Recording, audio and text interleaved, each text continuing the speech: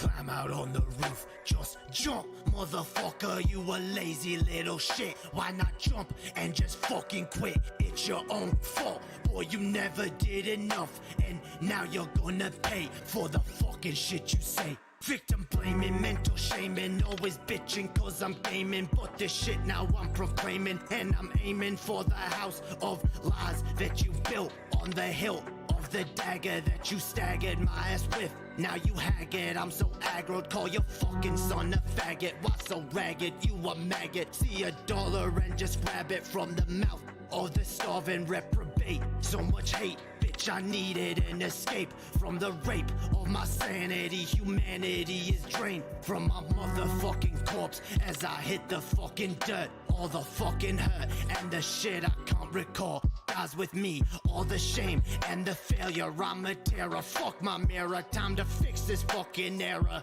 Yeah, I'm the bearer of this shit, and I wear it on my wrist. Now it's time to cut it out and just grow the fuck up. In my mirror, it's a vision that I see of myself. Damn, I'm looking like my father, so why even bother? I'll die for my mother, so I'll never treat another the way that he fucked her. I'll break this damn cycle and jump, jump, jump, jump, jump, motherfucker.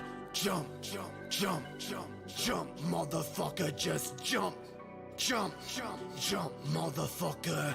Jump, jump, jump, jump, jump, motherfucker. When there's evil in my heart and there's Satan in my veins, I'm insane. Best get stitches in my brain or a cane, cause I can't fucking stand on my own 2 feet. Defeat is my only fucking path. I'ma retreat, can't rest until my brain hits the concrete. Fuck you, I'm just tired of this deceit and these lies that you fucking spew, and the shit you put me through, and the shit you fucking do. But sometimes I just wonder if the shit you say is true.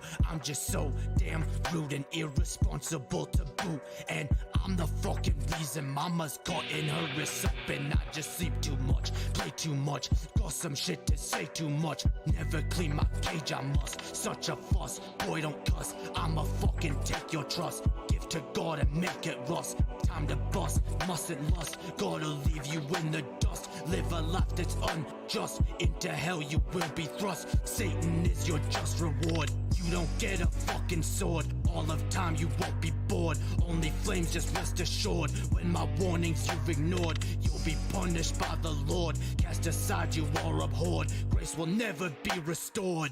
Jump, jump, jump, jump, motherfucker. Jump, jump, jump, jump, jump, motherfucker, just jump. Jump, jump, jump, motherfucker. Jump, jump, jump, jump, jump, motherfucker, just jump. Jump, jump, jump, motherfucker. Jump, jump, jump, jump, jump, motherfucker, just jump. Jump, jump, jump, motherfucker. Jump, jump, jump, jump, jump, jump.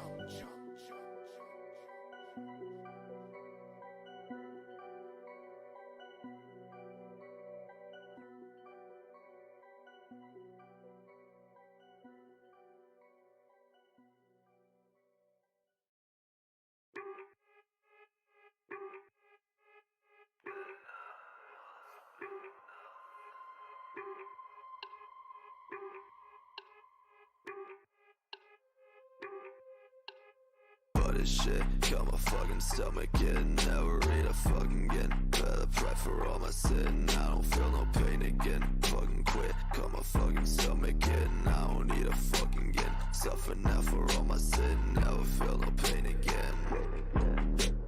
If I'm what I eat, then I must be nothing. If I'm what I eat, then I must be nothing.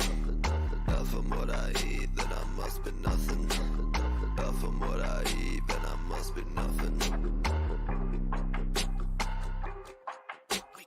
Waking up like I ain't broke. All I need's a fucking smoke. While I fucking walk, drink another fucking coke. Food just make me wanna choke. Got my stomach, I like smoke. No, that's not a fucking fucking joke. Clear my plate, I'd rather croak. Extra shit like a bad plot. Mentally, all I do is rot. Feels like I've been fucking shot. Fuck this level when he set my lot. Why so fat? Why so fat? You so ugly, got no tats. Why so fat? Why so fat? Now you feel just like a mat. If I'm what I eat, then I must be nothing.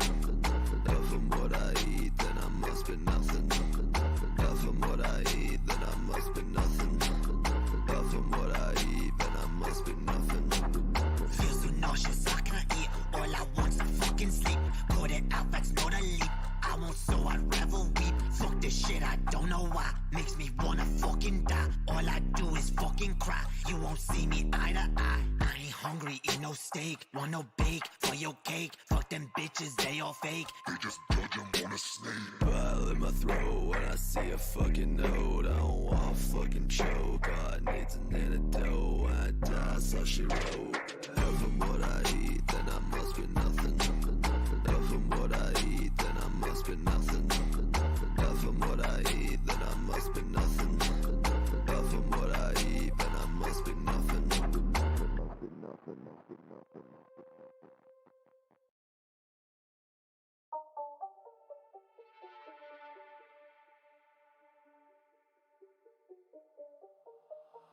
I'm a son of a bitch. I'm a son of a bitch. I'm a son of a bitch. I'm a son of a bitch, yeah. God damn your righteous fucking plan, bitch. I ain't rich, I ain't what you wish. You will never be enriched. You're a leech, you're a fucking leech. You will never have no reach. What the fuck was there to teach? Learn my fucking own lessons. I'm my fucking own blessing. Who the fuck you messing with? Thought I'd never serve a diss. Mama ain't deserve no kiss. I'ma let her slit her wrist when I'm done. I don't wanna be a bad son, but you fucking made me one. Now I'ma take this fucking knife and my own damn life right here. I don't wanna be my mama. Too much trauma, never saw the damn light. In this tunnel, I won't fight. I won't fight. I'ma fucking lay down, let myself drown. No one will save me anyway. No one will save me anyway. No one will save me anyway, cause I'm a son of a bitch. I'm a son of a bitch. I'm a son of a bitch. I'm a son of a bitch, yeah. I'm a son of a bitch. I'm a son of a bitch. I'm a son of a bitch. I'm a son of a bitch, yeah. I know angel bitch. I'm the devil you feared. Yeah. Why in the fuck did I leave? Why in my absence you grieve? Why can't my pain you perceive? Cause your own lies you believe. Didn't know you would conceive. The son of Satan deceived. I'ma take my fucking cleaver at your stomach fall. Make that shit mine, for that shit you fucking stole. I'ma take back my control. Get me out of fucking hole. What the fuck, I got no goal. Getting high, pay the toll. Like my mama gave a soul. For them pills and these demons, I can't even see my veins. Kids are driving me insane. I'ma cut this damn pain. With my baby in my arms, won't be sounding no alarms. Slit my wrist and I'm gone. Yeah, no one will save me anyway. No one will save me anyway. No one will save me anyway. No one will save me anyway, cause I'm a son of a bitch. I'm a son of a bitch. I'm a son of a bitch. I'm a son of a bitch, yeah. I'm a son of a bitch. I'm a son of a bitch. I'm a son of a bitch. I'm a son of a bitch, yeah.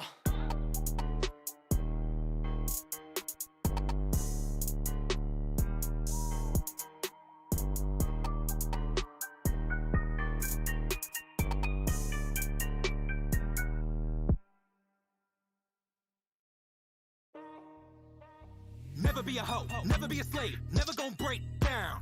I don't want the dough, I don't want the pay, gotta get the change now. Never be a hoe, never be a slave, never gon' break down. I don't want the dough, I don't want the pay, gotta get the change now. Yo, coming up busting the game, don't want the money or fame. I want the public enraged, I want the government change. Cause they bend the rules for the revenue, so we better move right now. Just living proof, I'ma tell the truth, and what I never do is pipe down. What will it take? What can I say? Making them question the norm. If we never change, I don't see a way that we can weather the storm. We buy what they sell in stores, and accept what they tell us is for. You ready for war? Let's settle the score. The world of the rich is the hell of the poor. Yeah. This ain't right, we don't fight, cause it's normalized. Overhyped, underpriced,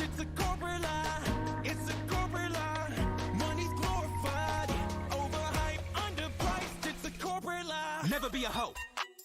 Never gonna break down. I don't want the dough. Gotta get the change now. Never be a hoe. Never gonna break down. I don't want the dough. Gotta get the change now. What is the difference between pro-life and misogyny? Free trade and monopoly, sweatshops and robbery. What is the difference between capitalism and poverty? Freedom and worker democracy? Nothing, obviously. What will it take? What can I say? Making them question the norm. If we never change, I don't see a way that we can weather the storm. We buy what they sell in stores and accept what they tell us is for. You ready for war? Let's settle the score. The world of the rich is the hell of the poor.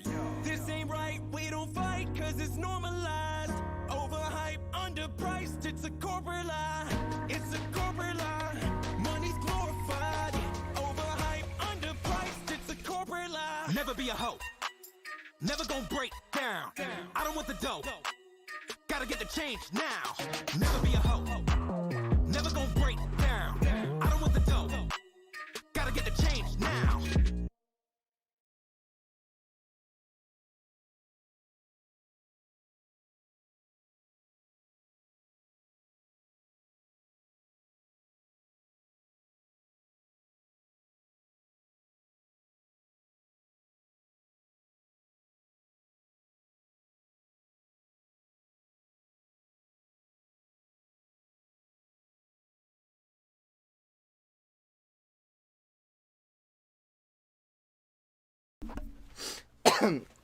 Alright, yo.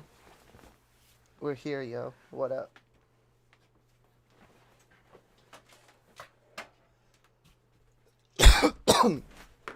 Sorry about the delay. Yo, how's everyone doing?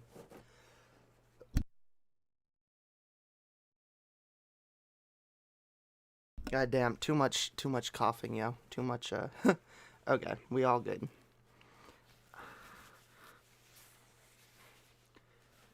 Yeah, I totally wasn't just, taking a fat rip or nothing. Nah, yo. Nah. I don't do that shit. That's drugs, yo. Drugs are bad. You sound as high as I am? Damn. I didn't realize I sounded high. Damn it. I'm making a mess. Okay, I don't know what I'm doing. I'm trying to put stuff away. Okay, yo, how's everyone doing? I know we haven't streamed in a few days. Mostly because, I haven't been feeling super well. But I wanted to, not stay absent for like an entire week or longer because no, there we go, because I miss you guys. No, come back. There we go. Hells yeah. It's okay. My mom is sick. Damn. Hope she feels better, yo. Yeah, I've been not feeling well, and I've been really not eating a lot at all, which has not been good. But, like, I already don't eat a lot, but then, like, when I'm sick, I eat even less. So, not good. Not good. Alright. Oh, I forgot to put these in, yo. Yeah. Hells yeah. You guys like my my pretty earrings? Hell yeah. My grandmother gave me these. I wore them on Christmas because they were dope. Yeah, my grandmother and my aunt started, like, randomly giving me, like, jewelry, which they've never done before, being like, yo, this is, like, family heirlooms and shit, which is pretty dope. I've got, what's that noise? I hear noise coming from outside.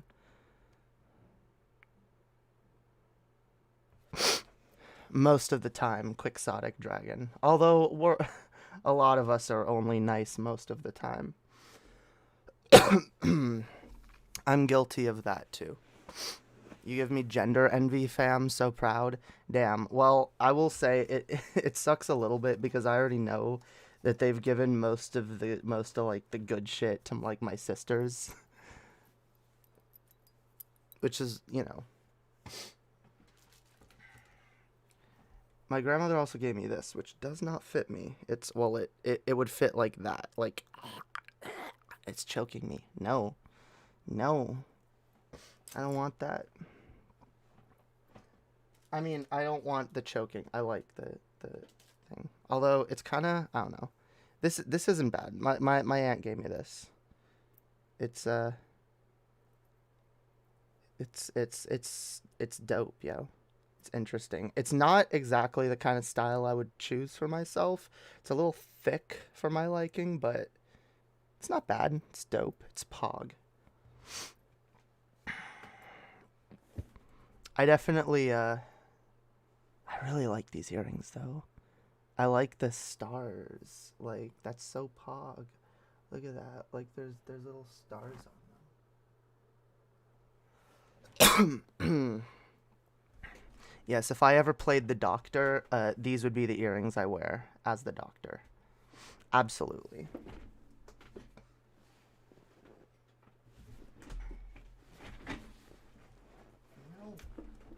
No, stop it. Gotta be careful. Stupid fucking, okay. Actually, why is that even plugged in? Doesn't need to be. I have my fucking, so I should talk about that, yo. I should talk about that. You guys probably have noticed what's behind me, yo.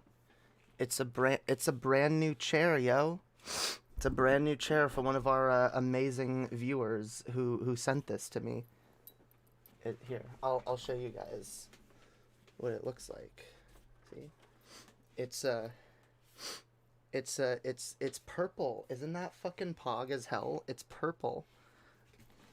For once I got a chair that I can sit on that actually looks cool behind me. That isn't just like some white like piece of shit. I guess actually, what did I use? I don't remember what chair I sat in New Mexico.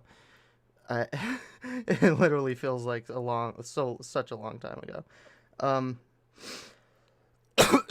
But yeah. So yeah, we got this, and it's got like a vibrator. It's got like a vibrator. It's got a vibrating pillow. Like the bottom pillow vibrates. And see, like it here. Like it goes like it can go like all the way back. Like see, I can lie down on it. I wouldn't not for extended periods of time. Damn it. You just anyway, it's a thing that it does. It's cool. I mean, hey, I can like lie back in it and like game or like oops, damn it. Especially like the other day, like when I was feeling like really shitty and I didn't want to get out of bed all day, I just kind of like laid back in this chair. Although I did have to put the chair together when I was sick because I got it and I was just like, it actually looks really comfortable to sit in. I want to put it together, but I feel like garbage. I was like, maybe a little bit later. A few hours later, I was like, you know what? Fuck it. I'm putting the chair together. I want to sit back. I want to do some gaming. I want to do some gaming like a proper gamer, okay? I want to feel like a legit gamer. And now I do. Speaking of gaming, I've been having some fun gaming over the holiday break. We should here. I want to show you guys the amazing game I discovered. I actually obtained a few games, although some of them I probably regret more than others. Sometimes I just like, I see games on sale and I'm like, I want to play this. I want to play it eventually. Am I going to play it right now? I don't know. I might. I want to, but like, I'm probably not going to get around to it. But it's on sale, yo. It's on sale. And, like, it's the holidays, yo, and, like, you know, you haven't spent a lot of money this holidays. I mean, you can't really afford to buy other people gifts, and you know, you don't really know people are buying you that many gifts. So, like, you can treat yourself, right? You can fucking, come on, like, we can buy this. It's not a big fucking deal. It's just a fucking game on the Nintendo store. It's not gonna make me bankrupt. It's not gonna make me fucking starve for an entire week. Although in reality, I'm look, I've never pretended to be good with money, okay? I've never pretended to be good with money. I'm better now than I used to be, trust me. In fact, we're gonna do a little segment a little later, showing how bad I used to be with money. Look, okay, here's proof how much worse I used to be with money, okay? The fact that I owned this, okay? I bought this. When both these games came out, I bought this, okay? And you want proof that I'm better? You want proof that I'm better? Okay? I only bought this, like, almost 2 whole months after it came out, okay? I held back for 2 months, okay? In fact, I held back getting this for, like, a year. In fact, yeah, my ex got this for me for my birthday last year, okay? You have both games. Actually, okay. Should I do my Pokemon Pokemon segment now? Because I have here my entire Pokemon collection. My entire collection of Pokemon games, because as I obtained this, no, not that. This Pokemon Shining Pearl, which I've just started playing it a little bit. You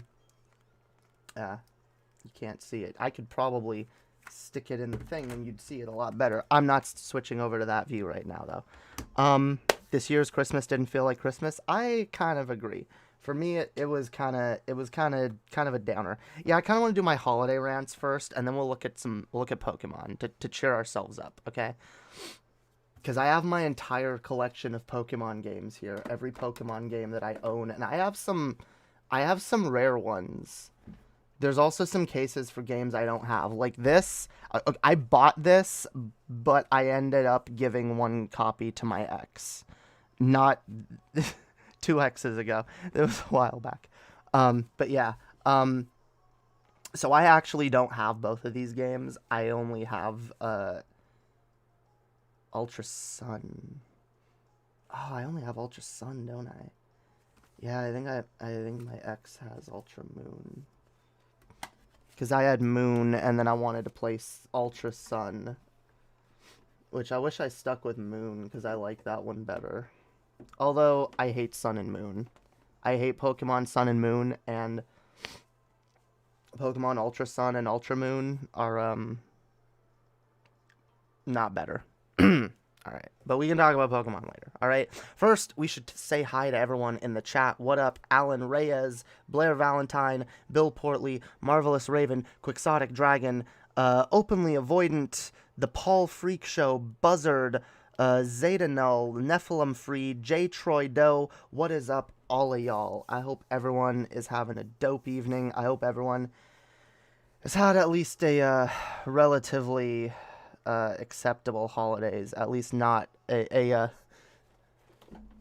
not horrible holidays, at least for okay, like I said, I go through seasonal depression especially, and I get really bad in the holidays. Like, I mean, I experience depression 24/7. I have a, what do they call it, chronic depression or whatever, I don't know. It's so, like, I have depression constantly, but like in the winter it gets so much worse for so many different reasons.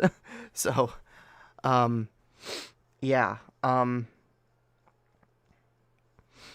Nephilim Free, this is not the same Nephilim Free. We have been assured this is a different Nephilim Free, okay? Not the Nephilim Free you are thinking of.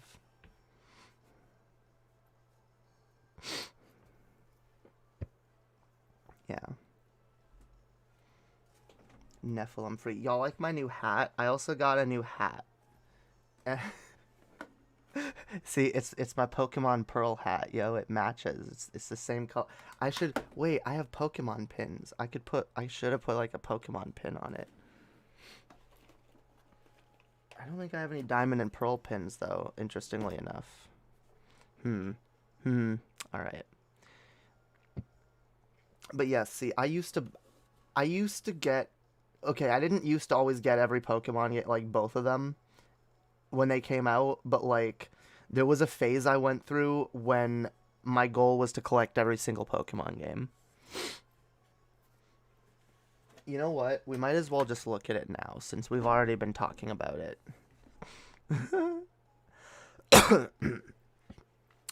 Here, guys.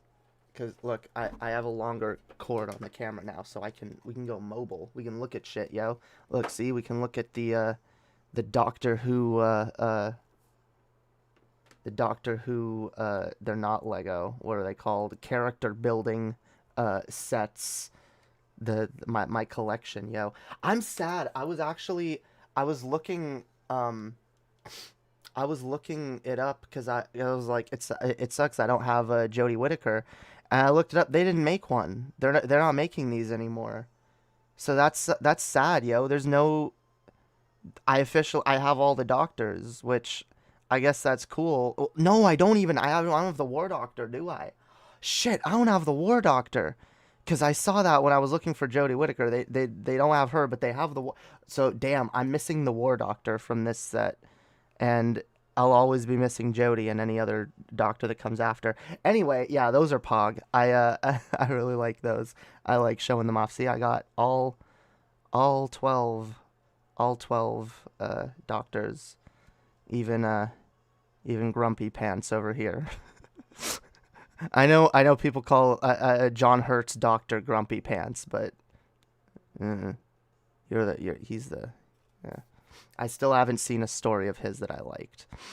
Anyway, we're not talking about Doctor Who right now, are we? No, we are nay. All right, we are nay talking about that. We're talking about Pokemon. All right, look at this. All right. I should probably pull these out because it doesn't. The effect is lessened if you're not actually looking at them. Because look at that. See, I printed out the box art for Pokemon. This is actually one of the few I don't have this one. I printed out this box in anticipation of eventually adding Pokemon Red to my collection. I have not done so. I made these at the height of my like Pokemon obsession, and then I kind of like stopped because it was getting too fucking expensive to collect these games. But I have... Which ones am I missing? I'm missing Red, because I never had that one. I gave away Leaf Green. I gave it away to a kid that went to a church that I went to, and his parents were really nice to me, and you know, we were friends, and I Damn, okay, never mind. I just remembered something about that story that I won't get into right now, but... See, I no longer have Leaf Green, but it's still cool. I have all the cases, and maybe one day, maybe one day if I get really rich off of YouTubes, you know, I can finish the legendary Pokemon collection. See, I have the originals. I do have all three of these. somewhere. Diamond, Pearl, and Platinum. Platinum is pretty fucking dope. Pretty dope. I still don't know yet if Platinum shit is in Shining Pearl and or not. I don't know. But yeah. So that's pretty Pog. I've got... Okay, there's a sad story with this one. Look at this. Wait. Don't ruin it. Don't ruin it. I'm gonna crush it. I gotta put this down. Box. Okay. Okay, there's a sad story with this one because... Look how pretty this box is. Look how pretty it is. It is so pretty. This was not the original copy of that I had. Oh, my mic's over here. I should put the mic closer to me. Originally I got Pokemon Heart Gold. And I remember the day I got Pokemon Heart Gold, and I was so excited. I got it from the drugstore, from a Shoppers Drug Mart, which is basically a Canadian version of Walgreens, okay? Just think Canadian Walgreens. And I got Pokemon Heart Gold, and I don't know if I have the game still somewhere. I may have lost it. I was actually struggling to find it recently. But yeah, I had it. The problem was what they do at Shoppers Drug Mart, and I hate this. Anyone else who may have ever gone there and gotten a game from there might know, they put like a giant like security sticker, and in order to get the sticker off, I ended up destroying this beautiful like look at that shiny holographic box art, right? Which is why I've never tried to remove this sticker, because I don't. No, I'm not doing that. I'm not doing that because I was so sad. It was such a beautiful box. Anyway, there was this game store that I shopped at frequently, and I don't know what came over me. I really don't. But like, he saw it in my bag with my other shit, and I was like, I'm not selling this. And he was like, well, if you give me that, I'll give you like fucking $60 for it. I wanted to sell him a second copy that I had in this case, okay? This case I printed out. You can tell very clearly this is a fake case. I printed it out, and I was gonna sell him the second copy that I had of this game in this fake case. I just didn't care. I was just like, whatever, you'll give me for it. You know, like, if you have the box, that's worth way more, and I'll give you a shit ton for it. And my dumbass brain, okay, instead of being like, oh shit, you're actually telling me that this thing I have is worth a lot of money and I shouldn't part with it? Let me part with it. I don't know why. I just thought of like the amount of money he'd give me, or store credit, because he had this deal where like, we'll give you cash like a pawn shop, but it was also a game shop, so if you get store credit, you get like 25% more or something. And like, I was just thinking of all the other games I could buy, and I was like, well, I have 2 copies of this, and I was like, well, you know, maybe I'll get another copy, and I was like, because the box is ruined anyway, because of the sticker, is like the whole back of the box, not the whole thing, but like part of it was like fucked up. So I was like, yeah, I'll get one day where like the box isn't ruined. And I regretted it. I regretted it the minute I walked out of the store, even though I exchanged it and got like a bunch of other games. I still regret parting with the box, just the box. Like, I don't care if the game, like, whatever, you can always replace the game, but these boxes, like, holy shit, don't part with these if you have these. These are like time capsules, and I'm sad because I had a bunch of GBA boxes that, like, my grandmother always kept them in her house. Whenever I would get a new game, she would like, let me keep the box in case something happens, or you need to return it, or in case it's valuable one day. She like, whatever, just like, I'm gonna keep them. And she was like, she knows if they came to our house, they would have been ruined like most things were. So my grandmother kept them all. When I was a teenager though, and I moved in with my grandmother shortly after, like, I could not find those boxes, and I still can't find them. They might be somewhere in the house, like in some secret compartment of the house that everyone forgot existed. They might be like behind some, I don't know, they might be somewhere, but like, I don't have my GBA boxes anymore, which that really makes me sad, because those are actually worth money now. Those are actually worth fucking money now. And yeah, so speaking of something that, well, I don't know if this one is worth money.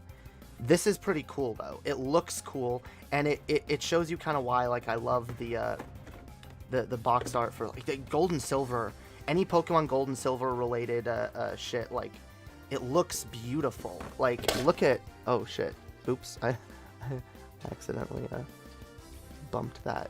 Look at these, because I've got the American Stadium 1 and 2, but then this was, I believe, Pokemon Stadium 3 in Japan, which is the same as Pokemon Stadium 2 here, but there was a one in between that we didn't get, So the one that we did get here in over there is, I believe, 3. I may have that mixed up somehow, but like, yeah, yo, like I love it. Like there's just something, there's something cool about like the shininess of the fucking Pokemon Gold and Silver, like the stickers, the box art, like, oh, they're fucking beautiful. I don't know where my I have a big case with all my, like, the actual cartridges. They're somewhere, but whatever. But yeah, okay. So my point is, my credentials when it comes to Pokemon shit is my credentials are in good order, okay? Anyone who wants to tell me that I don't know shit about Pokemon can suck my dick, all right? Yes, would the audience not agree that my Pokemon credentials are in good order? Because because I have a take on Pokemon that some people don't really agree with, and I don't even understand why they don't agree with it, but I mean, it's objectively true, like most things I say. Obviously. Yeah, look at that shit. Look at that shit. The N64 games. I got the N64 game. And, ooh, like these are also a pride of my collection. The GameCube games. And I love me some GameCube games. My GameCube game collection, like any GameCube game that I have, like I never plan to get rid of it. I have Paper Mario and the 1,000-Year Door over there. I'm never getting rid of it. Because I love these games way too much. I have Super Mario Sunshine. I have it on the Switch too. I don't care. Never getting rid of it. Never get rid of your GameCube games, okay? They're worth too much. They're amazing. And so these 2 games, all right? I may have told you guys the story of these. These have been a pride of my collection for a long time. These are actually the 2 first physical Pokemon copies that I ever owned, to my knowledge, to my memory. So when I was a kid, I had a friend, I went to church, I had a friend that I knew at the church I went to, and we were good friends. We talked a lot about video games, we loved video games, and we would, you know, my first time ever playing a GameCube was at his house, playing Super Smash Brothers Melee. Holy fuck. Playing Melee for the first time blew my fucking mind. It absolutely blew my mind. And yeah, he was the one that got me into, like, GameCube games. And so at some point, I guess he, like, stopped being interested in Pokemon. And he gave me these. I don't remember if he traded me them for other games. That may have happened, or they may have just been a gift. I really don't remember. But he knew I didn't have any Pokemon games, and that my parents wouldn't let me buy Pokemon games. So he gave me these 2, and because he knew I had a GameCube, and I loved GameCube games and shit, and I hid these from my parents for the longest fucking time. I hid them. We had like a big cabinet that, like, the TV was on, and, like, underneath it there were, like, some, like, boxes and some, like, photo albums and shit, and, like, there was a little, like, I had them, like, hidden behind, like, a bunch of shit where, like, no one would look, and, like, every once in a while I would pull them out and I'd play them when no one was around, and I fucking loved these games. I've never finished either of them, but I've played them and I've enjoyed both of them. And I mean, they just fucking look cool. Like, even if you don't play them, look at the fucking box art. Look at this one. It's fucking shiny. It's fucking shiny. It's beautiful. Look at that Shadow Lugia. It's fucking beautiful. Look at the back. It's gold. It's shiny. It's fucking amazing. It's sexy. So yes, these are the first 2 physical copies of Pokemon games that I ever owned, and I thought they looked so cool, and I wanted all the Pokemon games, because I was like, fuck yeah.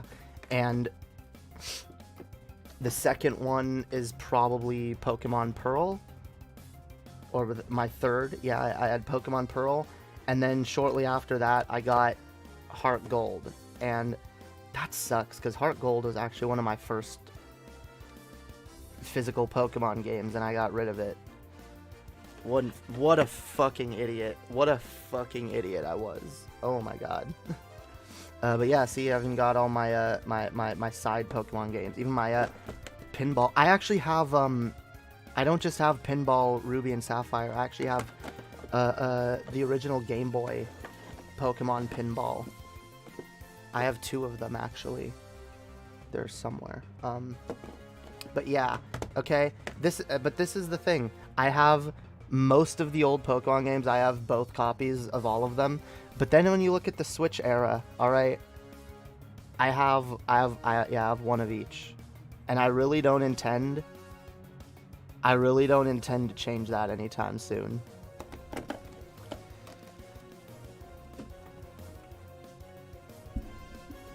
And that sucks because, and I want to talk about what my take on Pokemon is, because I have never found Pokemon, and I've said this before, I've never found the battle system all that fun. I've never really cared about the gameplay. I care about Pokemon for, and I do believe this is what it's meant to be. Like, I play Pokemon for the collecting element, like I always have. It's a game about collecting. And the entire series is about collecting. And that's why. I mean, look, why do you think these look so cool? Why do you think these fucking look so cool? Why do you think they're all, like, shiny and, like, glittery and shit? And why do you think they make it so that, like, if you want all the content, you have to get both copies? Because at the end of the day, Pokemon is a capitalist nightmare. It is it is kind of a scam. It is. Which is why I've stopped going out of my way to own all Pokemon content, because I don't really care to anymore. I mean, I'd like to, like, for nostalgia's sake. Like, it'd be cool, like I said, to have, like, an original copy of Pokemon Heart Gold again, and to have Pokemon Red, and, like, a working copy, because I have the original Gold, but it doesn't work. So, you know, like, and even though I have all these games digitally, because, at least up to all the ones on the 3DS, like, yeah, this entire collection, barring, like, maybe duplicates of, like, the later ones, but, like, even that, like, yeah, no, I have all of these games digitally on my fucking new 3DS XL. Alright, this thing is loaded with every single Pokemon game that exists, okay? And look, I can prove it to you. See, I can look. It's a Gengar folder, and inside it is all the Pokemon. Look at that. Look at that. All the Pokemon games, all of them. All the Pokemon games, even ones that aren't supposed to be on the fucking 3DS. Okay, so I don't need to fucking have physical copies. Why do I want the physical copies? Because they look cool and they're fun to collect. And I admit that. I've fallen for it. I've bought into, like, that's the whole point. That's why they make everything look that cool. But it doesn't change the fact that a lot of us still engage with it. Why do we still engage with it? And I think for me, at least, it really does come down to nostalgia. And that's kind of where, like, capitalism has us bent over a barrel, where it's like the things we're nostalgic for, we can know with all our heart that, like, they are manipulating us. They are absolutely manipulating us. The only reason this exists is to manipulate our nostalgia and make us go, oh, I remember Pokemon Pearl when that was my first Pokemon game, and you know, choosing Piplup for the first time, and music. Oh! I didn't realize that was even audible. Thank you, Annie. No one told me before. Okay. I didn't even mean for that to be playing. Anyway, what was I on about? Whatever. I'll figure out how to fix that later. Yeah, we know, like, we're I thought it was to add to the effect. Oh my god. I mean, you know what? It doesn't not work. It doesn't not work, right? I could barely hear it. See, now I can hear it again. So now I can...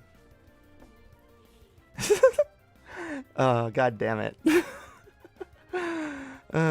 This is why I need, like, a producer or something. I agree, that explains all these reboots popping up. Some of them are good, others are just bad. Yeah, and it really sucks because for most of the shit, like... For most of the shit that comes out, like, even if it's bad, we're still gonna buy it. Like, I knew that this game may very well disappoint me, and I bought it anyway. Because I really wanted to play it. Because... Is this better? No. Why is this light so... I don't know. The glare effect. You gotta... Whatever.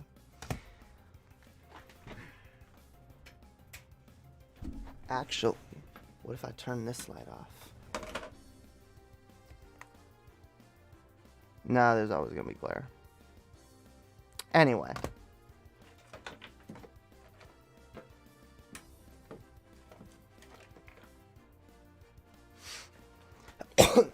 Yeah, because, like, I want that nostalgia hit.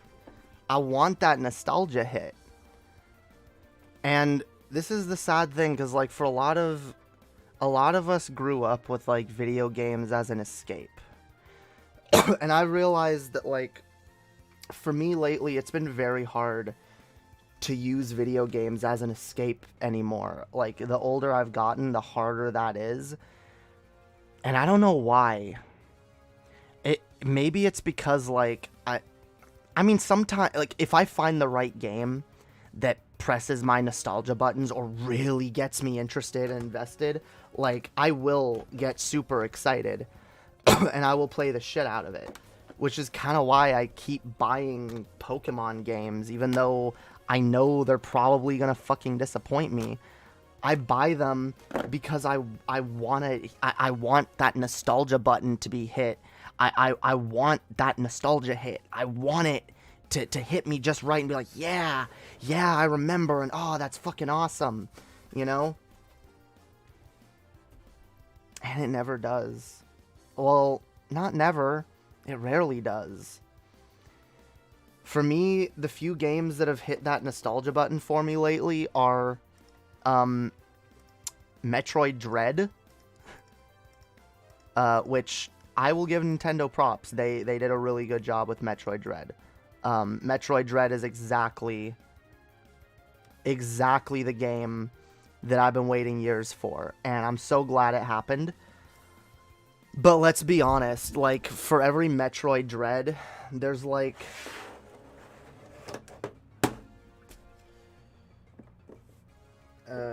what's a good example of my point?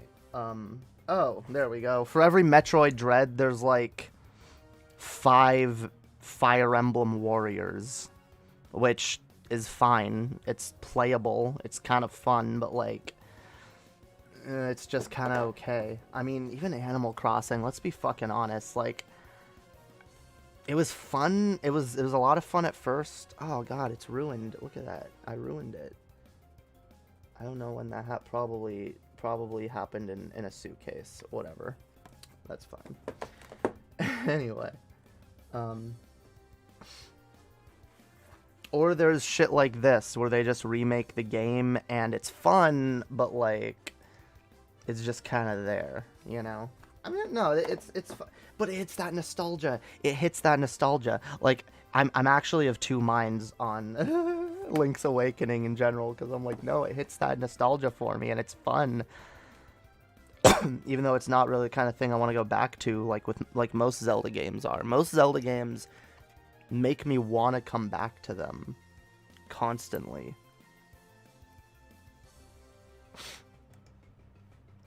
Here, we should put the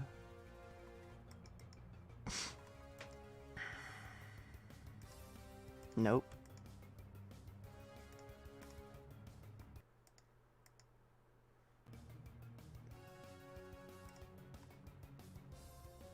Why is that invisible? Why can't...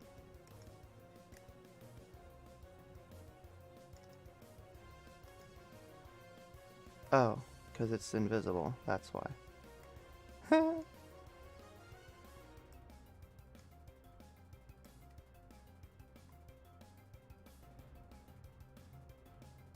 Oh, that's why. Wait, stop. Put it back. Hang on.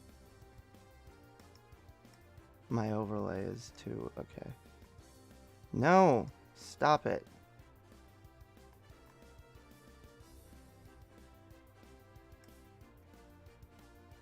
Sorry, I'm trying to fix shit on the fly. I don't know why. Where did that go now?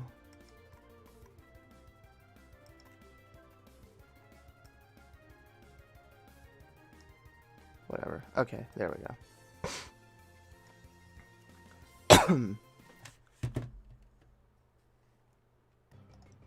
Wait.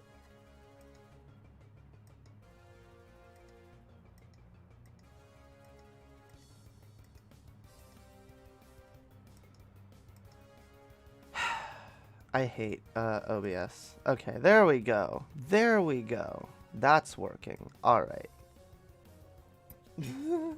Yeah, no, it was literally... I just stuck the thing in and I forgot it was connected.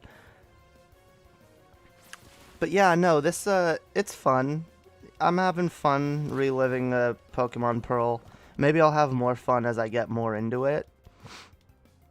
I'm just near the beginning, and I'll be honest, Diamond and Pearl are the games I've hated the start of the most. Like, I hate the opening. I hate the opening. I hate it. I hate it so much. I hate your little friend that you go to his house and he comes out and tells you he's gonna fine you $1 million Poké-Dollars if you're late, but then he runs back into his house to get something, and then you go up to his room and then he tells you he's gonna fine you 10 million Poké-Dollars if you're late, and then he runs to the fucking lake, and then you gotta go to the lake and meet up with him, and all the little stops in between, all the little cutscenes, having to see the professor and your rival at the lake, and then opening the briefcase and pick, like, it's just, I hate it. I hate the opening. I don't dislike these games. I like the starters. I like the legendaries. They look cool. I like the general vibe of Diamond and Pearl. I like it. But, like, I hate starting over so much. So fucking much. So once I'm over that point, and then, like, yeah, coming to this place, and then you got to talk to the three clowns in order to get your Poketch thingy. I haven't done that yet. I just, yeah, like, it's the start of these games is the hardest for me to get through, but once I'm past, like, a gym or two, then I'll start having more fun. Once I can feel like I'm, like, collecting Pokemon and shit, because, like, that's what, again, like, for me, Pokemon is all about the collecting and nothing more. I don't care about the gameplay. I don't care about the battling. I don't care about that ever. I've always wanted to be really overpowered. Like, and for me, it's not just about, like, being over... It's not just, like, collecting. For me, it's about, like,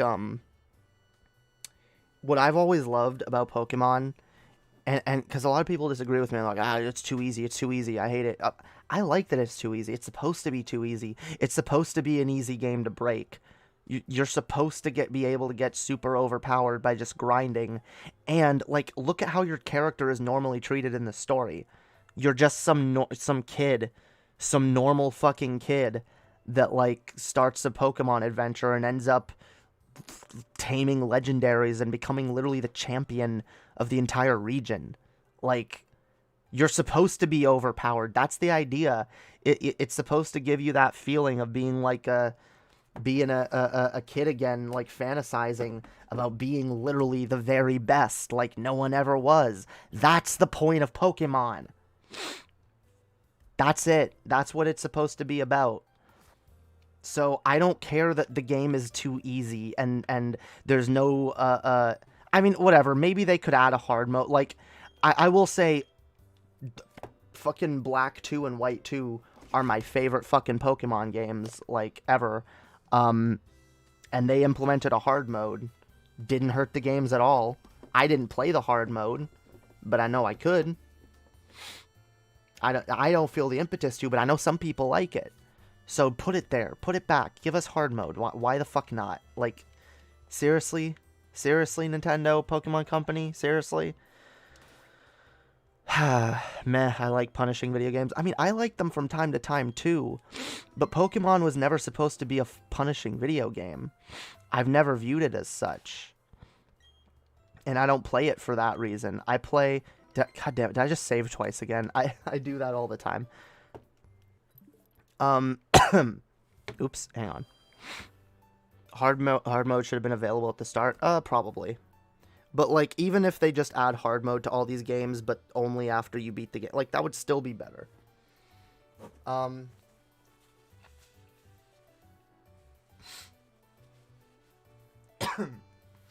yeah, so to compare and contrast, okay? Like I said, I've had a little bit of a nostalgia kick getting back into this. Of course, I picked Piplup because Piplup was my first starter, and I love Piplup, and I'll always love Piplup. Just got here. Is this Animal Crossing? No, this is Pokemon. But yeah, I actually don't want to play Pokemon. I don't want to talk about Pokemon because, look, Pokemon gave me my little nostalgia kick, but you know what did even more? Oh my god, if you guys have never played this game, if you like action RPGs, and I know not everyone does, but I really like action RPGs. I like RPGs in general, but like the more action heavy they are, like, look, see, I love like Final Fantasy games, okay? But like Kingdom Hearts, like I love Kingdom Hearts infinitely more than fucking Final Fantasy games. Like, I have way more Kingdom Hearts games. I have every Kingdom Hearts game multiple times over because I fucking love Kingdom Hearts. Mixing action and RPG elements, to me, is like the way to create an amazing fucking game. That's how you create a perfect fucking game. Action, which is why I love Skyrim so much. Action plus RPG equals a very fun experience. And I love Square Enix games. So when I saw this game was on sale, and I saw it had a demo available, I figured, alright, I'll check out the demo. And holy fuck, was I pulled in by this demo immediately. Guys, if you have a Switch, go download the demo. Go download it right fucking now. I will say, this game, it was on sale. It might not still be on sale, or it might be on sale for, like, literally another hour or two. But, yeah, play the demo and see if you like it, because this game is a lot of fun. And I have looked it up. I've looked up a lot of shit on this game already. I know it doesn't have, like, side quests, really, like, at all. The closest thing that comes to side quests is just, like, collecting extra items and shit. I don't care. I don't care. This game is hella fun. This game... Here, I'm gonna turn shit down a little bit.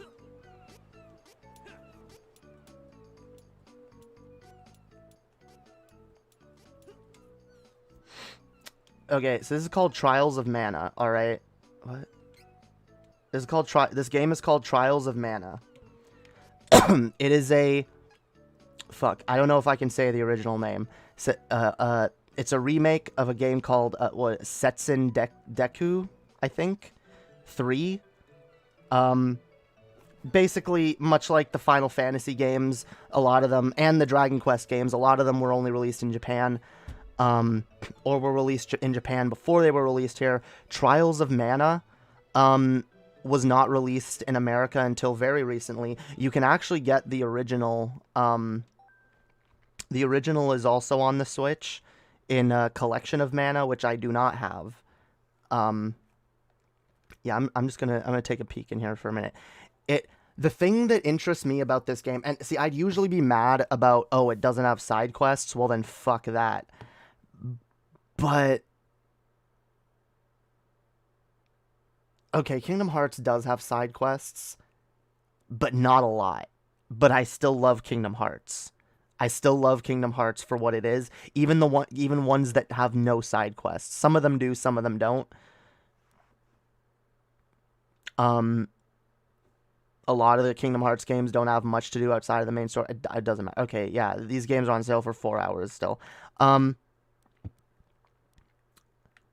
But yeah, so Collection of Mana was just recently released, where the game got a remaster. The game has not been available in the US for many years. It's one of those games that survived simply due to fan what's the term? Due to fans, fan preservation. There we go. And most people have played. A lot of people have played like ROM hacks of it. But yeah, this release here is the first time it's ever been available in English officially.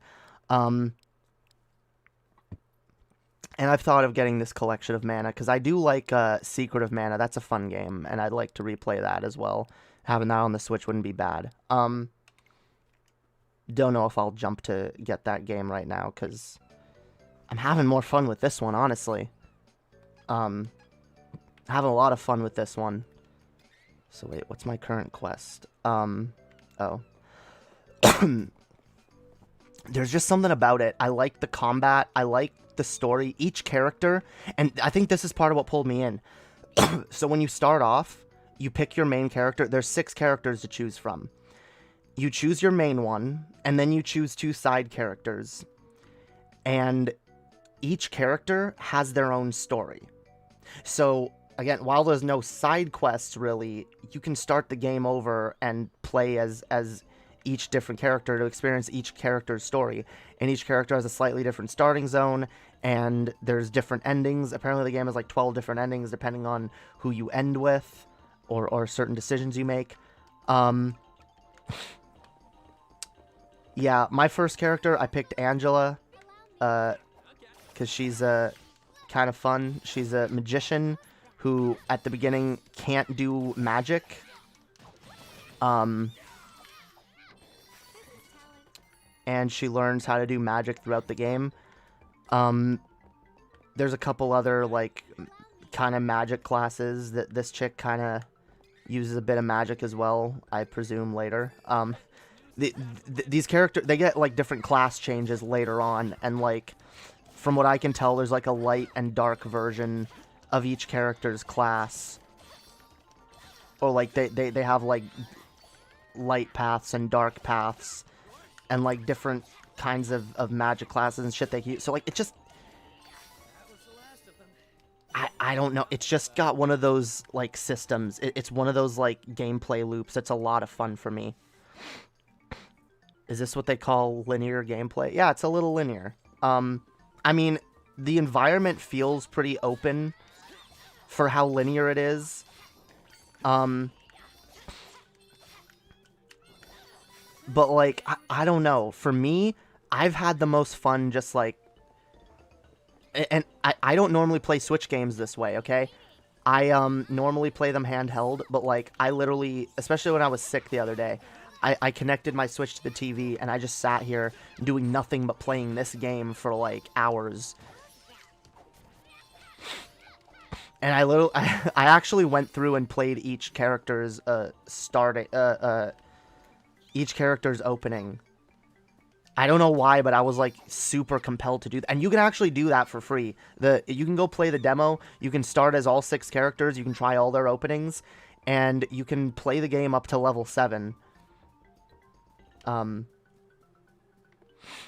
at level 10 now, so I'm a bit further than that, but yeah, you can start the game with all 6 characters and try all combinations and shit, and just with the demo. So yeah, if you're not sure about it, go check out the fucking demo. It's free. But I don't know, like, it's just rare for me that I find a game that, like, hits my nostalgia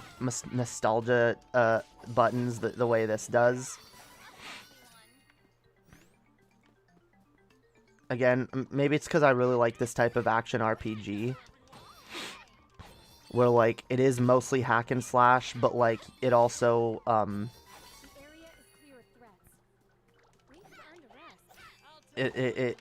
you also, like, get an edge by, like, leveling up and shit. I love games where I can see, and maybe this is why, like, I don't know. I've never cared about, this is why, like, I have a different perspective on Pokemon. I don't care that it's hard. I like feeling overpowered. That's why I play RPGs, is to, like, overpower my characters. Because if I wasn't, I've done a ton of grinding, and I'm not sorry for it, because it makes me feel more powerful, and I like that kind of gaming. I like feeling fucking strong. And, like, I like feeling stronger as you get through a fucking game. And, like, getting to the point where, like, nothing is a challenge. I will replay this game on hard mode after.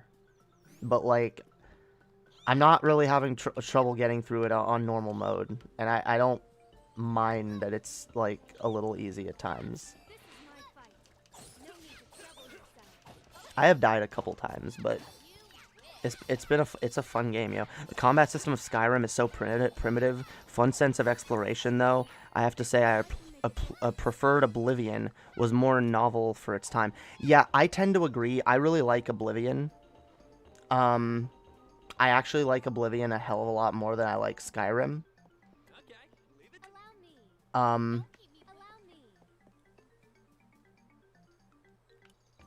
So you're saying you're a grinder? Oh, absolutely. I love grinding. I love grinding. I love being OP in these games. I don't, like... Damn, everyone went away when I started playing this. Like, everyone was super interested in the Pokemon shit, but then it's like, oh, fucking something that's not Pokemon? Get out of here.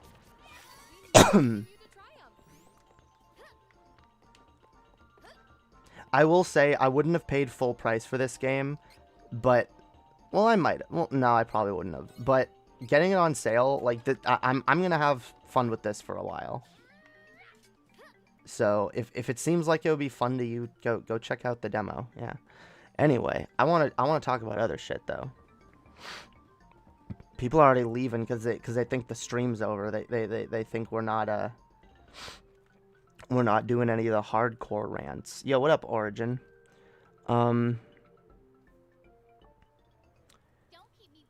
If you love it so much, why don't you level 1 critical run it? Wait, oh, Kingdom Hearts? I am not gonna level 1 Kingdom... No, fuck you. Fuck you, Rose Black. You've been trying to get me to do that for way too long. I'm not doing it. Because Kingdom Hearts isn't fun to me when I'm getting my ass fucking kicked. Kingdom Hearts isn't fun to me when, like, I have to, like, be blocking every 5 milliseconds. That's not what's fun. What's fun is, like, running through the game and, like, getting stronger as you get through it and, like, completing everything. DoorDash is awful tonight? Damn, I'm sorry. DoorDash sucks. I don't know. I had a... Okay. I had an annoying time at McDonald's the other day because... Okay, let's skip this bollockry.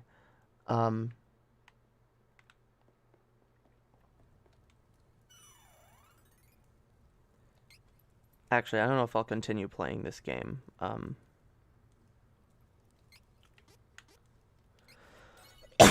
At least not for now.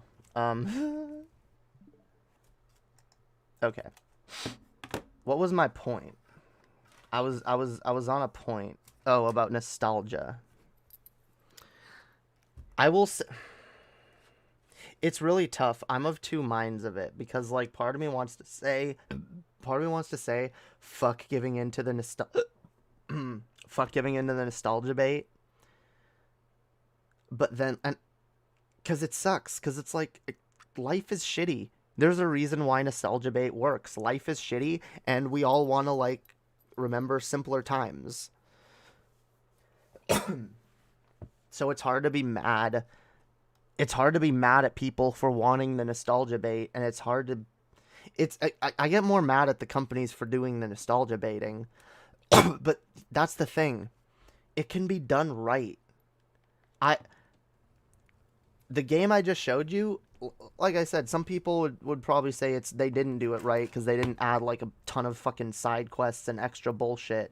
But like, I think they did a good job because they took a game that was originally not available in the West. They did a translation for it, and then they're like, you know what? We're also gonna fucking remake it, just completely remake it in fucking 3D and shit, you know, and to the point where it feels like a new experience, and I think that's cool. I think we ought to. I don't know. Nostalgia baiting is Hollywood's bread and butter these days. Yeah, and it's annoying because no one wants to put the work and effort into actually doing these properties justice. Because a lot of the times, like, there's a reason why these things stand the test of time. Whether it's an old game that we like, whether it's an old TV series, movie series, whether it's a comic book character or a franchise in general that we like, like there's a reason why it sticks in our brains. There's a reason why we remember it for the rest of our lives, and we want to go back to it.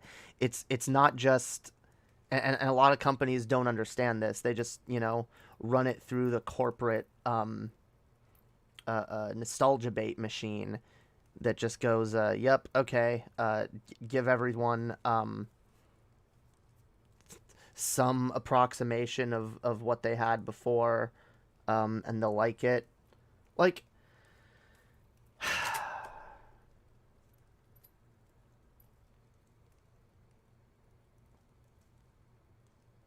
I don't know. I'm really of two minds when it comes to the faithful remake thing. I really am. Because I'm playing Trials of Mana, and it seems like a pretty faithful remake, but also is a lot of fun. And then there's shit like this that is a faithful remake, but in all the worst ways.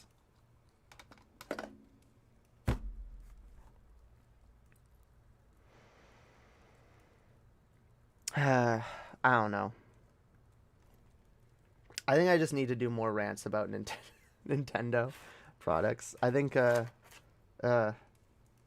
don't know. I think more people need to... I don't see enough channels. I really don't see enough channels calling out what's wrong with Nintendo games or just video games in general. What's wrong with the gaming industry in general. Or what's right with it, because let's be honest, Microsoft is killing it these days. Xbox is killing it. Xbox Game Pass is really fucking cool. I don't even have Game Pass right now. I want it. I don't pay for it right now because I don't play a ton of PC games, but like at some point I will get it again because Game Pass is cool. I'd like to get an Xbox Series X eventually because it seems like honestly the best system out there right now. The most backwards compatible, and Microsoft actually seems to care about that. Care about giving us access to fucking old games we love. Nintendo doesn't. Nintendo's fine just drip feeding us one N64 game a month, making us pay $50 a year for it, and act like it's you know, we're supposed to be grateful. Anyway. I don't know, the gamer talk doesn't seem to be too popular with y'all. I need to stop looking at the view count. I don't give a shit. You guys can be salty little fucks all you want. You guys can be like, "Oh, she's not talking about what I want her to talk about, so I'm gonna leave." I'm not salty at all. Totally not salty. It became formulaic. Only XYZ archetype of games are made. There's little to no creativity. Yeah, and it sucks. Because the creativity that I remember when I was a kid, that's what made me so interested in gaming. And, like, the creativity has all been all but wrung out of it. It's...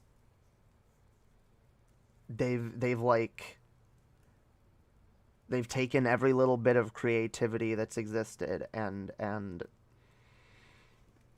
they just give us the I don't know, corporate garbage. Corporate fucking garbage.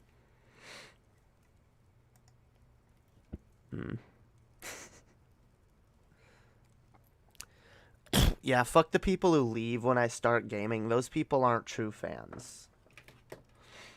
Those people are not true fans. Especially because it's like, oh, you're gaming. You're gonna be boring now. I'm never boring, bitches. Never. Never. Never once been boring. If you think I am, it's your imagination. For the record, these other games are also fun. Final Fantasy 12 is a dope game that I actually have multiple copies of, even though I've never finished it. I have the standard copy on PS2, but then I also have this very nice steelbook here. This very nice, like I've said before, I especially like the steelbooks that have the PlayStation logo printed on. I've never seen that even done with Xbox ones, but I've seen it done with PlayStation ones, and it's usually pretty fucking cool. And I have this version, which I don't actually have the disc. I think I gave it to my sister or something long time ago. But yeah, Knights of the Old Republic, though. This game has stood the test of time. This game, and this is why, like, for me, like, the games that are the most fun tend to be older ones.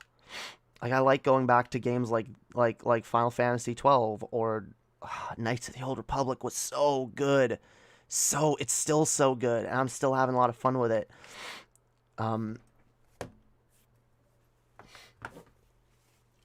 SpongeBob, good example of a good remaster rather than a remake.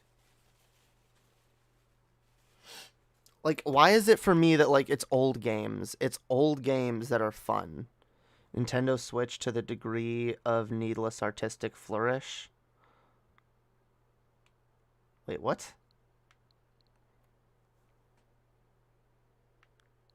I don't know what you mean by that, but I'm dehydrated and moody. I feel that. I'm moody too lately. I've been moody. You know what? I've been too much of a salty bitch throughout the holidays. I really have. I need to stop being such a Scrooge, yo. Stop being such a humbugger. Except I am a humbugger, bitch. And I always have been. And I can't say that I always will be, but you know what? I don't care. Even if I'm not, I will always stand up for the rights of humbuggers, all right? I will always advocate for the rights of people to not engage with the holidays if they don't fucking feel like it. Because I am sick and goddamn tired of a society, a culture that forces everybody into a box, forces everybody to engage with the holiday season the way that they view as being correct. And anyone who wants to engage with it any other way, and this has been an ongoing thing, all right? Because let's be honest, this includes people who don't celebrate Christmas, but maybe celebrate another holiday, celebrate Hanukkah or Kwanzaa or whatever other holiday, okay? Anyone who does not conform to the Anglo-Christian default of this is how we celebrate Christmas. Anyone who doesn't conform to that is viewed as some sort of heretic. All right, and I have seen this attitude far more than I've seen any war on Christmas. Okay, every single year these fucking Christmas worshippers, which, yeah, I'm just gonna call them that, Christmas worshippers, these fucking Christmas worshippers, okay, come out in droves. They come out in fucking droves, shitting on anyone who has a different tradition than them, or anyone who just doesn't want to engage, anyone who just is like, you know what, I want to keep to myself this holiday. I want to just do nothing this holiday. I don't want to engage. I don't want to, hey, maybe I don't want to have fucking bad memories fucking brought up. Maybe not everyone is so privileged to have amazing nostalgic Christmas memories that they get to fucking dig up every year and feel all warm and fuzzy. Okay. So at the end of the day, I'm not saying that I don't want you to have a happy holiday. Have a happy holiday. Abso-fucking-lutely. If you enjoy the holidays, have a Merry fucking Christmas. Have an amazing holiday with your friends and family. Absolutely. I want that for everybody. But you know what? Not everybody gets that. So maybe fucking remember that, okay? Maybe fucking remember that, people. And if you're gonna actually try to spread holiday cheer to people who don't have it, maybe try doing it in a more substantive way than just badgering people about their disinterest in engaging in your traditions, okay? Because that's what a lot of people do. It's like, what? You're not going to do this? You're not going to do that? You're not going to sing Christmas carols and go to church and go have turkey dinner with your fucking family? You don't want to do this or that or whatever?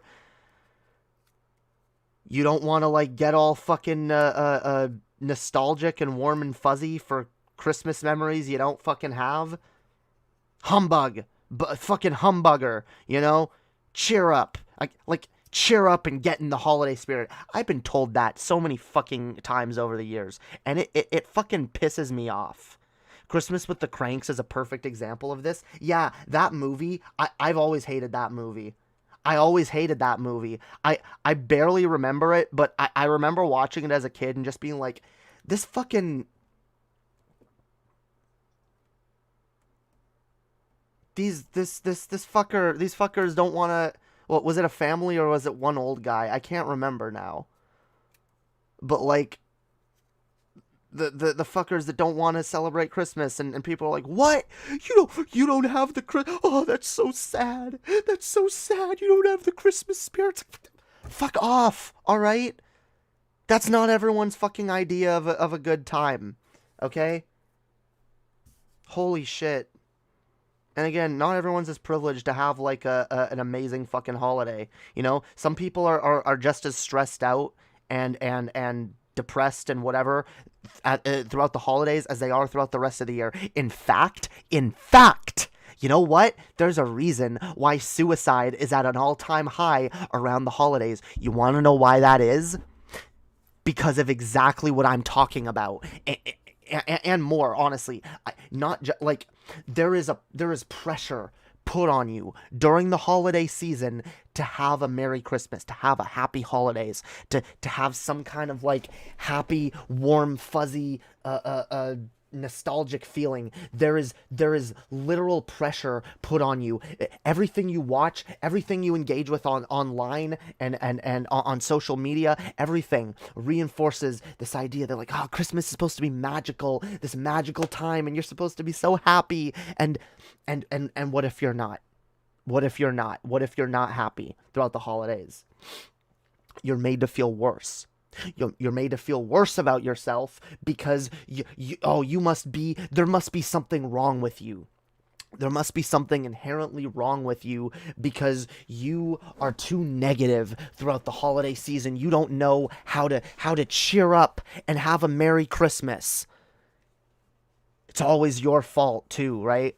When someone doesn't have have the Christmas spirit, it's their fault. It's their fault, not, Look, the one thing that I kind of always liked about the Christmas Carol was that it kind of tells that story, but it kind of shows, like, especially like with the Ghost of Christmas Past going to like his past, it shows the way like the events in his life led to him being the way that he was. And look, I'm not saying it excuses the way he behaves either at the start of the story. It doesn't. But it's also kind of understandable why he doesn't like the holidays. And I've always been able to relate with Scrooge as a character because I can relate to the idea of having bad holiday memories, and everyone else around you is like, oh, Merry Christmas, oh, here we have happy holidays, oh, it's so amazing, so wonderful, so magical. And you're just like, I don't feel the magic. I don't feel the love. I want to, but I don't. And I'm not going to pretend I do. And someday I'd like to. Someday, I've talked about this before, I'd like to build my own found family. I'd like to, have a house full of people that I live with, that, I care about, that we can make each other's lives easier, That's my goal. I want to build a community of people that are there for each other. And one day I'd like to, with that community, have some actual Christmases.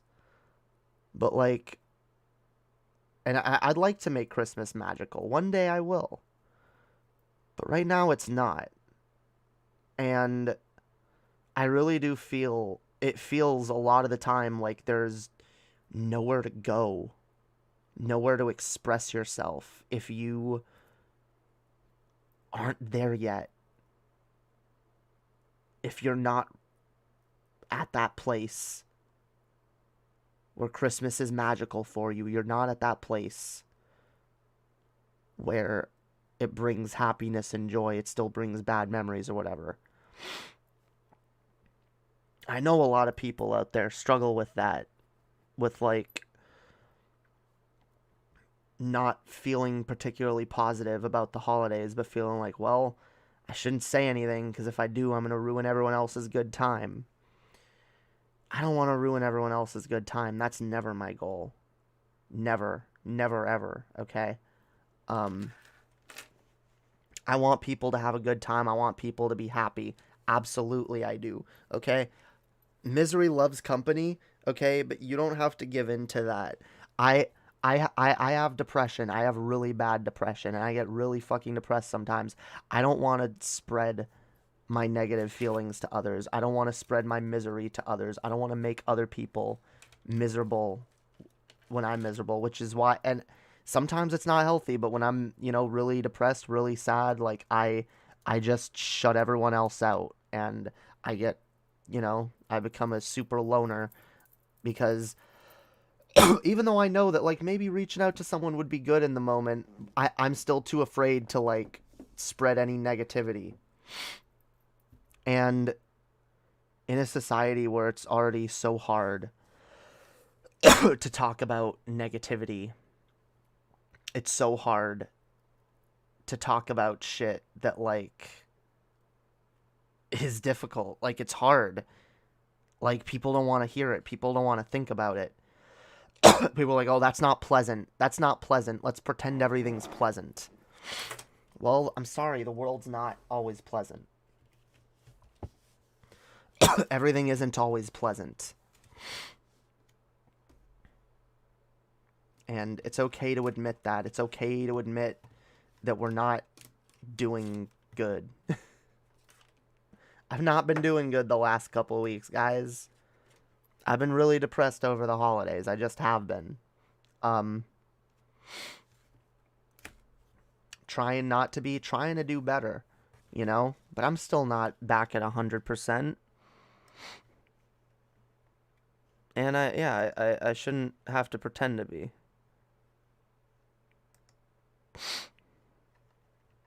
No one should.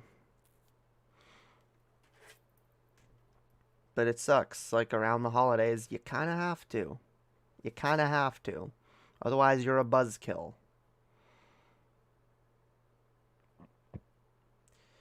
I wish it was easier to, like, find healthy ways to express negative emotions and, you know, talk about them with other people. Because the one thing that I've realized over the years, and it's difficult, but, like, for me, like, the thing that's always made me feel better is talking about what I'm feeling. All right. And it sucks because sometimes people hear you talk and they think that, like, you're, like, especially like, people hear you rant about something and they think, like, you're, oh my God, like, you're distressed about it, you're super upset about it. But it's like, no, I'm expressing how I feel right now. I'm getting that out. And then when it's out, it doesn't feel as impactful as it did when it was bottled up, right? But then people don't want to talk about those things at all because they're like, oh, that's negativity. That's unpleasant. It's not good to dwell on those things. But you're not dwelling. Like, how do you, first of all, and this is another thing, how do you stop dwelling on something that you haven't even worked through, that you haven't even talked about? A lot of people want to make judgments about, like, oh, you're dwelling on shit. When it's like, no, I'm feeling shit. I'm feeling things that I can't avoid feeling. But then our society doesn't like that, right? You're not allowed to feel things that are inconvenient to the rest of us, right? There is what? What are you talking about? What's your favorite Christmas carol? Probably the Doctor Who one. My second favorite is the Muppets Christmas Carol. But I actually like the Doctor Who version a hell of a lot more. That's my favorite adaptation of that story.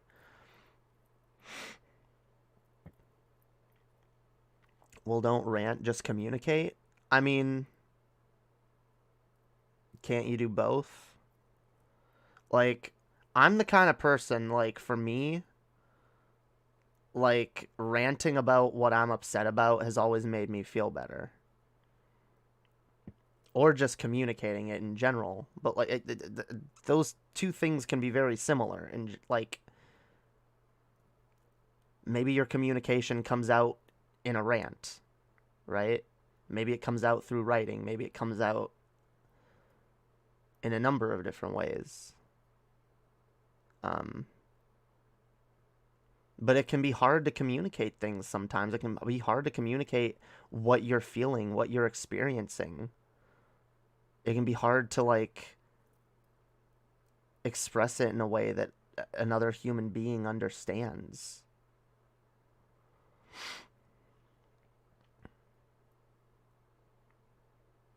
So, bah humbug. Damn right. Look, I think, again, as I always come back to, we gotta just we gotta learn to be more understanding of people. Gotta learn to be charitable to people. We gotta listen to people. And try not to jump to judgment of people.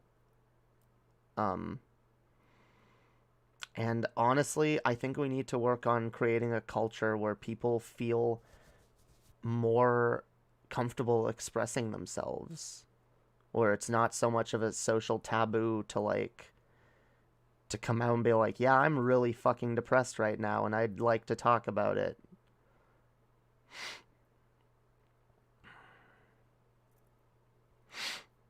Think of how much better our society would be if everyone who was depressed or having a bad day could actually just come out and talk about it, and we could all just have each other's back and be like, damn, you know, that does suck, you know? I feel you, my fellow human. Damn, that's a human experience you're going through. I feel for you, fam. That's the future I hope for. More communication, more understanding. Yeah. Society tells me as a man I should bottle up my emotions. Society tells us in general to bottle up our emotions. Do you think it's any more socially acceptable for me to wear my emotions on my sleeve now that I'm a woman? I mean, to some people, maybe. But in general, not really. Not really. I like that hat. Thank you. I like it too. I definitely like it better than the other one I got. Because there were 2 pink hats I was looking at. I got the other one. That one was super heavy. This one is a lot lighter. Like, it's not as... it doesn't make my head sweat. Depressed, eh? Get back to work. Once you've worked 50 plus hours a week, then you can be miserable in your free time. Yeah. So many stupid fucking attitudes in our culture. I mean, in general, like that's people's responses in general. Is like, oh, you have this hardship or that problem or whatever. Well, work harder and it'll be gone.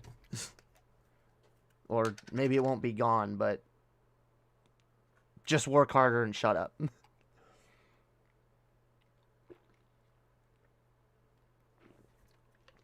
I mean, that's in general our capitalist society's solution to most things. When we're taught that is the value of what we are as beings, that our value is how hard we work for society. You know, what menial fucking labor we do to keep corporations fucking enslaving us. Conditioning from the elites so we make them more money. Yep.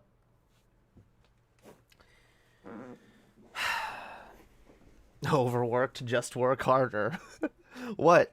Overworked and stressed about how you're going to be able to pay your next bill? Well, here's a solution. Go get a second job or a fourth job or put a third mortgage on your house.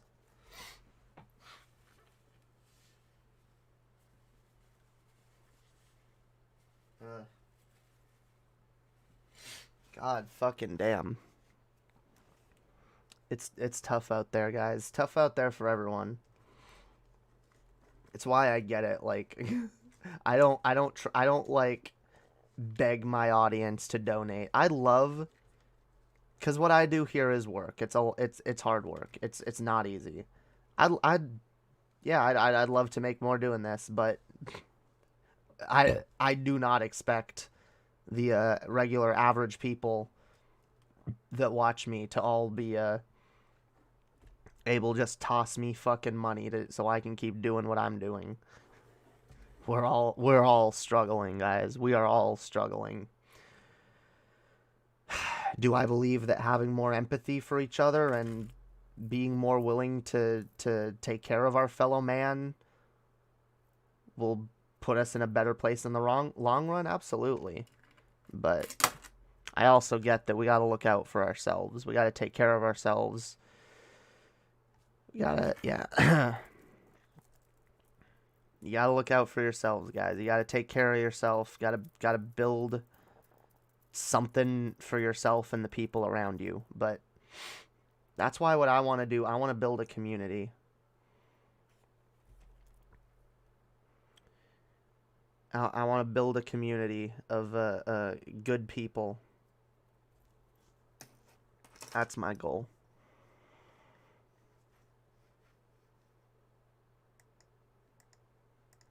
Build a community and grow and grow and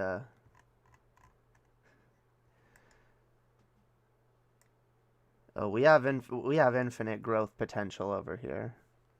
Don't you guys worry. I need to get Mr. Naughty Priest to read my stories. Yeah. I haven't seen that dude around. Although I don't really pay attention to DFF or DP or any of that anymore. And yeah, that's something I'm not going to change. Yeah. Depressed, work harder. Broke, work harder. Suicidal, work harder.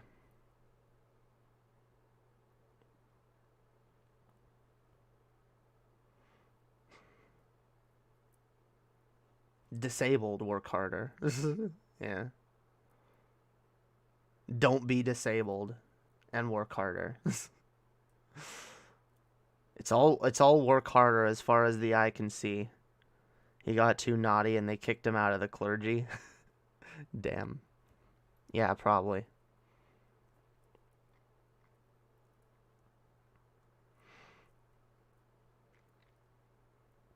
Too much, God damn it, why am I playing with that?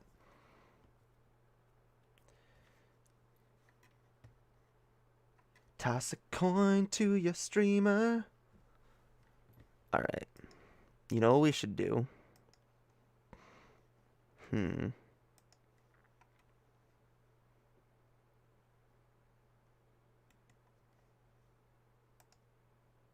No.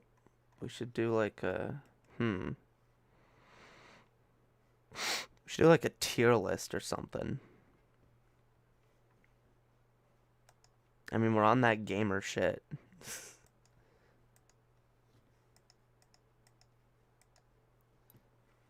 You know what we need? We need a socialism tier list.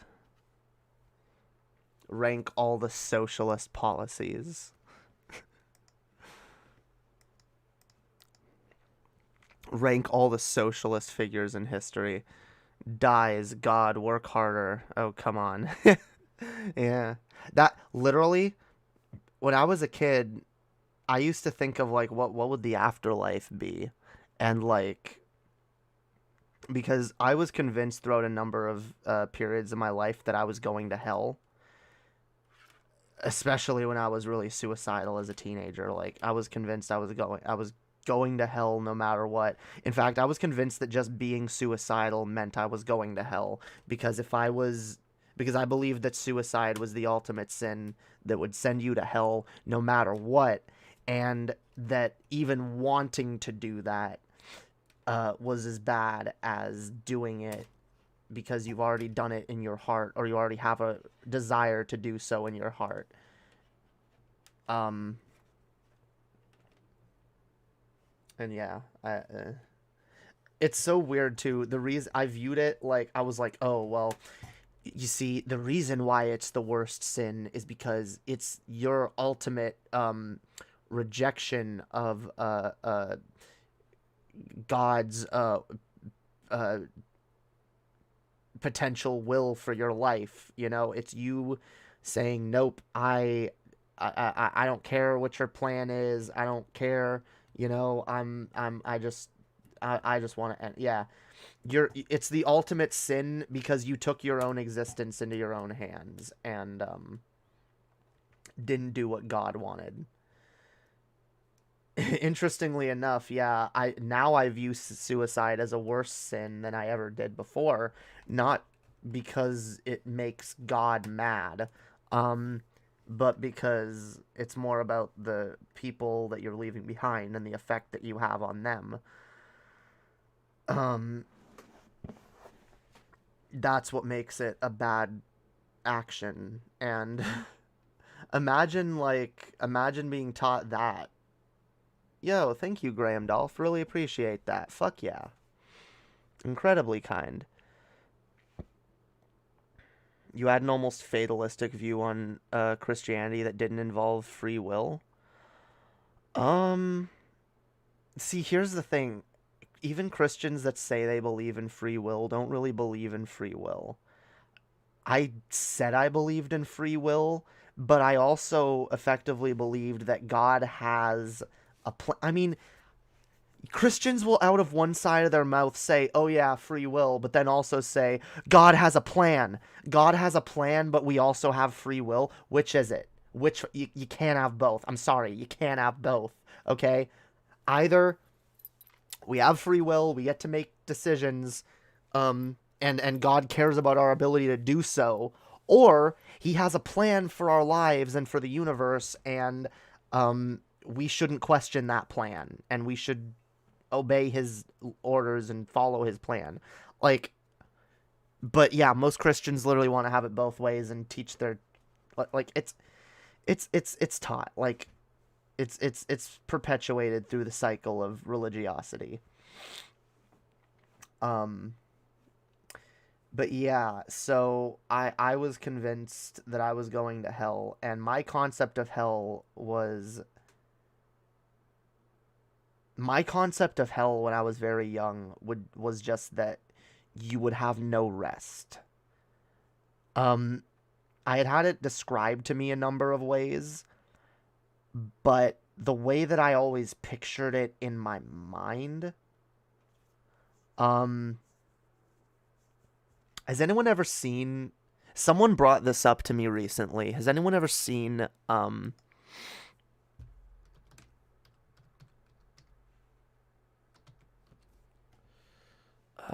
what's it called? Is that it? No. Oh, they made another one? Oh, God. Okay, has anyone seen the old The Pilgrim's Progress? Oh God. Is this the one that I'm thinking of? I can't really play it, obviously. Yes, it is. The 1978 version. See, hang on. There's like a specific... yeah, the whole movie is on YouTube. So I probably could show it if I wanted to. There's this particular scene in it that, like, I always envisioned hell being... I mean, the whole, like... The whole journey of that story, movie, whatever... Like, I viewed hell as being, like, an eternal journey. Like, you having to traverse the plains of hell for all eternity. And never having a moment of rest. Pilgrim's Progress is a good example. It was written by a Puritan, I think.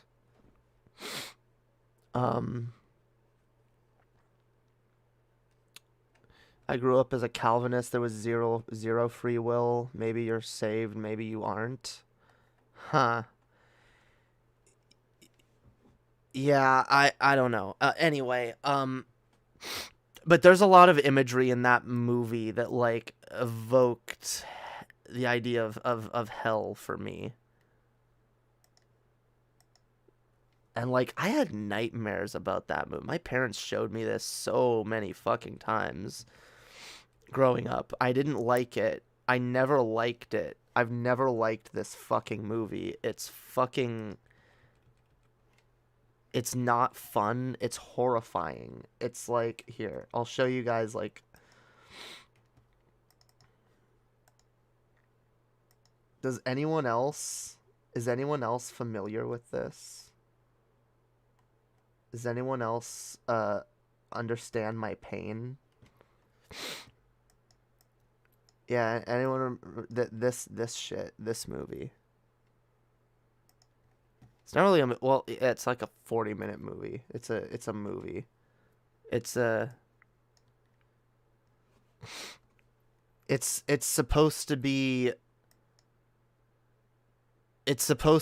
like an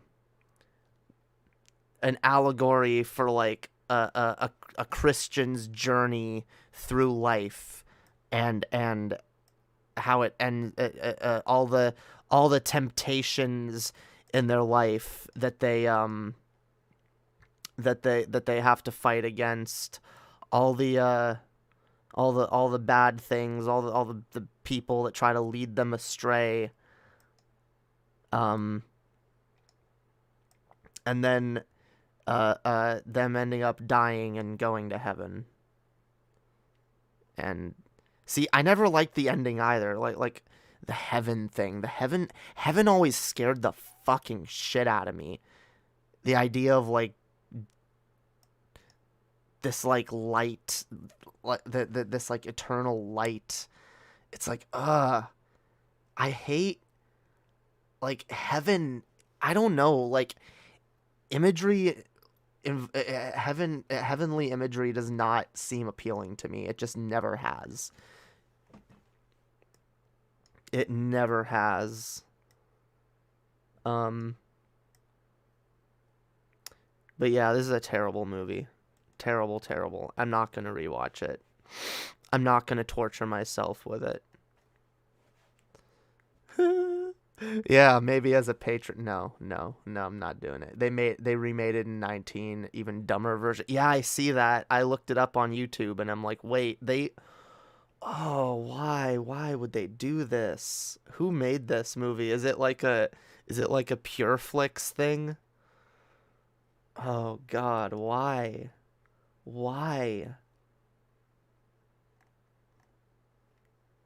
I mean, Christians are obsessed with that story, and they would probably want to readapt it for a more modern audience. Good thing hell isn't even in the Bible. Yeah, that is hilarious. There.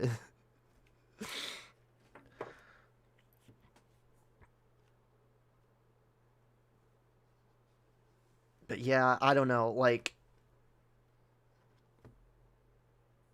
I viewed hell as I have to go through what that main character in that movie goes through for the rest of my existence, for all eternity. And I believed I absolutely believed I was going to hell for a long time. That's kind of why, like, my song Jump, which is about feeling suicidal, like, like, the only thing that stopped me was my fucking fear of, well, not the only thing, but like for a while one of the things that stopped me was my fear of hell, which I guess you could say that's a good thing, but like again, there's better ways to make someone realize the impact that causes, that has on other people, right? You can make people realize it has an impact on others and it's not just about you. You can make people realize it's actually kind of selfish to do that because you're hurting a bunch of other people that are now going to spend the rest of their fucking lives wondering if they could have saved you if they had done something differently. Like, telling a child, like, oh, fine, just do it, then you're gonna go to hell and it's gonna be horrible, and you're gonna you know, you're gonna deserve it because you know, you're just weak. Like, that's the other thing. Like, my dad told me that, like, me being suicidal, it was because I was weak. It was because I didn't pray enough. I didn't do enough. I didn't read my Bible enough, and I was allowing these negative thoughts. I was allowing the evil to you know, affect me. And that shit's not okay to tell children. My life equals hell. I mean, A lot of peoples do. That's why we need to be more understanding of each other, because a lot of people are going through hell. A lot of people. Mine absolutely feels like that a lot of days. A lot of days I just feel like you know, I always believed I was going to hell, but like I never realized I was already there, you know? Like the living on planet Earth is already hell. Like it can be. It can be. But the thing that I always have to remind myself is I've been happy. I've had happy moments. And I can have them again. We all can. Just like we've had miserable moments before, we've had happy moments before. And life isn't all just one thing, okay? Life's a pile of good things and bad things. Okay? The good things don't always negate the bad things, but the bad things don't ruin the good things. Good things are still valuable, and looking forward to good experiences and remembering that they are possible is important. Because we can't give up hope. Do you think they say what the heaven instead of what the hell? I don't know. What the heaven? Nah, what the heaven doesn't sound as cool. Honestly, I would say that because, like I said, heaven sounded like hell to me. My dad told me that in heaven you're just gonna be worshiping God for all eternity. I was just like, what? That sounds boring. My dad literally made heaven sound like a never-ending church service, which I was always really bored of church, and like I was shamed for that. It's like, oh, you're just immature, and how even as a little kid, being sat in a boring ass church service, listening to the boring ass preacher go on for an hour, like you're still shamed as a child when you know, oh, because you should be better. You shouldn't be like other kids. You're a good Christian kid. You should realize that this church stuff is good. It's good for you, and you're a bad kid for not enjoying it. You're a bad child for being bored during church. So yeah, it was boring as fuck. And then being told that's heaven, except it's also blindingly bright. So a never-ending church service with like blindingly bright lighting and like a gold and clouds aesthetic, which isn't the worst thing ever, but like I hate that like Zeusian aesthetic. I don't think it looks good. I just don't. I don't.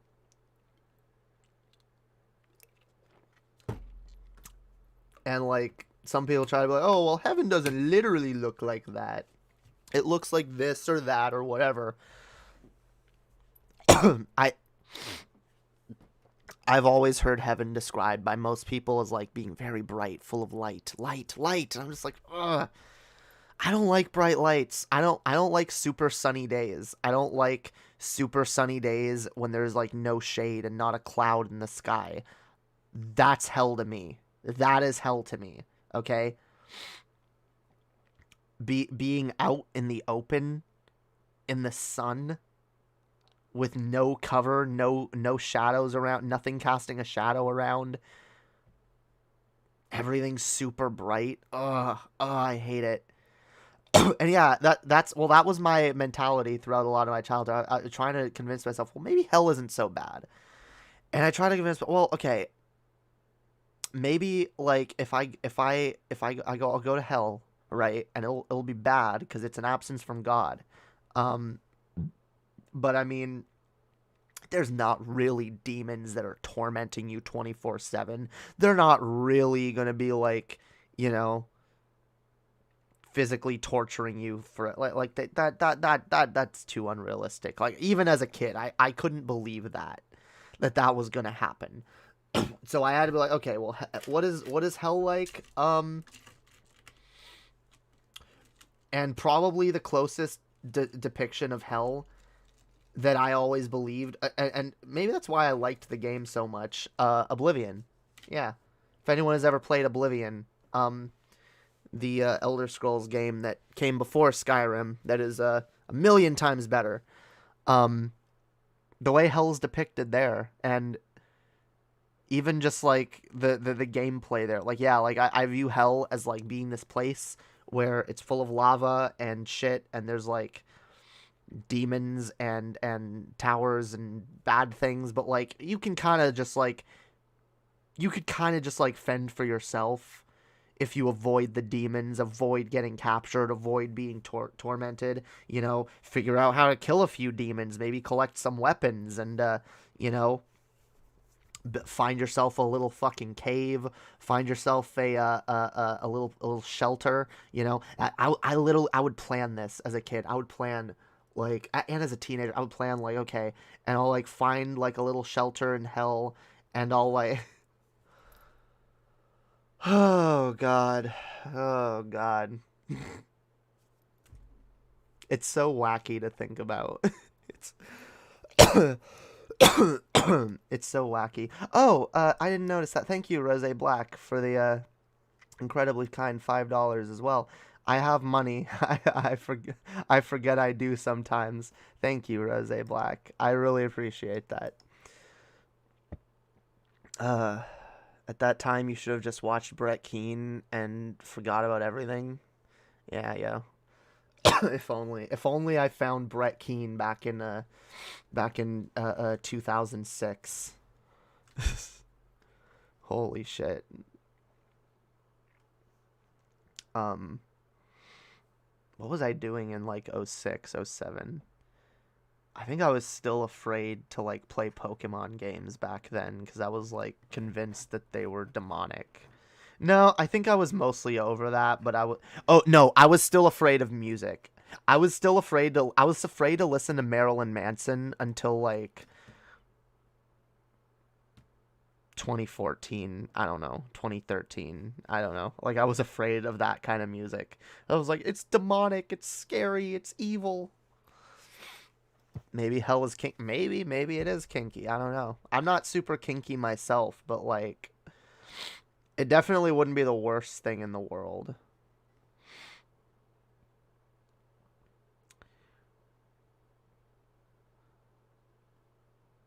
In heaven, we are all named Grand Slam Dolph. Damn. That's a weird name. I imagine floating in a void, absent of light, total blackness and isolation, being physically tormented by the absolute worst searing pain all over your body. That's what I was told, and I very quickly stopped believing. And maybe I just started believing in a hell that was more convenient to me because I believed I was going there. But like, and here's another thing, and this is traumatizing.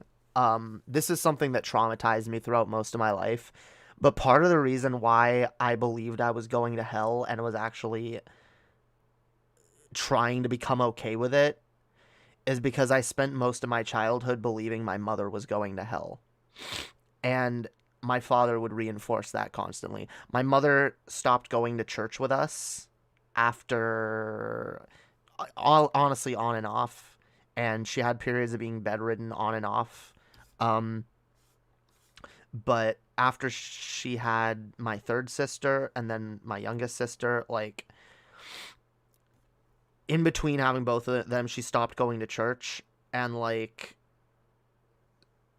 and started getting really depressed and really cynical about stuff, and like she wouldn't leave her room, and she was just very like angry and sad and mad all the time. And like my dad had us all believing, all us kids and our mother, because they would, and I would like wake up hearing them like get into fights about this and be like, you're going to hell, and she'd be like, fine, I want to go to hell, at least I'll be away from you, sort of thing. And like, oh my god. So from a very young age, I believed my mother was going to hell.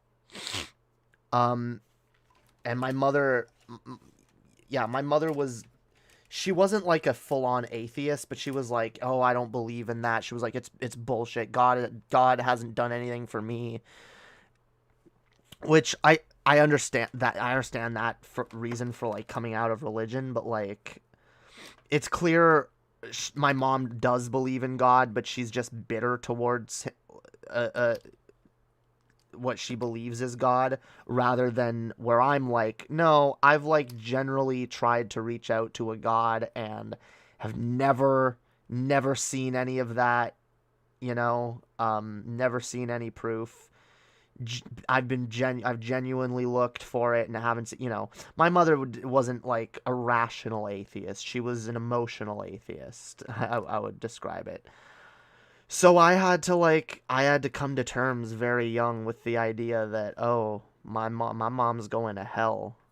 I'm not going to see her in heaven. My dad would talk about this, and like I don't like, he didn't care like if it traumatized us. I think he just liked ranting about how horrible our mother was. That like he would talk about, oh yeah, your mother's going to hell. Oh yeah, she's going to be in hell. She's going to be burning. And like I started crying a few times when he'd start talking about this. And he'd be like, "Oh no, like what's the matter? Like it's gonna be fine. Like, oh, like you're gonna have your daddy in heaven. It's gonna be fine." Like he would literally say shit like, so gross, so gross. Yeah, oh yeah, my mom's going to hell, but hey, at least my dad, who I hate and have always hated. At least he's gonna be in hell. I'm always stuck in heaven, worshiping a capricious, arrogant, almighty dipshit for the rest of eternity, standing next to my fucking hypocritical father under a blinding light in a never-ending church service for all of eternity. Holy fuck! Yeah, no wonder I preferred hell. At least my mom was gonna be there.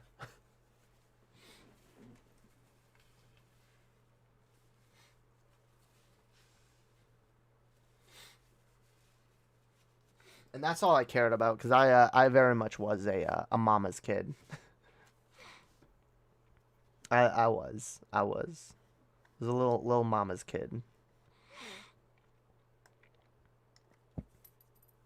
So I was sad, yo. I was like fuck you, fuck. Like, it's bad enough telling kids that like, oh, their friends at school are going to hell. Like, that's bad enough. But like, when you tell them their own fucking parent is going to hell, like, yeah, no wonder we didn't want to stick to that belief system. Fucking surprise, yo. That we weren't all good Christians that never wavered, never faltered. Well, yeah, well, kids, guess your mom's going to hell. Oh. Hell is also like your own personal torture. For me, it's no, not the Arby's slider orders. Dear God, no. Oh my God. That probably is like if hell is anything, it's your own worst torture. I simultaneously hated but liked certain features of both my parents. I was mostly afraid of my dad, though. Yeah, that pretty much describes my childhood as well. I liked and hated certain things of both my parents, but like I hated my dad. My dad was terrifying, and I didn't want to be around him. My mom, I was scared of my mom sometimes, but like even though I was scared of both of them, they were both horrible. Like, my mom was the safe one. Except for when I told her about my first breakup. Like, she was a cunt. Like, holy fuck. She literally yelled at me for fucking days and told my dad. And, like, they both, like, berated me for days and months and weeks because I kissed a girl before marriage. Ooh, what an evil sin. What a horrible sinner I was, and they raised me better than that. So how could I? How dare I Oh my god. This reminds me of like Shani crying about like we're supposed to be pure virgins and white. God is supposed to. Yeah, what was that Shani quote where she was like, we're supposed to be pure, coming to God wrapped in white. Yeah, well, yeah, when she like was crying because G-Man was pretending to be an atheist. God, why do I remember that? You know why I remember, guys? There's a reason why I don't cover Shani on my channel. Shani reminds me way too much of my mom. Shani triggers me sometimes because like she is way too much like my mom. She looks like my mom. She acts like my mom. She is just as mentally ill as my mom and just as horrible and fucked up and fuck Shani, for Christ. She is not a good person. My mom stole my diary and started reading it out loud to embarrass me. I wrote about a girl I had a crush on. That's fucked. You know, you just, that like literally unlocked a memory in me. I remember my dad doing that. I had a diary when I was like 14. And there was this girl at church that I was like super obsessed with, I had a crush on. And my dad saw what I wrote about her in my diary, and he like read it out loud in front of my sisters and started laughing about it. And for months he would do this thing, and I can only describe it as like really weird bullying. Like, he did this thing where like if he knew that I liked a girl, he would like tease me with her name constantly. Or he'd like, if I was talking about something else, he'd try to like slip her name in as a pun, or he'd just bring up her name randomly. Yeah, he did this a few times, but like I was the most mortified about it when like I had written about this girl in my diary, and I was like, it was really personal stuff. Like, I was really young. It wasn't anything like super like poetic or anything, but it's just, it was personal, you know? It was personal. It was me talking about my feelings about her, and like, it just sucked the way, because like, I knew that I wasn't allowed to date, and my dad was never gonna be okay with me dating, but like, he still, he picked on me when I liked a girl, and he would always, and this is like, I don't know if this is related, but he would also like, if I liked a girl that he didn't think was attractive, he'd be like, what, really? You know, you like her? He would literally do the Michael Bluth thing from Arrested Development. Her? Yeah, literally. And he'd be like, oh, you don't like this girl? And he'd like, and now that I think about it, that's actually really creepy. Like, yeah, what, like, when I was like a teenager, when I was like 14, 15, and like I started like liking girls at church, he would pick out other girls for me, other teenage girls that he would be like, oh, no, she's hotter. Don't you think she's hotter? Like, why are you paying attention to teenage girls in the first place? And why do you care who I like? Why is that like a thing for you? Like, okay.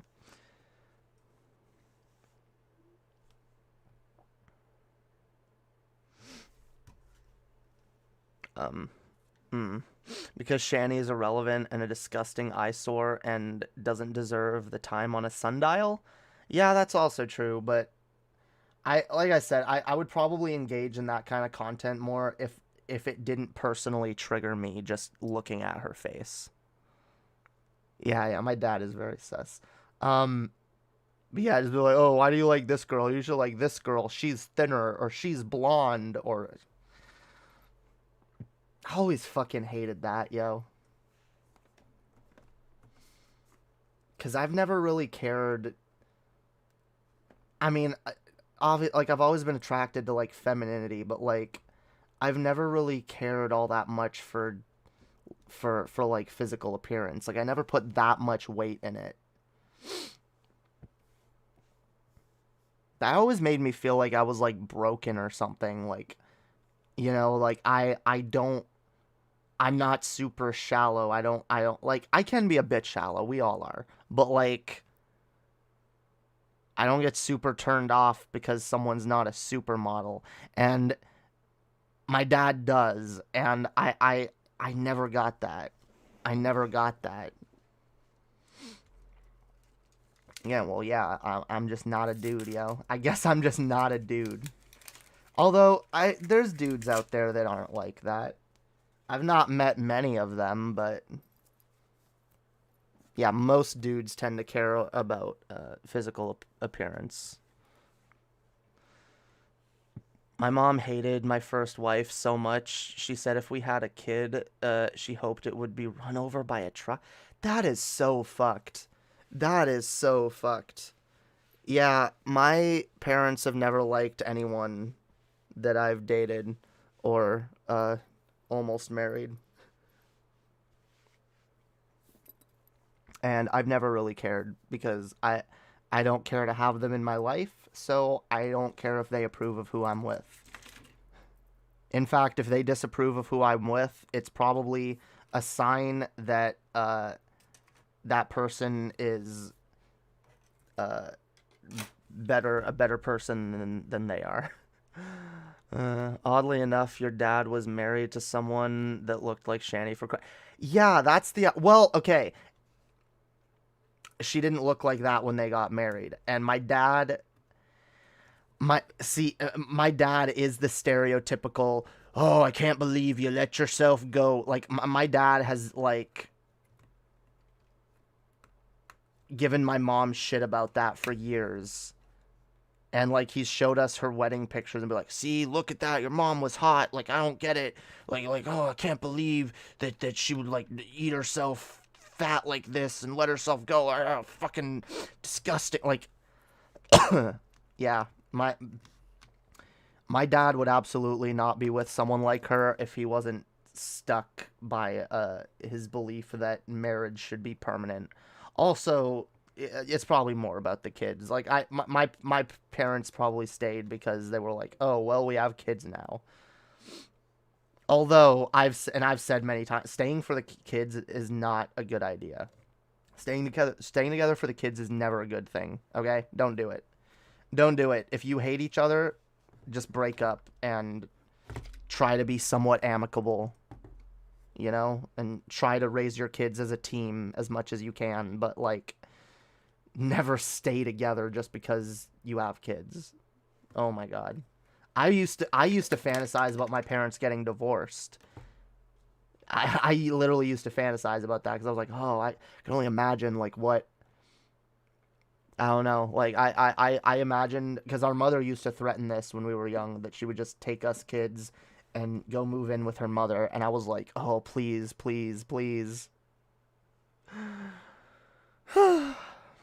Sorry if this stream feels like a bit of a trauma dump.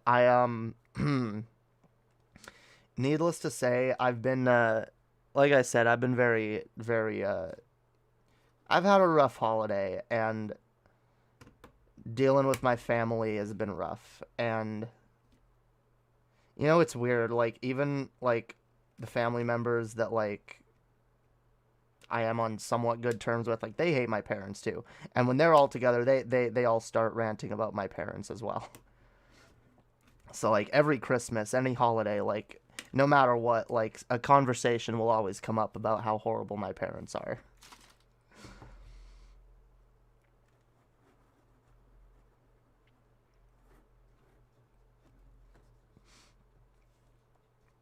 I've always meant to, like, write a comedy routine about it. I really have. Like, I really feel like I could turn my parents into such comedy gold. Which is another reason that I understand why people do the Shanny shit. It's like, whatever. We're taking horrible people that do horrible things to people and turning them into something funny. Having a laugh. I get it. We all need a laugh in this fucking life, okay? We absolutely do. Why did she let herself go after marrying me? A self-answering question. Yeah, true. True. Very true. Jamie, my favorite song lyrics. I'm gonna stay 18 forever, and you're just jealous because we're young and in love. From I don't know that song, but that's cool. No one. Whatever. I know you're obsessed with eternal youth. It's honestly not all that important. Just keep growing up, keep getting older, keep experiencing life. It's fine. It's not the end of the world. All right. I've made the decision that I am not going to allow myself to freak out about getting old until I'm 40. Okay? Or at least until 40 is within spitting distance, okay?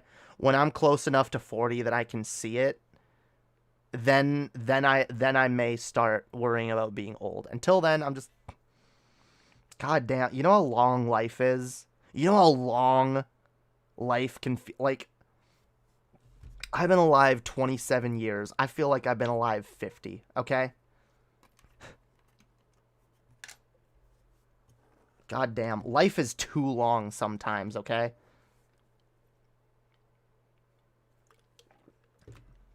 Trust me, you're not going to have a shortage of youth. At least not anytime soon. No, Jamie, through denial, I will stay young forever. Well, more power to you. More fucking power to you. Are your parents from the 17th century or something? I mean, I thought I was the only one that thought that. Oh, I thought I was the only one that thought that. I'm 28 and I feel the same way. Yeah, like, look, it's all a matter of perspective, okay? But, like, when I look at the last 10 years of my life, it doesn't feel like a decade. It feels like multiple decades. I could cut I cut the last like 10, 12 years into more like 3 or 4 year segments that all feel like a lifetime for me. Okay? Like the last 3 or 4 years or 2 or 3, I don't know, however many years, however long I was with my ex, that feels like a lifetime. However long I was with the ex before that feels like another lifetime. And then however long I was living with my grandmother here after I graduated high school feels like one lifetime. High school feels like another lifetime. And then when I go back, I can't even I remember bits and pieces of. I don't have a very coherent memory of before I was like 14, 15.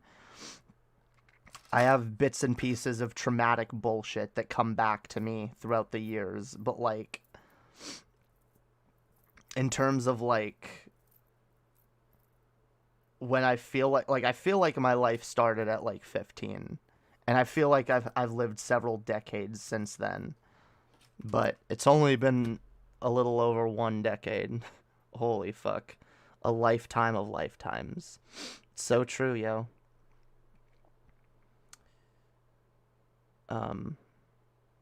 I know it sounds weird, but parents like that exist. I had them. Yeah, a lot of people had them. A lot of people don't talk about them, and so they kind of just like slide under the radar, you know? Only the worst cases get talked about. People who do the absolute worst, and then people act like it's some crazy outlier. But nope, there's a lot of parents like that. And we do need to talk about it more, because that's the only way we can, like, stigmatize it in culture, parents behaving like that.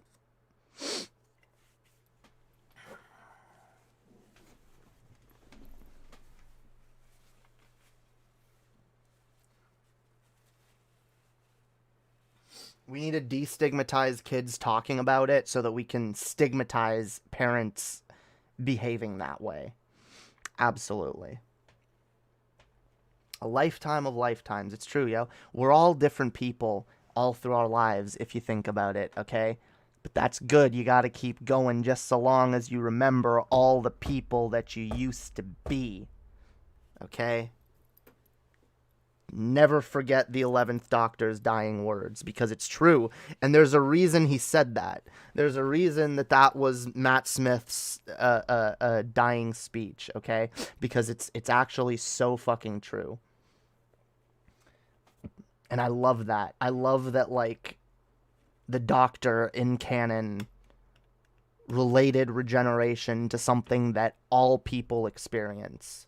Because I think it is. We all change throughout our lives, and we all have different periods in our lives that, you know, we experience differently, and we look back on differently, and we might be drastically different people from one time in our life to the other. But we got to remember that evolution. We got to keep evolving, keep changing, keep moving forward. The last thing we want, like, as far as I'm concerned, if you don't relate to that speech, there's something wrong with you. If you don't relate to the idea of changing and becoming a different person all throughout your life, you're either extremely young and immature, or you are really set in your ways and are a really obstinate person who doesn't change. And if you've never changed, like, it depends how old you are, but, like, if you haven't changed in 20 years, in 10 years, in 5 years, maybe do a little bit of self-introspection, because, nah, we should always be changing. Always. We should never be the exact same person we were a year ago. Never. Alright? Because we're never perfect. We have to always accept that. We are never perfect. We never will be. But we can always improve. See, that's the thing. Because we know we'll never be perfect, because it's impossible for human beings to be perfect, we also know that we have the room for infinite potential. There's always a way that we can be better. So working towards it is, trying to better yourself, trying to be better, trying to grow and evolve and learn more. It's absolutely a good thing. This year's Christmas didn't feel like Christmas. I tried so hard to make Christmas feel significant again, but I only got disappointment. The holidays stopped feeling significant around when I turned 15. I want to feel that excitement for the holidays again. Yeah, I know what you mean. I feel that this year too, especially, you know. I wanted to make the holiday specials, and I don't know, the closest I got was, like, watching some Doctor Who Christmas specials, you know. Aside from that, like, yeah, I didn't really engage much in the holidays. I mean, my family came over on Christmas to, well, my aunt and uncles came over, but they were mostly here to for my grandmother. I don't really care much for the Christmas traditions. I'll engage in them if they're around. I'll eat the turkey, even though I don't really like turkey. I'll eat it. But yeah, that's the thing. That's why, look, if you want to feel that excitement for the holidays again, you gotta build your own family. That's what my goal is. Like I said, I want to build my own family, and I want to build my own holiday traditions. I want to have, people that I spend the holidays with, that that we have our own new traditions. That's how you make the holidays exciting again. Go find your community. Go find your people. Go build your found family. As hard as that can be to do sometimes. I'm trying, although maybe not as hard as I should be, because Meeting people these days is hard. Especially with COVID shit going on, but we still got to do it.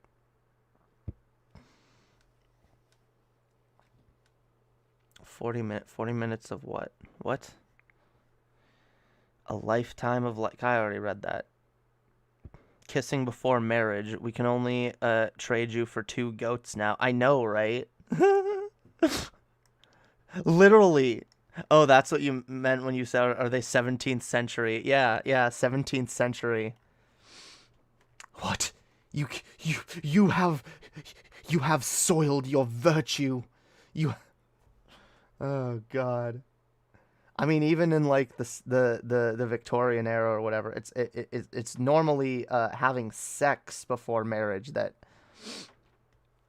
causes someone to be viewed as defiled, not just you kissed someone. Yo, what up, Betty White? How's it going? How's it going, yo?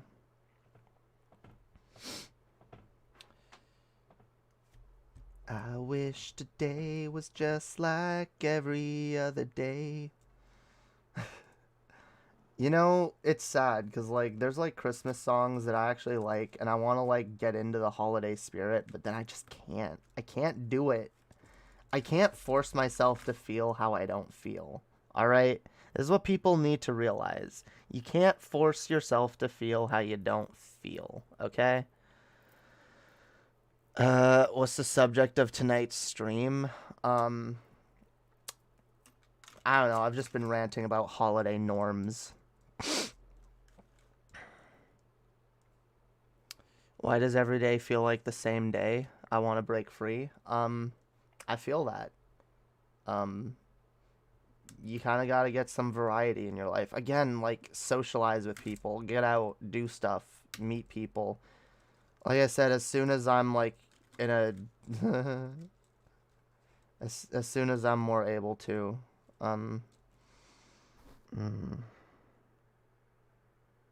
Sorry, okay. That's the thing, yo. Sometimes you can feel like you're trapped. You're trapped in a never-ending cycle, and there's no way out. There is a way out. You just gotta find it.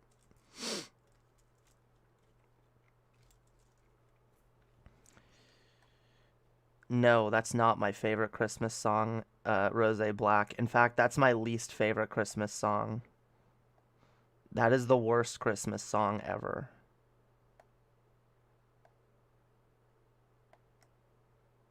Like, when I hear that song, the only thing that I can think of is the most spoiled, rotten, fucking white girl that you've ever fucking seen throwing a tantrum because they want a fucking hippopotamus. And they think they're entitled to everything. Yeah, that's all that I can fucking picture when I hear that song, okay? Spoiled white privilege. Although, let's be honest, there's a lot of white privilege inherent in a lot of Christmas media. Yeah, there kind of is. I'm not going to say it. No, I'm not giving it power. I'm not. I just described the song. Anyone who doesn't know what I'm talking about, if you didn't get it from the context clues of me saying it's literally about a spoiled white bitch throwing a tantrum over wanting a fucking hippopotamus for Christmas. Get out of here. Get out of here. Get out of here. I hate it.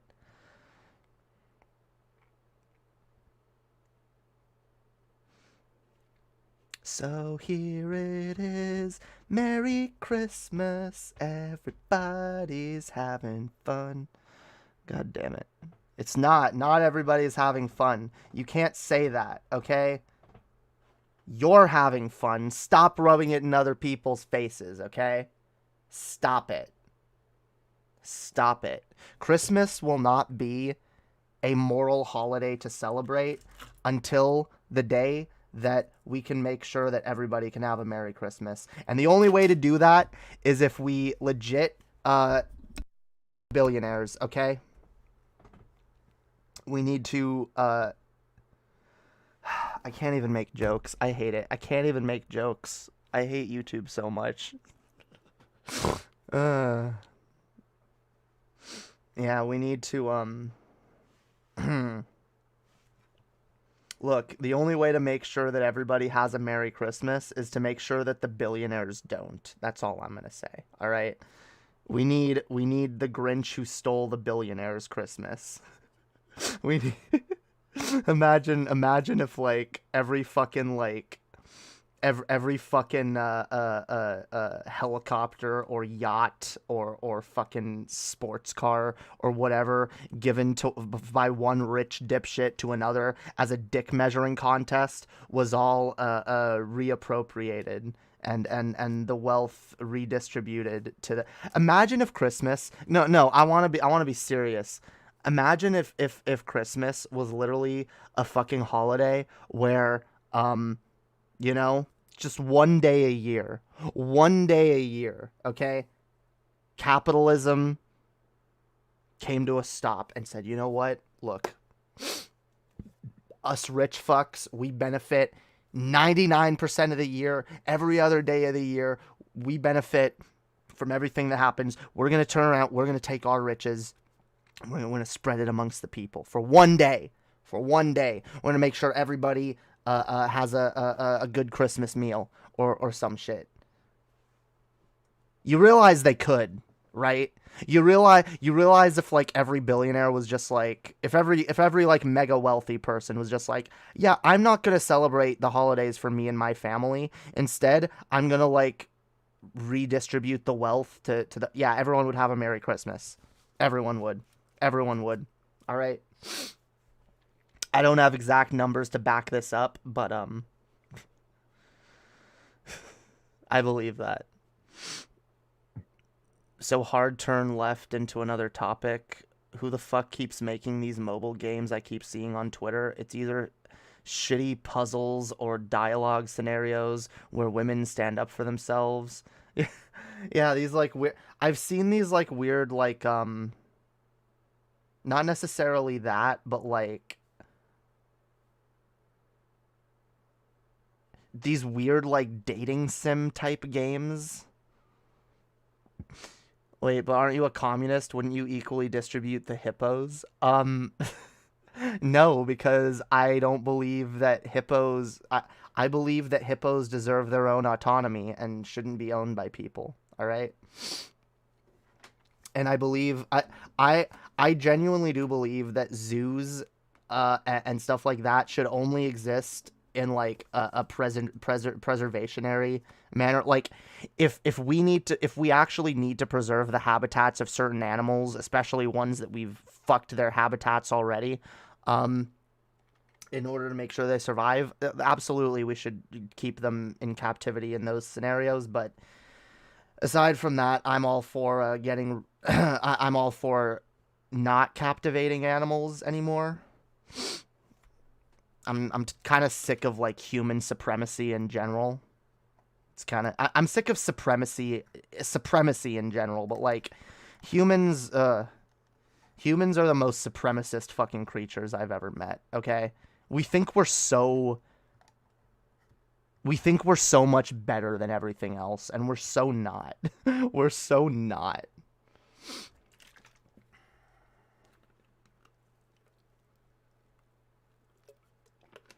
You know what humanity needs? The kick in the ass that humanity needs is to literally run into another species that is far more intelligent than it. Yeah. I think that is the only thing that would even begin to put our giant, arrogant, fucking collective egos in check.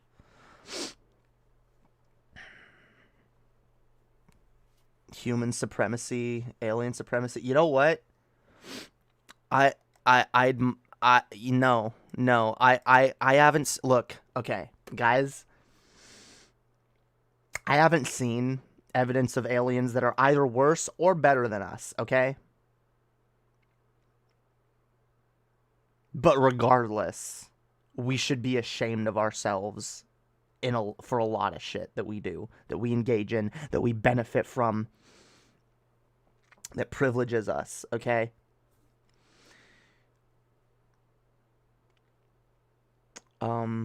If that happens, it's bye-bye, Jamie. Careful. Wait, if what happens? Wait, what? What are you referring to? It's the Miami Zoo. The animals weren't really in cages. They had large enclosures that would simulate the animal's natural environment. Yeah, that's fine. But, like, fuck putting animals in, like... Fuck regular people thinking that they can own, like, wild animals. Fuck off.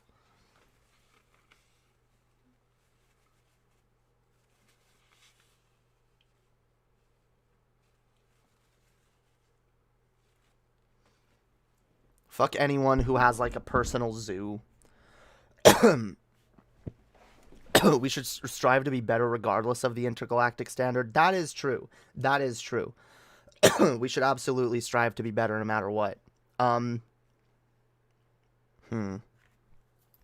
yeah, no, like I said, like, I know we can do better, so we should strive to, yes. And we should be ashamed of the ways in which we're not doing better.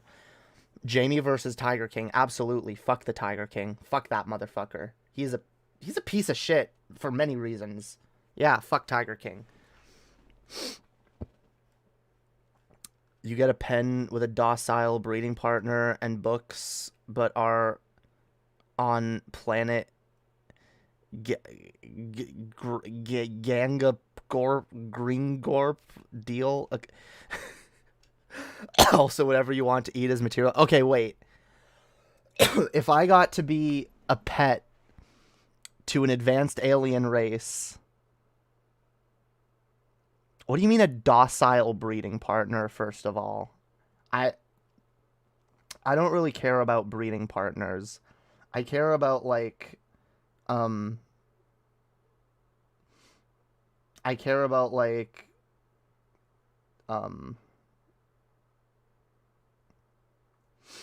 what's the thing? Yeah, I'm asexual. I'm not aromantic, so I care about, like, having, like, a romantic partner, but, like, having someone that's just entirely docile, that's not necessarily what I want. Especially because I prefer the other person to be more dominant than me. But that all being said, okay, a perfect breeding partner, and you have all the books and shit you want, and you can what is it? You can have whatever you want to eat is materialized. Can you have other shit materialized? Can you have, like, video games and shit? Or is it just like, no, you have books and that's it? 'Cause fuck books, okay? I don't... Haha, funny rapist owns tigers and is folksy. Is he a rapist? Because I know he's been accused of, like, murder. Did he rape someone too? I can't even remember now.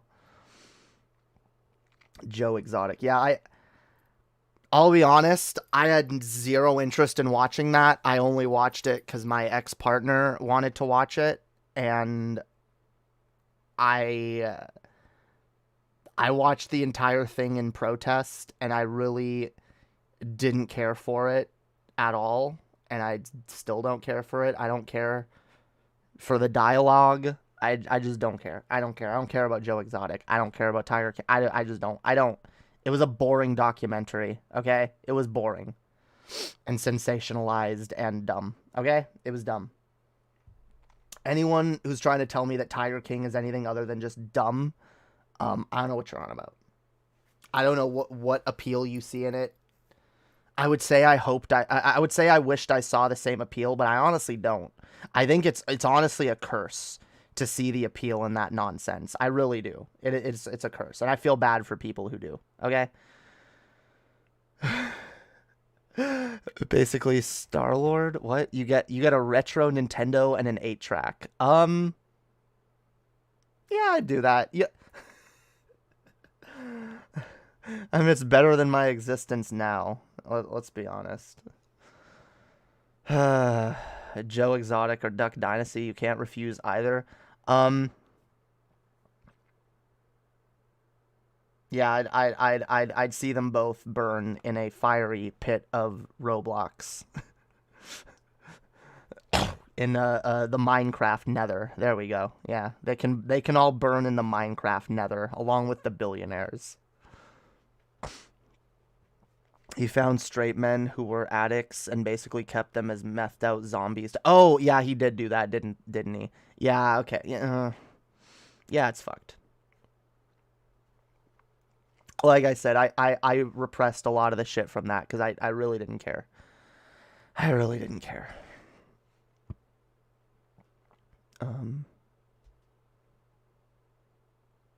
Tiger King would murder the tiger kittens he couldn't afford to keep. Yeah, he was a horrible person. Like, I don't get, like, okay, let's watch a documentary about a horrible person doing horrible things. Like, and the thing that, like, I'm sorry, like, I didn't care to hear the whole thing throughout his, I didn't care to hear all of his editorialism and his, self-flagellation.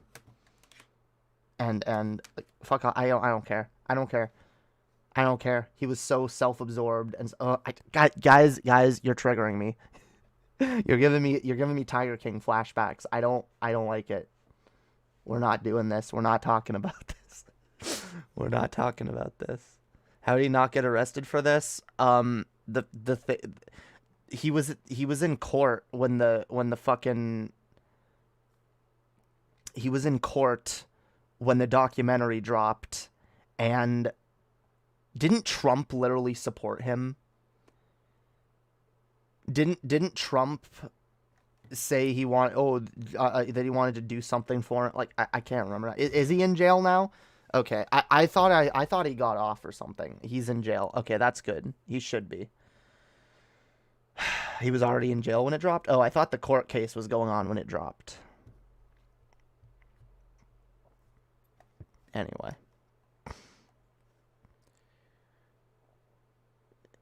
Jamie want to earth scorch the whole South? No, I don't.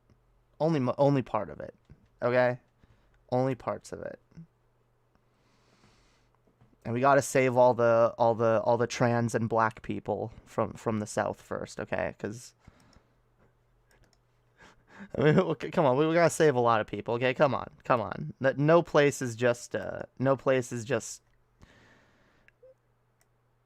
worthless. There's good people and there's shitty people. Honestly, we got to take these places back from the shitty people. That dude was even evil to Trump. Was he? I thought he was pro-Trump. I don't know. Trump was going to pardon him until he looked at the case and realized, oh, okay. So yeah, okay. So Trump, that's actually kind of funny that Trump would have, actually kind of telling that Trump's immediate response would be, oh, let's pardon this guy. And then looks a little closer is like, oh, because like, yeah, the rape shit. Trump's probably like, what? Oh, here we go, another man accused of rape. Oh, we gotta stop this. You know, those kinds of dudes are always looking out for each other. He was pro-Trump until he refused him a pardon. Yeah, that makes sense.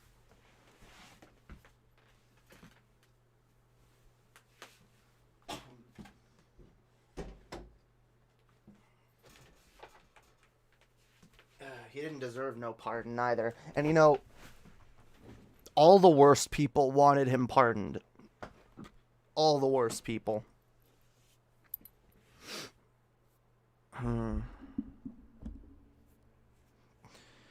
Wonder who the Republicans will roll out for the next election. I don't know. I don't care. I'm like, I'll be honest. I'm really over election shit. Oh, I'm so glad that we're not going through the 2020 elections anymore, because that was probably the most stressful time to be a YouTuber, especially a leftist YouTuber. Very stressful time. He hurt cats. I like cats, so no pardon. Damn right. Exactly. Dumb fucks are easily tricked by his funny behavior. Well, I guess that describes the Trump problem as well. Conservatives are just easily fooled. I mean, conservatives walk around with wool over their eyes 24/7 anyway, so it's not hard to pull more wool over their eyes. Oh, God.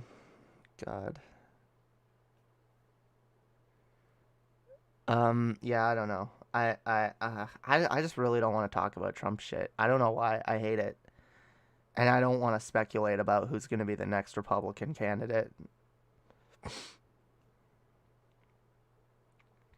If your breeding partner had to be Tiger King or Paul, but half the time he does a Brett Keane impression and the other time he makes fun of you for your opinions, who would it be?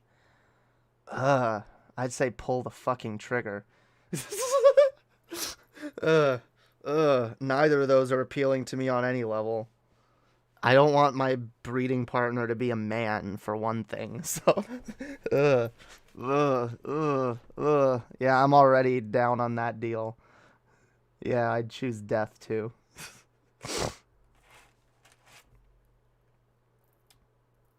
Especially the Paul thing. Like, wait, Paul, but half the time it's a Brett Keane impression, and the other half he's making fun of me for my opinions. That's already hell. And then the idea of anything having to do with Tiger King. Yeah, just shoot me. I don't know. Breeding partner. Yeah, that's such a weird way to phrase it, too.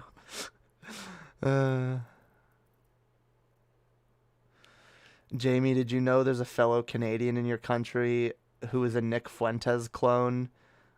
His brand is Canada First. I don't know if he's satire or real, but I'll try to find his channel name. Okay. Yeah, feel free to send me that. I might not look at it now, but I might save it for a content stream. Canadian Nick Fuentes clone. That might be fun to rip apart. The aliens need your genetic material. Damn. Yeah, that's why they want that. That's why they're trying to give me a breeding partner. No, I don't want that. Give me, I don't know.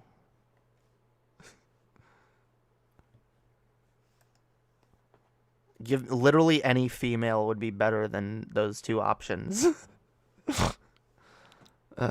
Would you rather spend a week at church or 2 weeks golfing? I actually don't hate golfing. I'm not good at it. But actually I like it. It's hard. I've always wanted to get good at it, but I'm not rich enough to get good at it. Legit. Like, I've never been able to afford to, like, play any fucking golf courses that are near here. And my uncle used to work at one that he couldn't even afford to go to. He used to work there for free golf games. And they used to let him, they used to just, like, he used to work, like, volunteer, and they would give him, like, a bunch of free coupons for golf games, and he would take me every once in a while. And then they stopped letting him do that. They started being like, nope, you can only use them for yourself now, which is really shitty. And then I think he just stopped volunteering there in general. And then, like, so yeah, like, I've never, like, it's too expensive to, like, it's way too expensive a pastime to, like, get good at. You have to be rich. You have to be rich if you want to get good at golfing. Even if it's boring, it's exercise. Yeah, it's exercise. And I mean, like I said, it's not the most boring game in the world. It can be fun, and especially if you're the one playing it. Watching golfing is fucking excruciating. It's more fun to watch flies fuck, but playing golf? No, I don't mind playing, especially mini golf. Mini golf is really fun. Mini golf is probably the thing that most people would enjoy. Yeah, I want to go mini golfing more. I miss that. It's the thing that most people can do because it's not all that expensive. Proper golfing is super expensive. I have a set of golf clubs actually. My uncle got them for me a long time ago.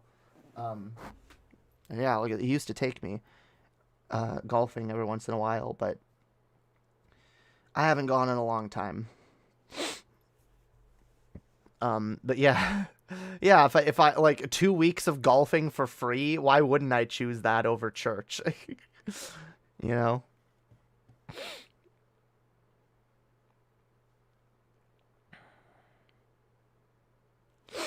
Toss a coin to your streamer. Golf is an evil, pretentious sport for rich people. All that land for a tiny ball and a tiny hole. Oh, I absolutely agree with that. Yeah, I agree with all the classic George Carlin criticisms of golfing. It is an extremely elitist, arrogant pastime. It does take up way too much space, more than it needs to, honestly. It literally takes up way more space than it could ever need to take up. But yeah, I had an important message. Okay, wait, hang on. Sorry. Mankind will fall with its own hands around its own neck if man refuses to put away childish things such as religion, hate, bigotry, greed, abuse of power, and the refusal to sympathize with others. Absolutely, I agree with that 100%. Unfortunately, not enough people recognize that fact, and too many people think that no, the way for mankind to save itself is to do the exact opposite. To be more bigoted, more greedy, more power hungry, have less sympathy for others because...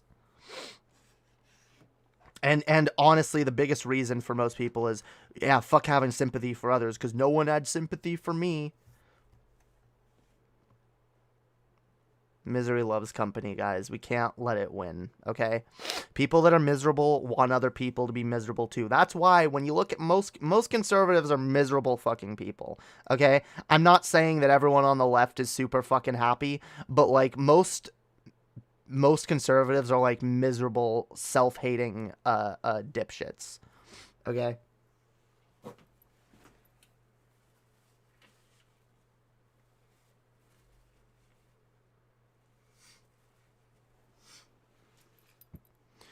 Would you rather play badminton, or watch a 24-hour stream of Ben Shapiro talk about how he's smarter than the entire world?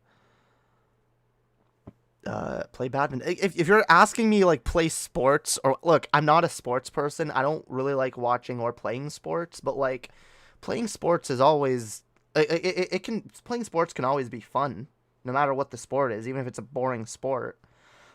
Especially if you're doing it with other people, like it can be fun. So like, yeah, I'd always choose that over the more excruciating option, even though sports are not my go-to for a good time.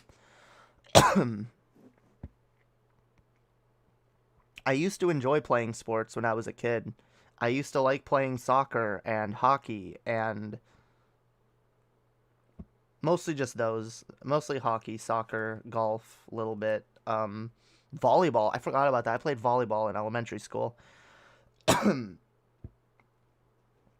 Yeah. Sports are fun. They're just... I'm not good at them.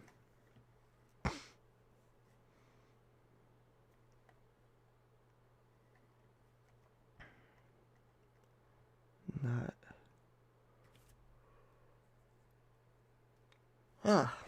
Why am I suddenly, like, tired? I haven't streamed in days. Like, seriously. I don't sympathize with others because no one has sympathized with me. Then be the one who sympathized with that kid no one else sympathizes for. Exactly. A lot of people don't realize that.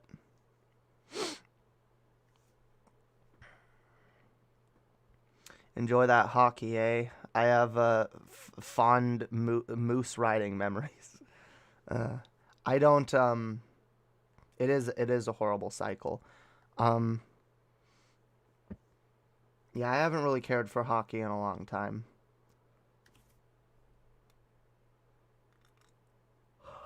See, interestingly enough, when I was a kid, I played hockey for a little bit. Not ice hockey, it was like floor hockey.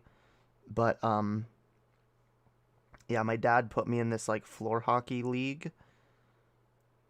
And this was during the time when I was being homeschooled, me and my sisters. So we didn't really have many outlets outside of this sort of thing. So it was like, okay, like hockey. And my sister Beth was put in ballet.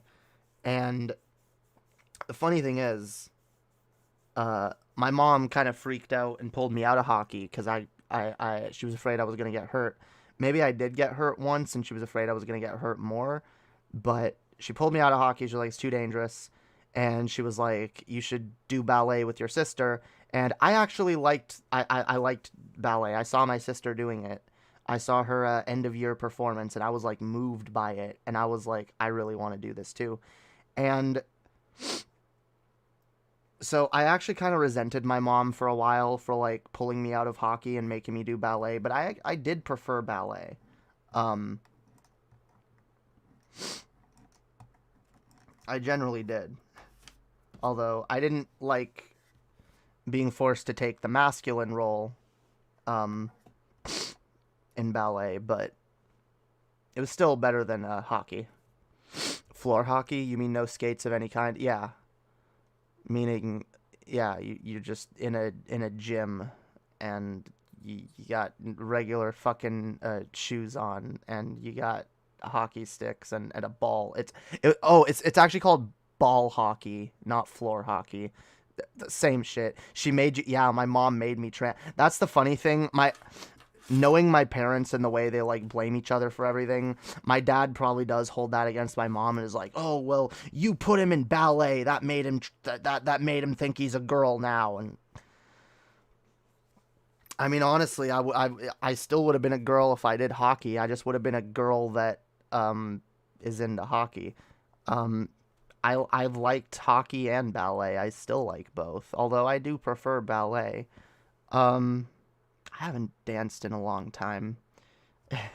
It kind of sucks. Ballet can be beautiful to watch. It really can. What they do to their poor feet, though. Yeah.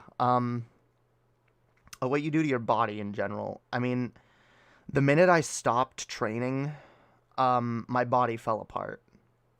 The minute I stopped, like, taking regular ballet classes and doing, like, exercises and keeping my body a certain way, like my body fell apart, and I had so many like back and knee problems after that. And I've seen a lot of ballet dancers, like, or dancers in general, like the minute they quit, their bodies like fall apart. While you're doing it, and if you keep it up, it can keep you in good shape, but like you're also like pushing your body to certain limits. It can be frustrating to bear the burden, and it will always tempt you to pass it on, but you have to say to yourself, the cycle will die with me. Lost boys become wise men when they learn this truth. Yeah, I generally tend to agree. Like, there is a cycle of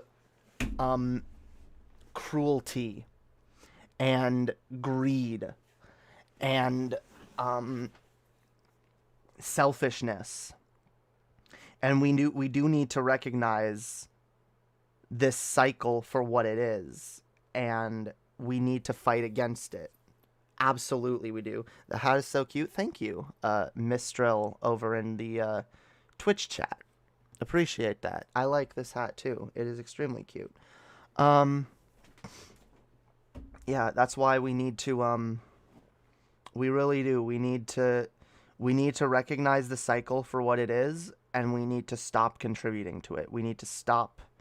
We need to end the cycle. Break the cycle. Stop perpetuating it. Ever watched Black Swan? Long time ago. Long time ago. I think.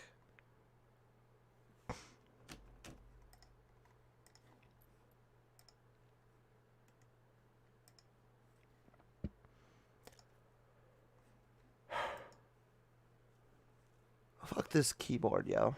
I hate it. Why am I sleepy? God damn it. Stop.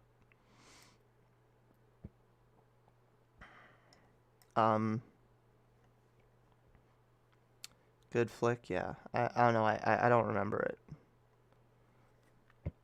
I do nay remember all that well. But yeah, no, dancing, like ballet was a very big part of my life for a long time. It was very important to me for many years. I was actually really sad when I stopped doing it.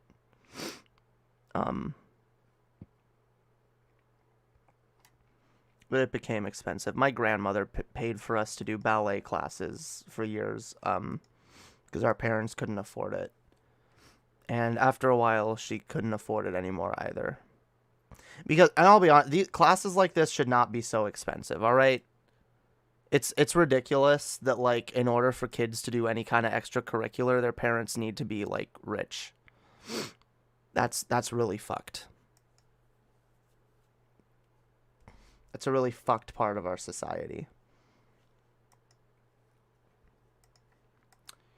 Should Bill Gates get cheesed? Cheesed? I don't know what that means. He should get he should be hated, and he should be shat upon. What am I looking at? No, that's the wrong thing. God damn it. No. No, not that either.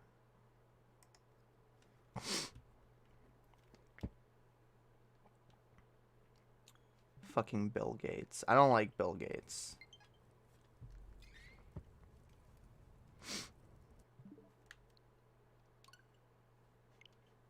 Yeah, I do not like Bill Gates. Bill Gates is a bad person, okay? Can we just, like... We need to get to a point where, like, everyone in society just kind of agrees widely that, like, yeah, rich people are kind of scum. They just kind of are.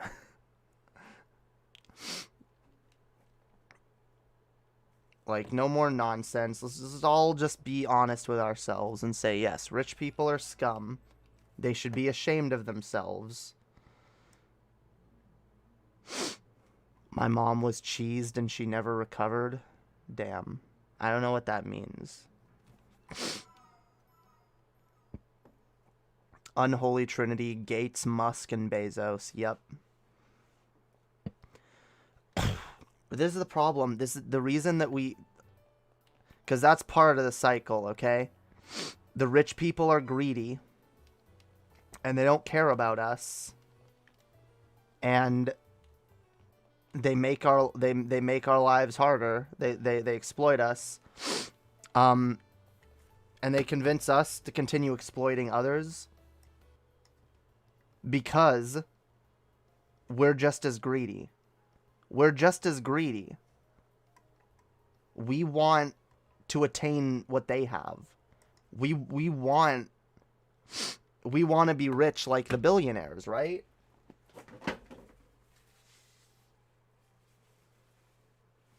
That's how they get you.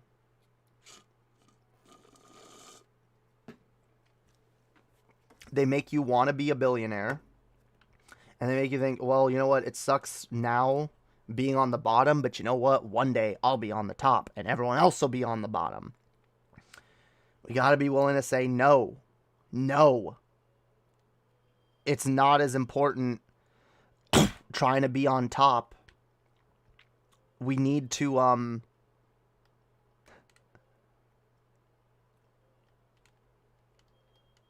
flatten the curve. We need to create a more level playing field, okay? Not but see, everyone is so, like, out for themselves, right? Everyone's selfish. Everyone's like, well, you know what? If I can become rich, though, if I get rich like Bezos, then it doesn't matter. And so we're appealed to by, you know, nonsense propaganda making us think like, oh yeah, we can one day attain that. None of us are going to attain that. Even if any of us, like, the fact is, those of us that rise above, like, even if we're able to get to a place that is where we generally have more than the average person, that's still like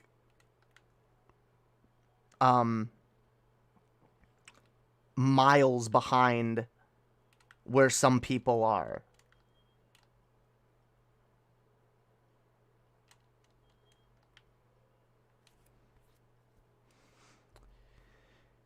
Cheesed, stoned to the point of stupidification? Okay.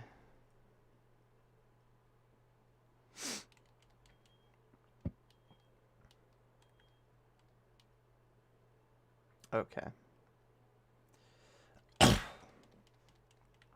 I want to eat... I can't say that. I can't say that. Roblox. Minecraft. Yeah, what the fuck, yo? Why don't you get the Poketch yet? I'm confused. I'm in this city. Where are the 3 clowns? I'm confused. Did they change that? What happened to Faithful Remake? It's been a faithful remake so far, but then I get to the first big town in the game, and it's like, nope, we're actually going to change this. Yeah, where the fuck is the Poketch thingy?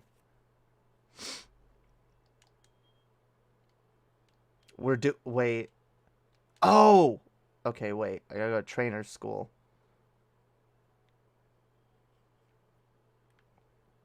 Just a humble emerald mine owner. Yeah. Got your own emerald mine. Like I said, even if any of us, like, attain, like... See, if I ever attain what for me will be rich, which, I mean, honestly, if I'm ever just, like, well off or not poor, I'll be rich to me. But, like, even if I got, like, actual rich, you're still way fucking, like, behind where these billionaires are. You will never attain what these billionaires have attained. And honestly, like, this is why it pisses me off when people bitch about, like, the taxing the rich. Something, taxing the rich more. Something that's literally never going to affect them. 99% of people will never make enough money to be affected by increasing those taxes. But we all defend it anyway.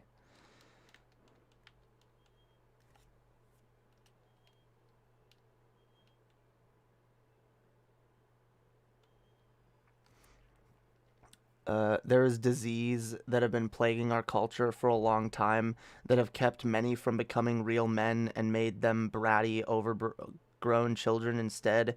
Boomers have been the most affected. Yeah, I kind of agree with that. Boomers are,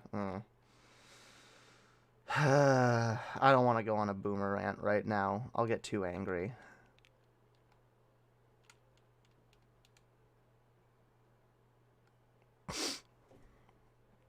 Needless to say, I'm not a fan of boomers.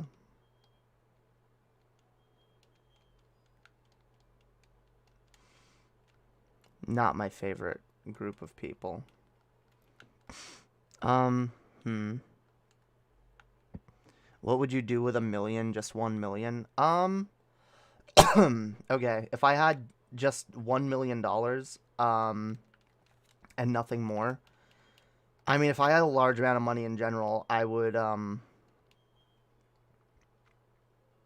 I'd try to get I'd try to buy a house, or buy some land to build a house on, but yeah, the majority of that money, or however, like, it would go to, like, having like, the one thing I want in life is a permanent residence, someplace that I know, like, I this is where I live, you know, I'll never have to move again. I've had a very uncertain, it's been very uncertain for me for a long time, as it is right now, as to where I'll live in the foreseeable future. And I'd like that to not be a problem. So if I had $1 million, I would probably do that first. I'd get myself a place to live, and then I'd probably, you know, try to like build a family. I'd get other people, you know. I'd create my own little found family community of people that all live together, and that would be dope. Especially say if I had like $1 million and I could like get a place that, like, I wouldn't have to make payments on again. I would find people that, you know, are in need of a place to live, and I'd just be like, yeah, come fucking live with me. Hell yeah.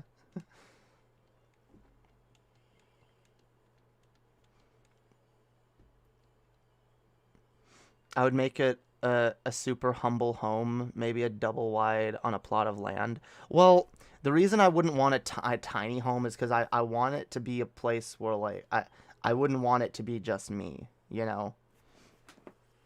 I would want it to be a place where I can have, you know, I can build a family and grow a family of people who, you know, but, like, I don't know. I wouldn't, like, buy a Hassan level house. I'd find a cheaper place to get a house, and I'd have just, like, a permanent... The town of Jamie, where she is our leader. Honestly, well, I wouldn't want to be a leader, but honestly, I'd love to start a commune one day. That would be so based. That would be so based. I'll probably never attain anything more than, like, a much smaller version of that, but, like, as a hypothetical goal to, you know, it would be awesome. I absolutely would, but I wouldn't want to be the leader. Like,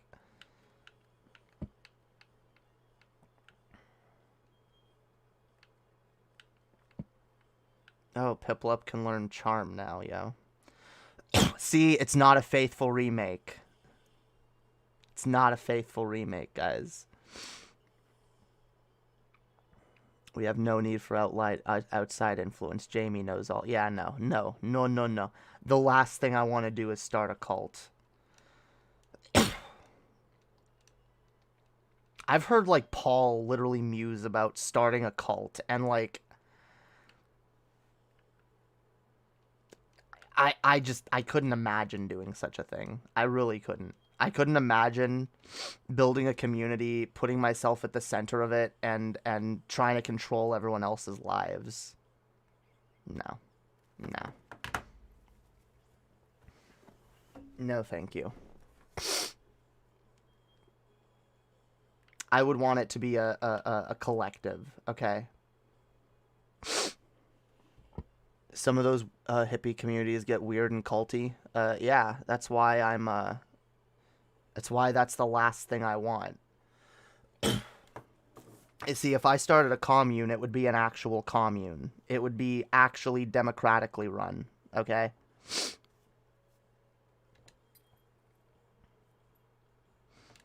True communism, okay? Absolute democracy.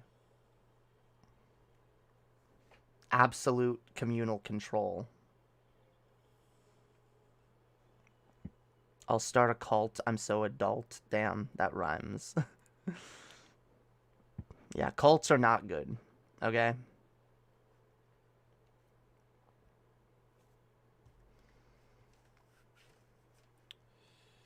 As far as I'm concerned, if someone in my generation owns a house, they win at life. You own a house, congratulations, you win. Pack it in, go home, enjoy your living space. No, I agree. And, it sucks because I'll probably never own a house. I want to. Probably never will. I don't know. The housing market will crash. Maybe. I don't know.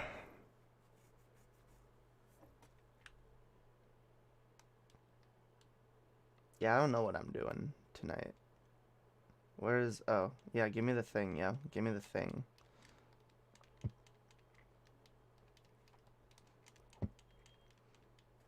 Oh, you press R?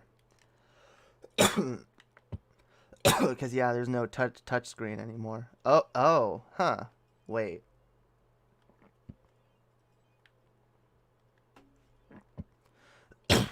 So, huh. Wait a minute. Oh, okay. You can. So the touch screen does work. Look, wait. Look, see. You can see. We got the little calculator thingy. Yeah. Got the what other apps? We got the what is that? A step counter. I don't know. Huh. I guess we can show it properly instead of that way. Yeah. Look at that. We got no new apps, yo. That's bullshit. They better add something new, right?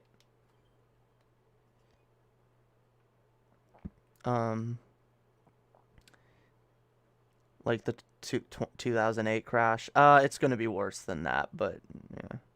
You know what grinds my gears? When masculinity is associated with aggression, hiding emotions, emotionally insensitivity, and conformity. True men know these traits are but a facade to hide the lack of genuine masculinity. Yeah, I agree. Although, like, I don't know. I don't tend to focus on like masculinity, femininity, men, women. Like, we can all recognize these things. It doesn't matter if you're a man or a woman, okay? I mean, I get it. I get what you're saying. Like, the fact that masculinity, yes, that like, oh, to be a man, and trust me, I've been on the receiving end of that as someone who was raised and socialized as a male. Like, it sucks. It really does. But like, I still maintain that while I am more open with myself, and I'm more you know, open with my emotions and whatnot, and I allow myself to be sensitive more. I don't, none of that is because I'm a girl. You know, like, it's not because I'm a girl, it's because it's part of who I am. But everybody should be able to express themselves in these ways. Everybody should be able to feel the emotions they feel. Absolutely.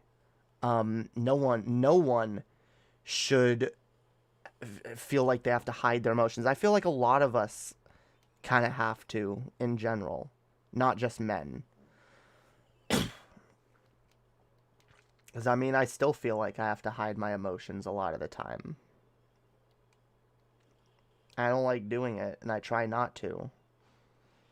But there is that, like, there is that, fuck, what was I saying? HRT makes you more emotionally expressive. I hear it does that for some people. I don't know if it's the HRT. For me, being more emotionally like, this happened before I ever took HRT. It's more just coming to terms with myself in general. Being more okay with myself and who I am in general, not just even related to my transness, but there's a lot of stuff in myself that I've come to terms with. And, you know, see, here's the thing. A lot of people assume that a lot of the changes that, okay, you look at me now versus me who I was like 3 years ago. A lot of people would make the assumption, oh, all of those changes happen to you because you're trans now. No. I'm trans for the same reason. I'm trans now for the same reason that all of those things about me have changed.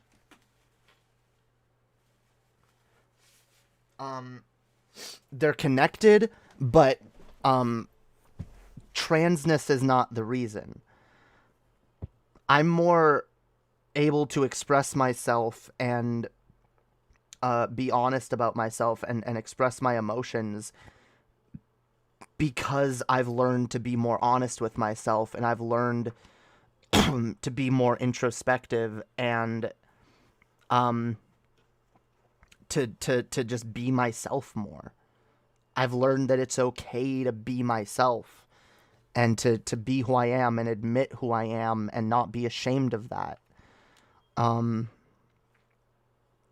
So that's more what it is. I'm more me now. Like, because again, like, there's a lot of things about me that, like, are more traditionally feminine, but I don't believe that I do those things because I'm a girl now. I believe that I do those things because I'm okay with being myself now.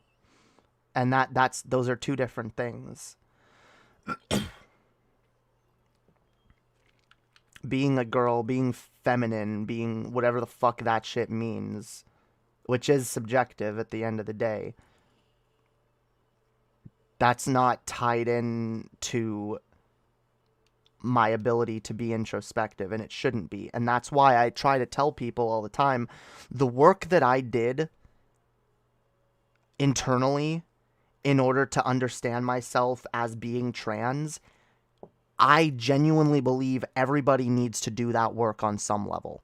Everybody needs to do that introspection, self-growth. Everyone needs to question themselves, ask themselves the difficult questions, dig deep into your own psyche and try to understand yourself and try to be okay with yourself. Try to love yourself and accept yourself for who you are. Everyone needs to do that. And when you do that, you're more able to express yourself.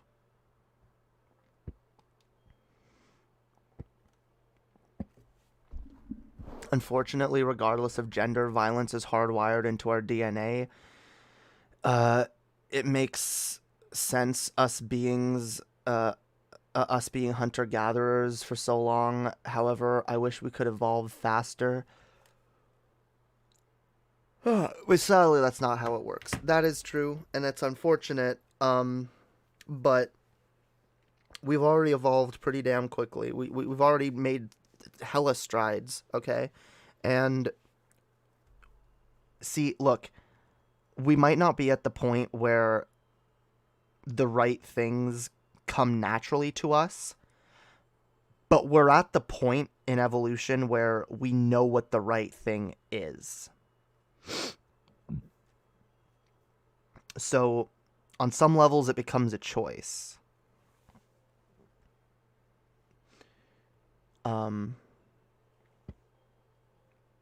Being yourself is more important than conforming to your perceived gender.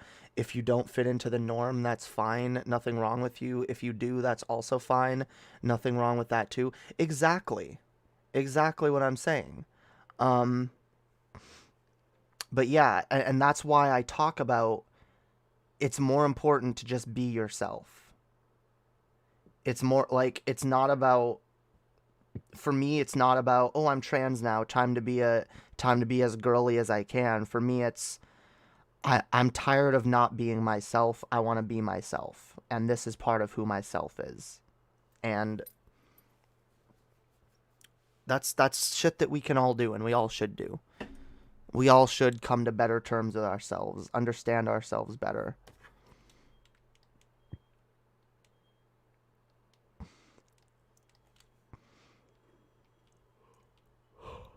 God damn it. Okay. I'm getting tired and hungry because I actually have not eaten much today, which I know isn't new, but sometimes I genuinely do, like, eat a decent meal before streaming, and then other times I just can't.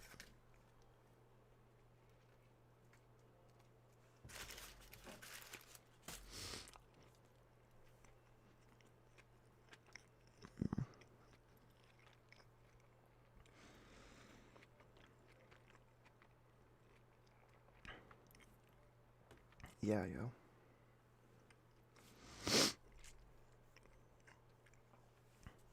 But yes, we gotta learn to be ourselves. We gotta learn to understand ourselves and love ourselves. Otherwise, we'll never be ourselves. We need to be okay with ourselves, with who we truly are. And some of us don't know that yet. Some of us genuinely don't know who we are yet, and that's fine. It's a learning experience. We gotta learn. We gotta learn. Get to know yourself, honestly, alright? Learn to get to know yourself. Probably one of the most important things you can do. Especially if you want to learn to better get to know others.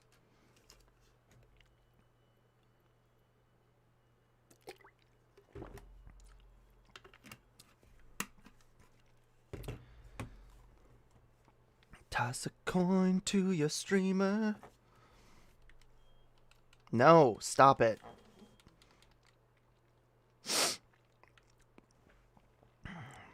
Fucking Faithful remake. Making me have to go to Pokemon centers again.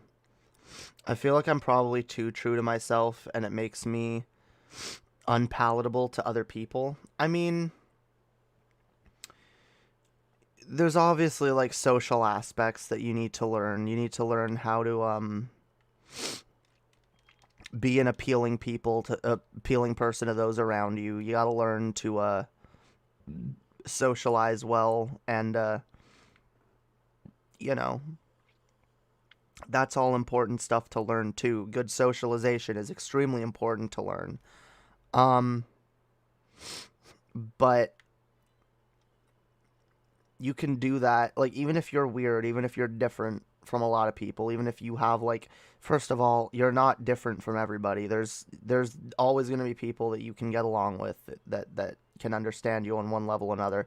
And if you have too much of a problem doing that, well, maybe it's more than just being yourself. You need to learn to, rather than just be yourself, accept other people for who they are too, and learn to understand other people better. Because if you're too in your own head and you don't consider other people's experiences, you know, that can be bad.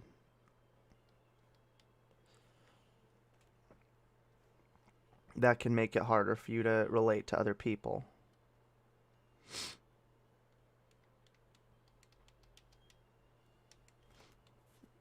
Don't get cocky, kid. You know, that's really condescending coming from this rival of all fucking people. I hate the rival in this game. I really do. I don't know why. I've just always hated him.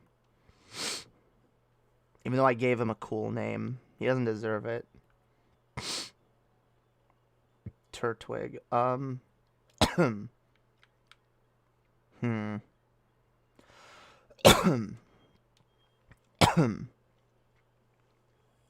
Hell yeah, I love Piplup. I always feel really conflicted because I hate evolving Piplup. But I do like Empoleon. I don't hate Prinplup. It's fine, but it's not as cute as Piplup. And Empoleon looks cool, but it's not as cute as Piplup. And I'm actually really torn whether or not I want to let my Piplup evolve in this playthrough or not.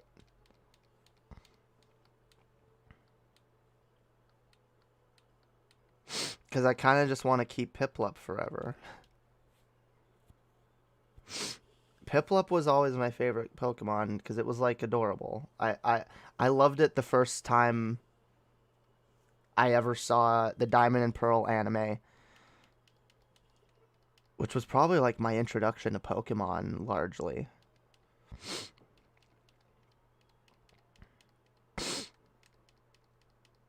I thought Dawn was so cool with her Piplup.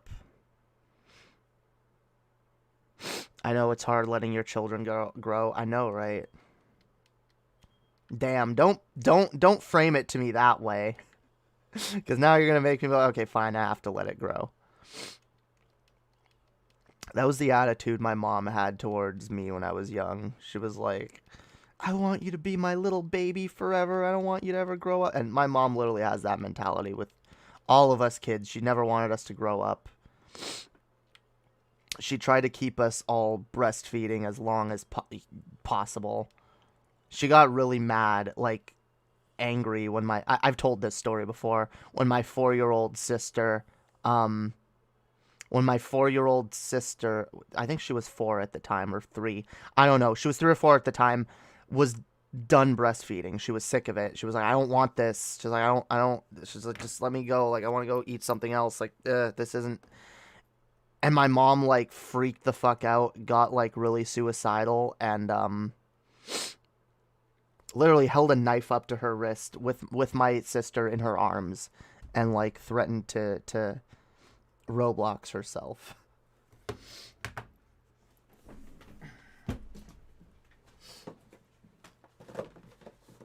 Yeah, what do you think, that line at the end of Son of a Bitch is about? Yes. That happened.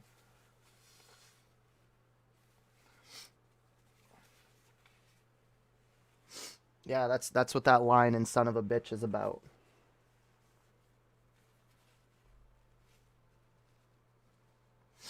I'ma cut this damn pain with my baby in my arms. Won't be sounding no alarms. Yeah, not good. So,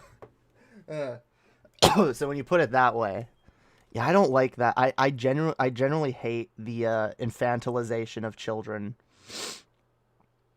4, lol, that's really way too old and weird. Yeah, that shows you the mentality of my insane mother. The fact that she would fucking cry and try to kill herself because a 3/4-year-old didn't want to breastfeed anymore. See what I'm talking about? Like, she literally went out of her way to keep us, like, to keep us from growing up. She kept us repressed in our, like, if she could have literally, like, cast magic on us to suppress our ages, she would have. Really fucked.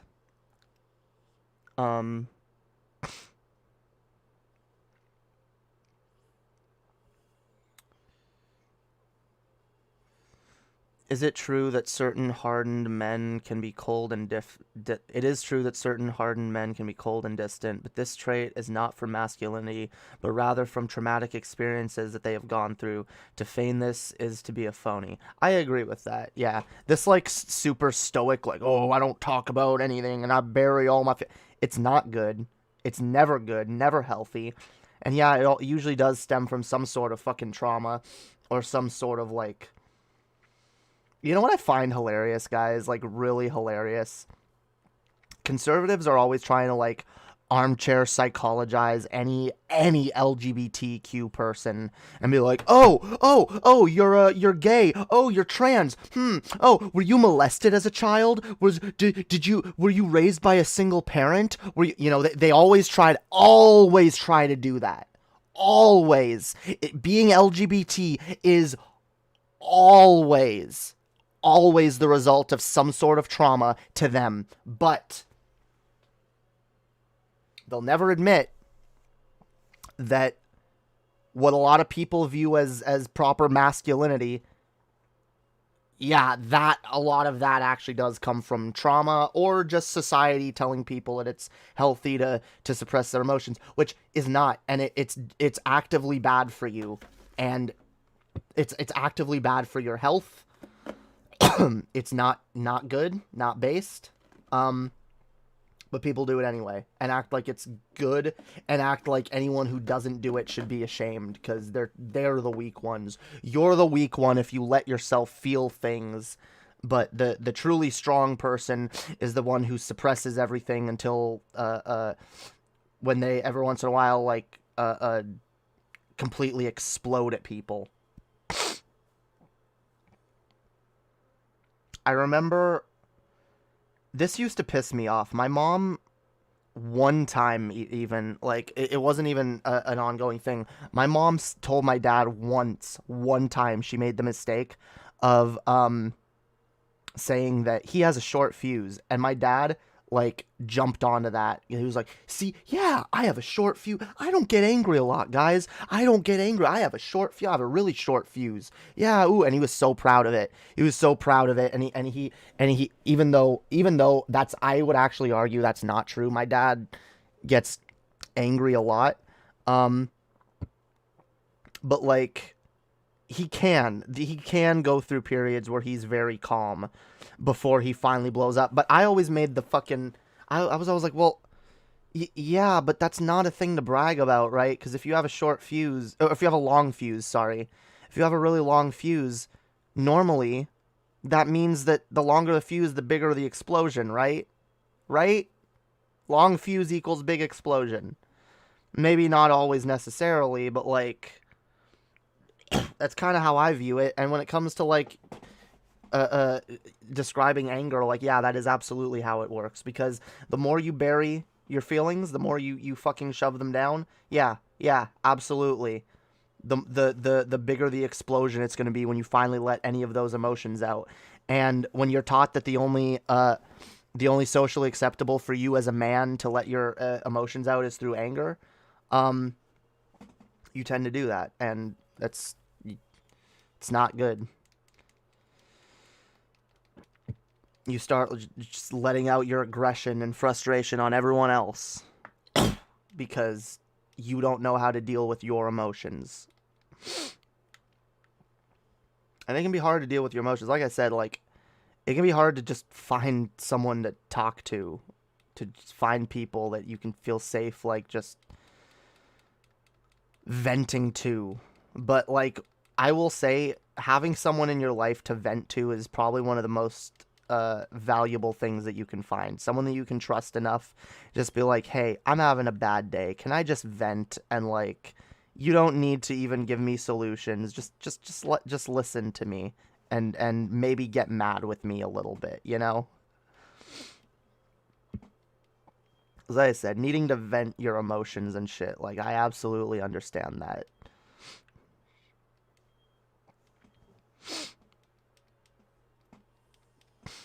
Especially when you have a lot of really intense, complicated emotions that are not socially acceptable to talk about. And this is why I try not to focus it on gender, because I do believe just in general we need to feel more comfortable being open.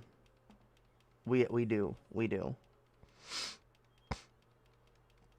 Being more open with each other and having each other's back and listening to each other. Absolutely.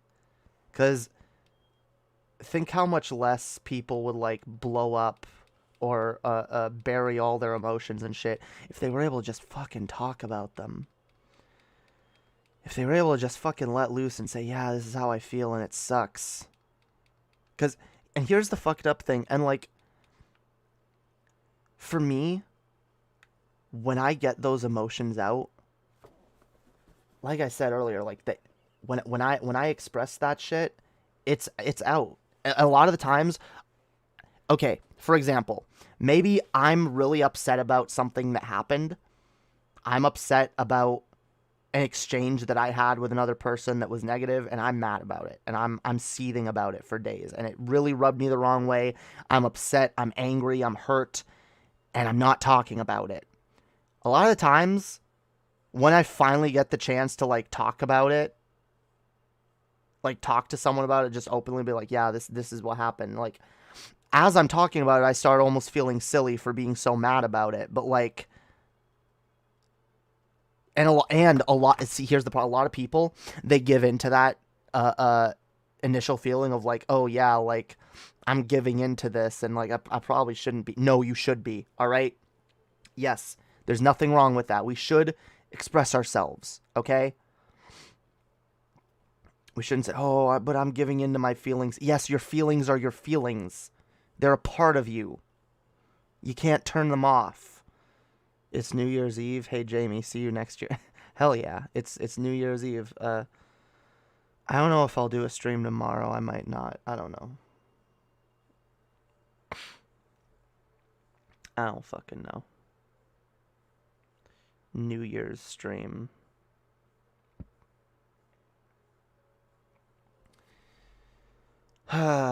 Too many overgrown children wearing the skin of adults these days. When will...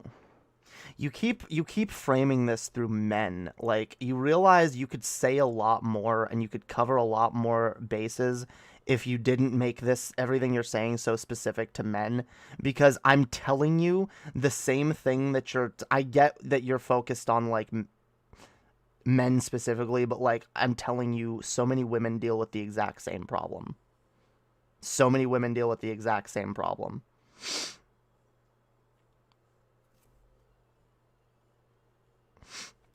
Sorry, I get a little like because I try to not speak in gendered terms too much. I try to be more inclusive with my language. Not everyone has to be, but like I feel like you get more utility that way. You end up being more relatable that way, you know? Because again, everything you're saying about what men supposedly experience, women absolutely experience too. It's fine. I get it. There's a character. I'm just saying, like,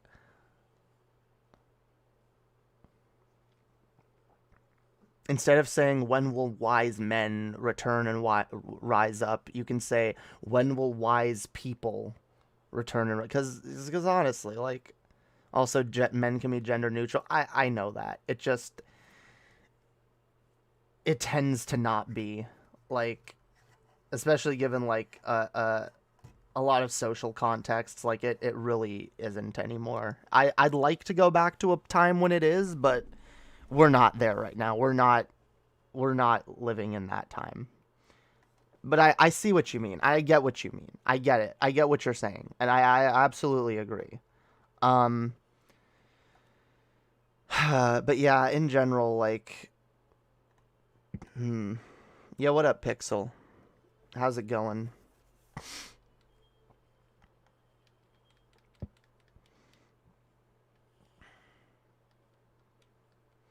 In general, we need to become more in touch with our feelings. We need to be more empathetic towards other people's feelings. We need to be more empathetic to ourselves, honestly. Just empathy in general. Like, too many people are not empathetic with themselves. Like I said, I've spent the last couple weeks, like, being really depressed and then beating myself up for how depressed I was. And being like, oh, what a, like, how could you let your emotions get to you in this way? And how, it's your own fault that you feel this way. Like, nah, fuck off. I feel how I feel, and I can't control that. And we gotta be understanding. We gotta be understanding with ourselves. We gotta be understanding with others. Also, certain uses of, older uses of certain words sound more poetic to my ears. Yeah, that's fine. I get that. I'm bored and I'm trying to get Fallout 76 to launch on my PC. Why? Why would you do that? Why would you bother? Fallout New Vegas, okay. Fallout 3, okay. Fallout 4 even, why not? Fallout 1 and 2, I don't fucking care for them, but I know some people do.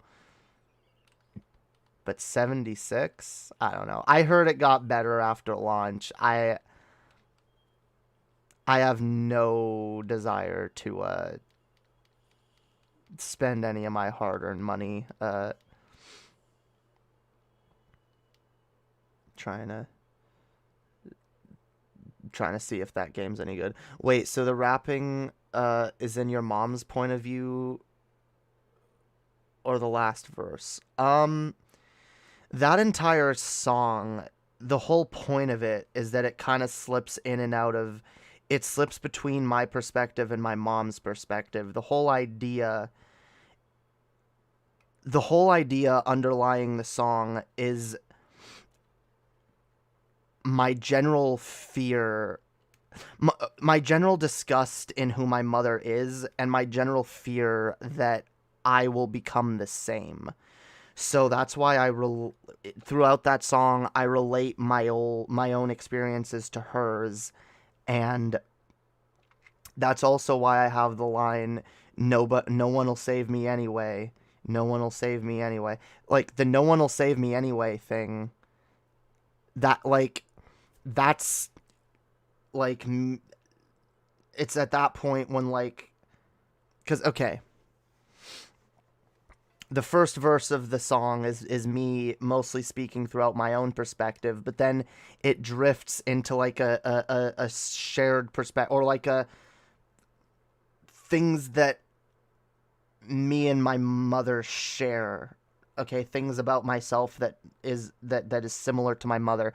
And then the second verse, it starts that way again, where it's more through my perspective, but then it very quickly slips into, again, what I am afraid of becoming. Okay, that's the bigger, like, feeling of the song, is that it's I don't want to become her. I don't want to, which is why I have the line of, like, I don't want to, like, be a drug addict like her. I don't want to just be living for the next fucking high or the next pill or whatever. Which is why I absolutely hate being reliant on weed in any fucking way.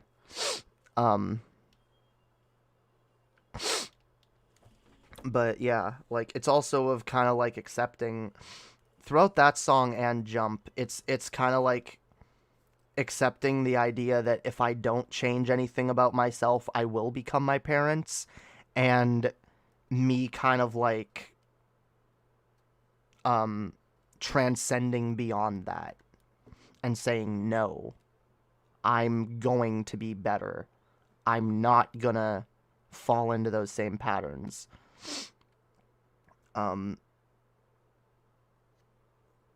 That's kind of a theme that I play around with too in Jump, especially near the end of the first verse.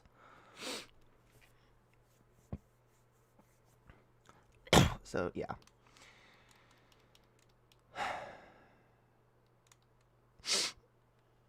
I can't wait. I have I'm gonna put out such better songs. Like, those are good songs, but, like, I've not even gotten started, guys. My music career is not even started, okay? You guys are gonna be blown away by some of the shit I'm working on right now.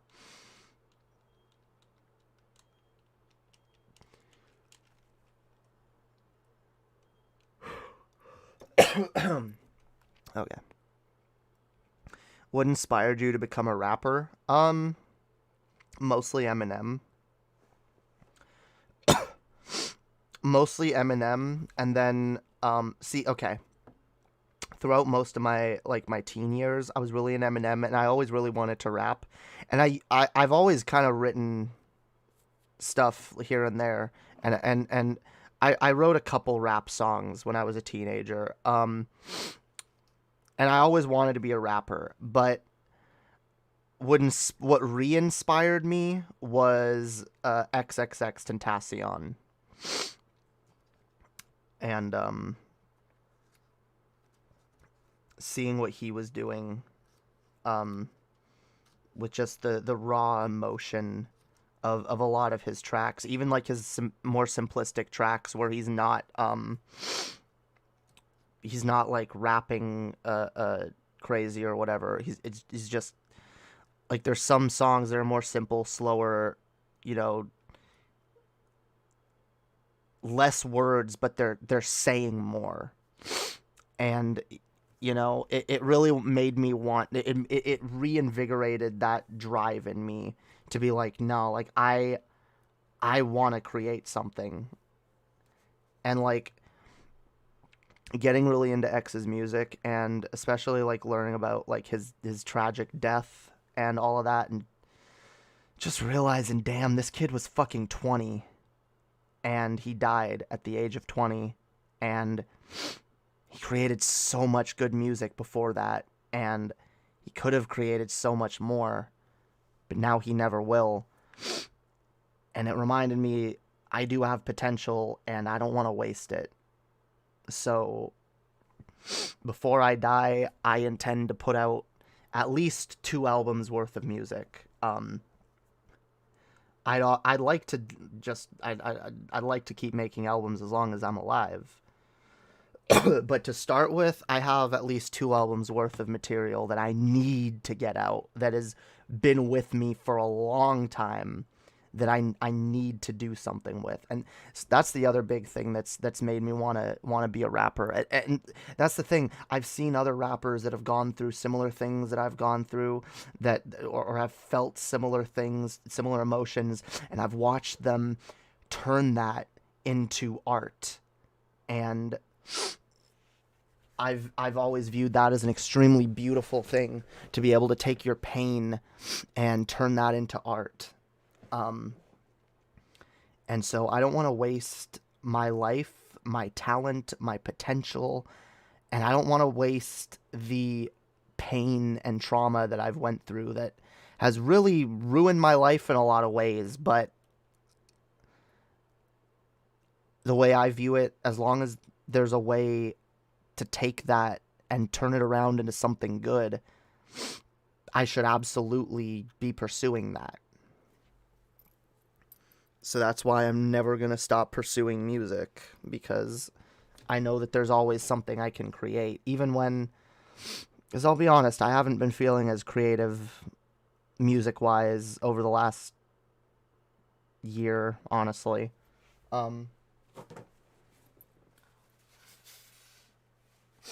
But lately I've been getting more bursts of it again. I've been writing shit again, and I've been feeling good about it. So as long as I'm able to keep creating shit, I'm going to keep creating shit. I'm jealous of your musical talent. I can barely play the piano, and I was given piano lessons when I was a child. I mean, you can always go back and try to relearn that shit. It's never too late. Never too late to go learn a skill, learn a new talent, learn something, you know?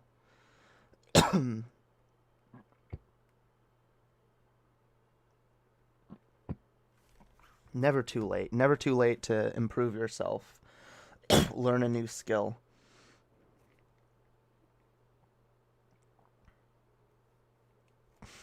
Interesting. Thank you for the detailed explanation. I'm glad you're strong enough to still be here and spread your message through words and song. Absolutely. And that is what I'm going to continue doing.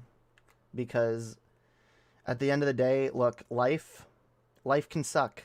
And it can come with a lot of pain and a lot of trauma. But it's about what you do with that shit. It's about what you do with the hand you're dealt. All right? Was I dealt a shit hand?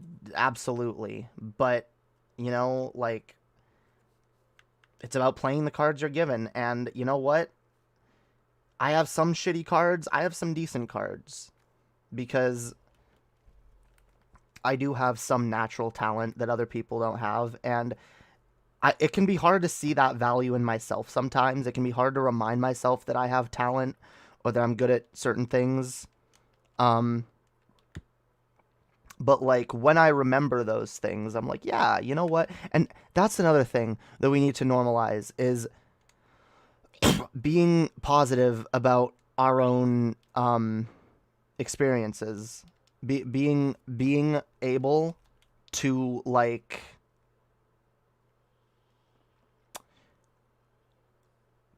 being able to love yourself in a way that you actually feel comfortable saying, yeah, this is what my values are. This is what I'm good at. This is what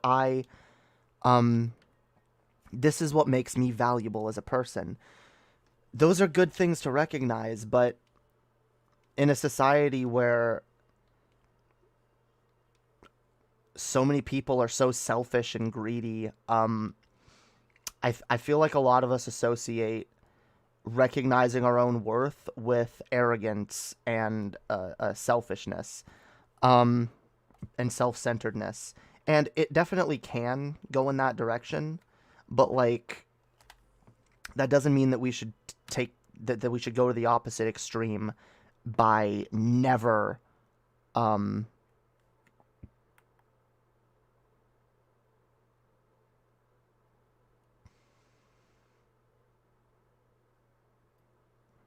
fuck, what was I saying? God damn it. I keep misreading humburger as hamburger. I'm so hungry right now. I am too. I need to wrap this up and go eat something, actually. I keep forgetting that.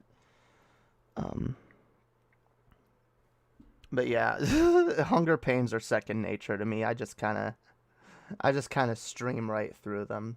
Not healthy in the slightest.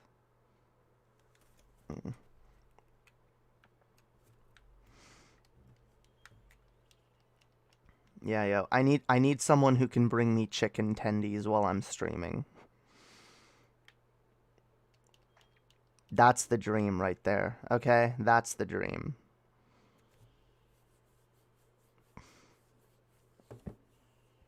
Looked like you were eating a burrito. No, I have a wrap from McDonald's, a really shitty wrap from McDonald's that,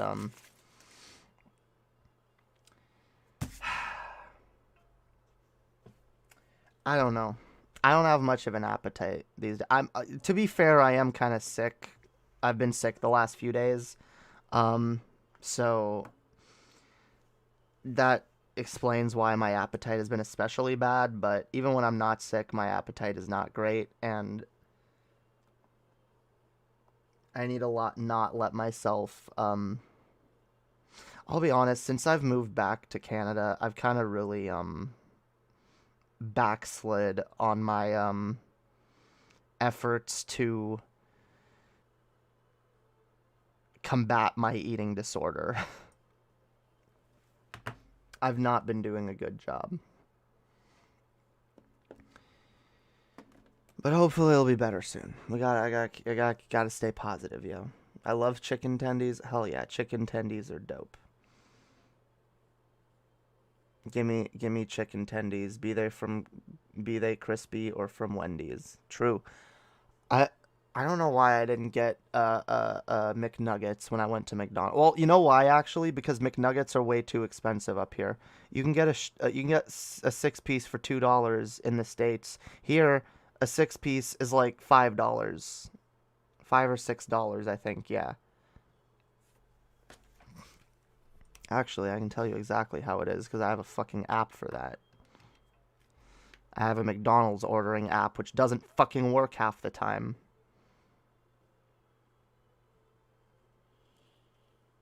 But yeah, I should have gotten nuggets just because I would have been more likely to finish them by now.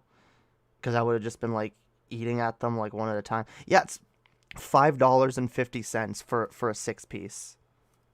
That's fucking insane. All right, that's fucking insane. 6-piece is $2 at McDonald's. $2 in America.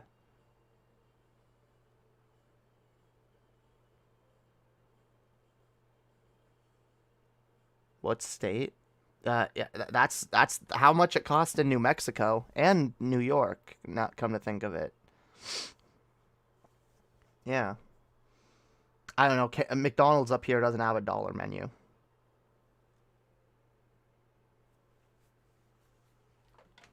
Which is not good. I mean, McDonald's up here is higher quality food, but like... Ooh, where's the... I forgot I had those. Yeah, yo, McDonuts. I got McDonuts again. I almost forgot I had McDonuts. Yo, see, y'all also don't have these in the States. The McDonuts, yo. The little mini donuts. That actually blows my mind that they don't have that in the States. $1 a nugget, highway robber. It really is, yo. $1 a nugget. That's $1 a nugget. That's not based. All right, for the same, literally for the same price, I got 6 donuts. Actually, I think it was a little less than that.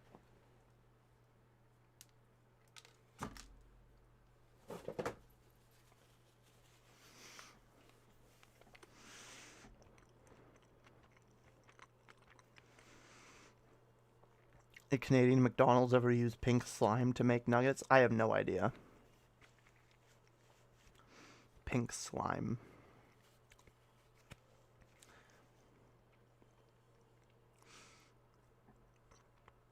I don't know. I remember they upgraded the meat a couple years back where they were like it's white meat now or some shit. I don't know. I'm pretty sure it's real chicken. Canada has higher food standards, though, than America. Y'all eat literal garbage.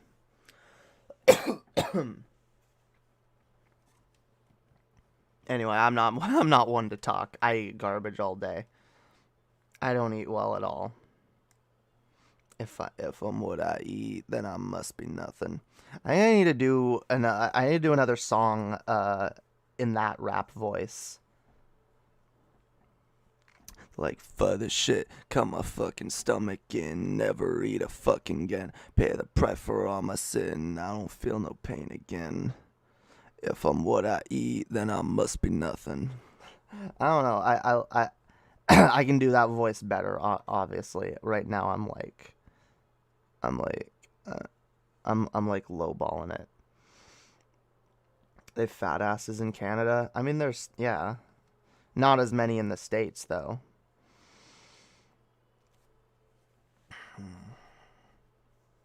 I probably would be fat if I didn't have an eating disorder. Ever read any comics? Not really. Not super into comics. Comics, I've always been interested in them, but they're hard to know where to start.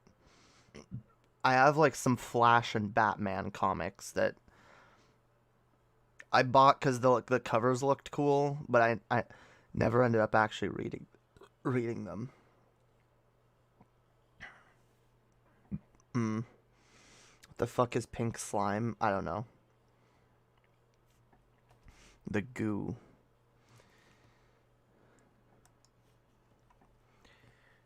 It's not food, it's goo. We're eating goo. For me, I just wish I could afford decent food. That's the sad thing. Not being able to afford decent food. Comics are great as long as they aren't superhero comics. I don't know about that.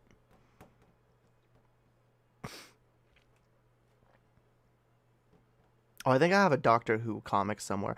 You know what? I'd probably read Doctor Who comics, but not many others. My comic just starts at issue 1. It's only 1 issue so far because of my executive dysfunction.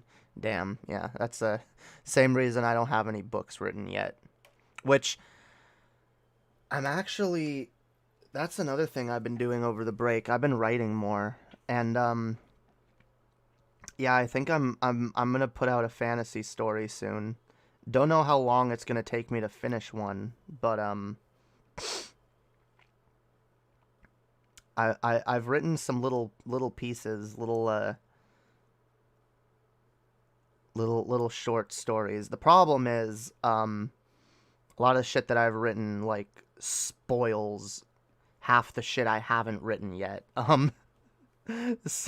But eventually I'll write something that I feel is a good starting point, and I'll just put it out to you guys.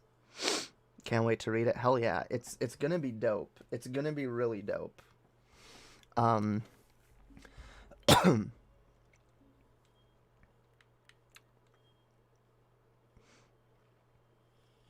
Sounds great. I can't wait to read it. I'm really interested in the worlds you create.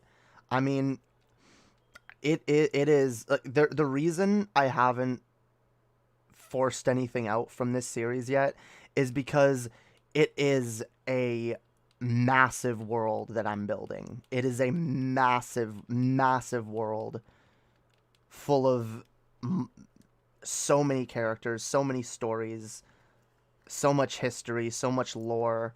It can be hard to know where to start. But I definitely... I want to start particularly with a character that I think is a really good trans allegory. Because I don't think we have enough of those yet in in fantasy stories. Or just in general. So...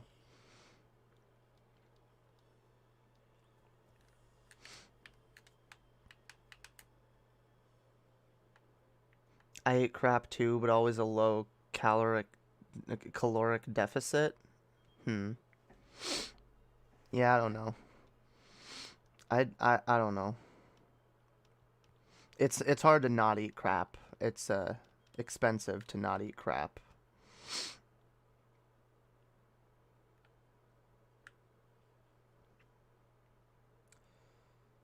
Yeah, see, am I the only Pokemon player that like goes out of my way to avoid battles when I can?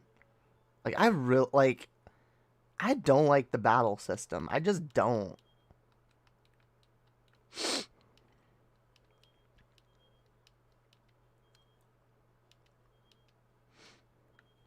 Actually, you know what I actually stand by this, guys. I said it before I played this game, but now that I've played it, I still agree with it.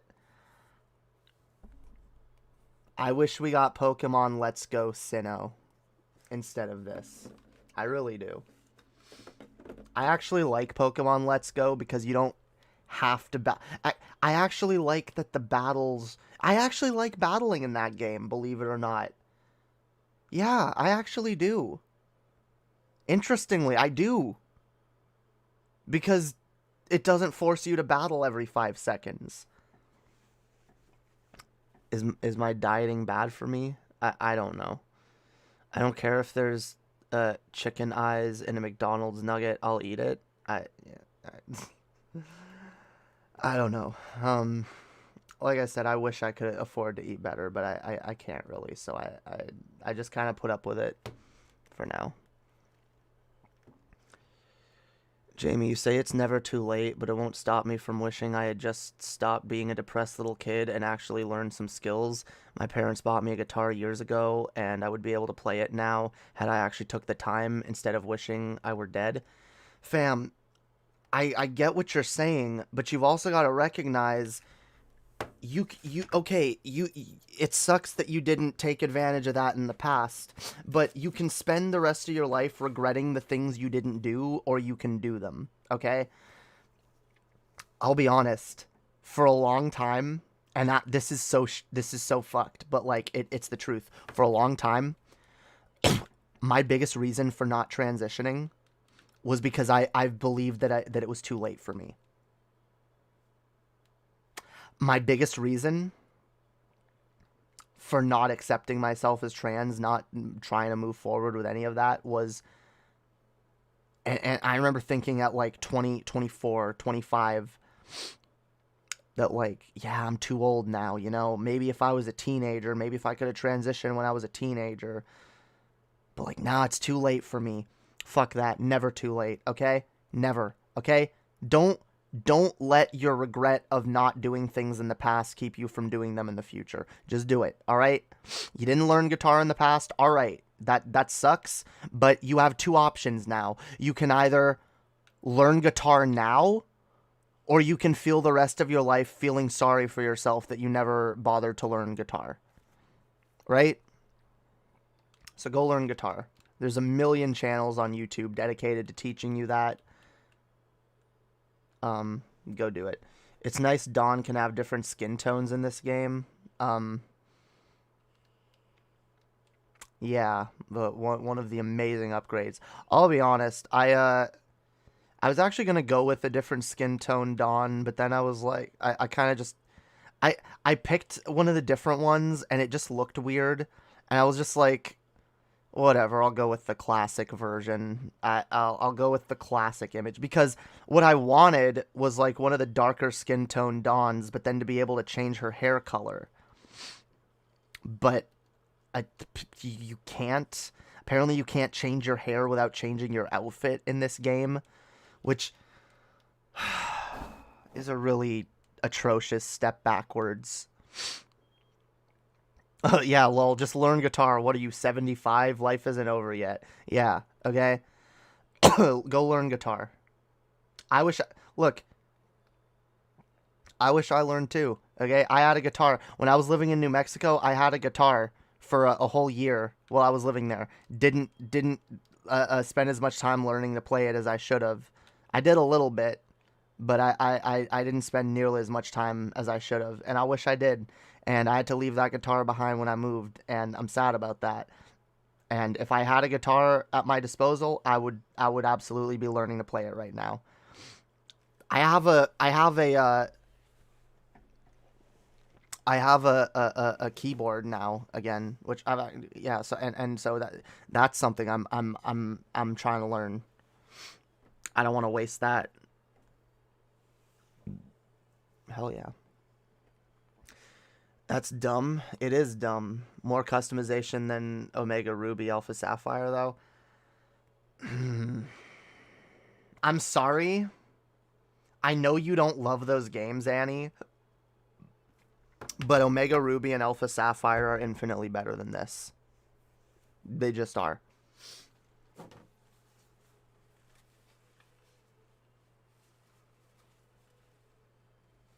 Like, you can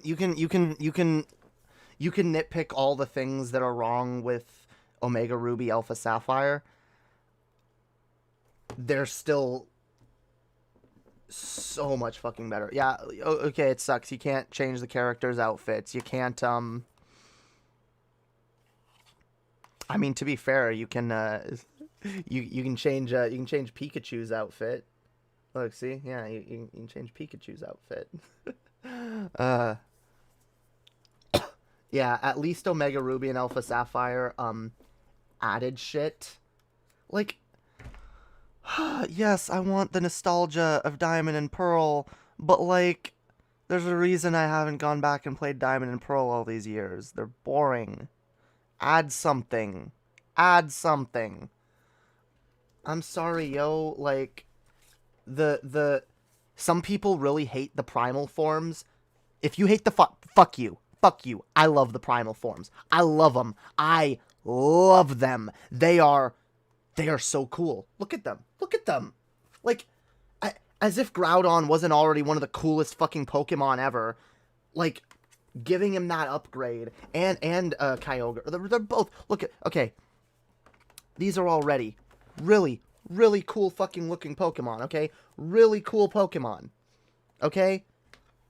Two of the coolest Pokemon that have ever existed. They took them and they only made them cooler. They only made them fucking cooler. Okay?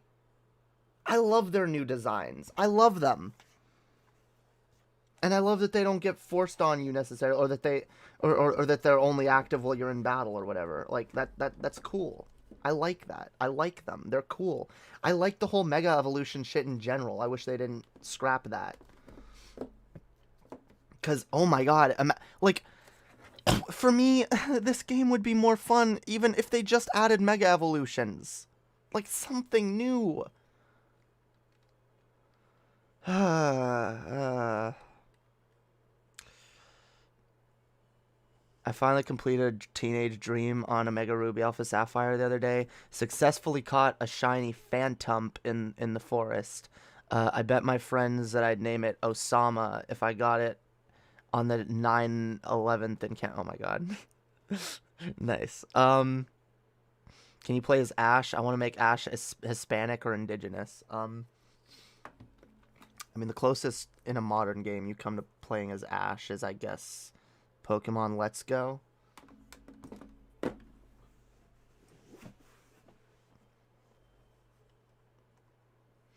Yeah.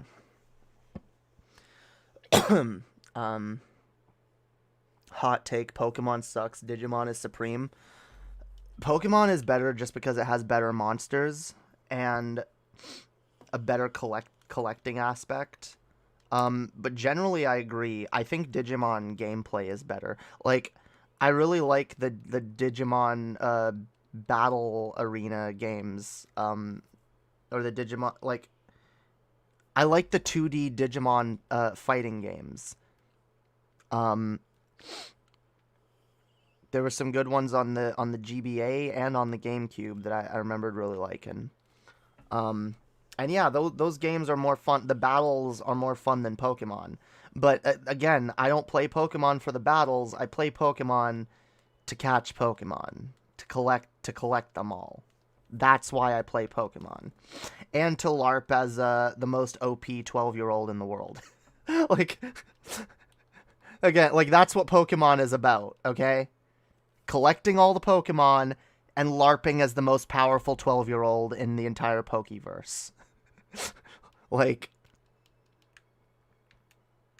you're a kid that has gotten a Pokemon, and suddenly, like, you become super powerful, beat all the gyms, become champion.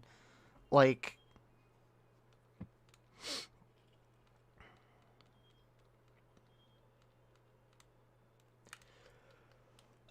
that's why it's fun.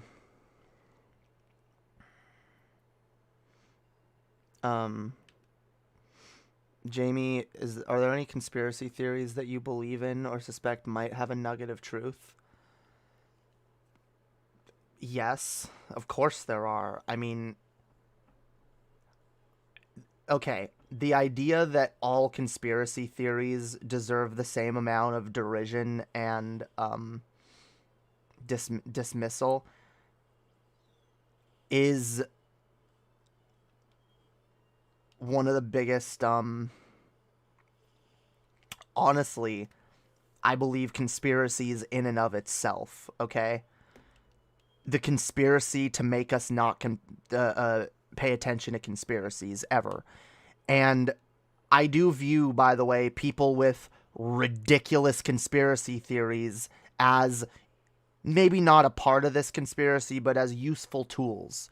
Because the establishment, the state, the governments that we live under, they don't want us to believe in conspiracies because they engage in them constantly. On many different levels. And it's not always like backroom deals, cigar smoking, mustache twirling evil people. But, like, there's a shit ton of stuff that gets swept under the rug. There's a shit ton of systemic injustice that gets ignored. And the best the best state that they can have us in is one where we're extremely distrusting of anyone telling us that things are not as they seem. Things can often be proven to not be as they seem, okay? The problem is, like, we have to be rational, and we have to be willing to take evidence into account, okay? But a lot of, like, for example, okay, I've talked about this before, and people get mad at me when I talk about this, and people have really strong opinions on this, but I'm never gonna budge on this. I absolutely view it 100% as and people are gonna think I'm crazy just for saying this. I don't care. I think it's 100% part of a right-wing conspiracy. The fact that any figure on the left that rises to any level of prominence immediately gets their name dragged through the mud. And yeah, I think Vosh derangement syndrome is part of a right-wing conspiracy to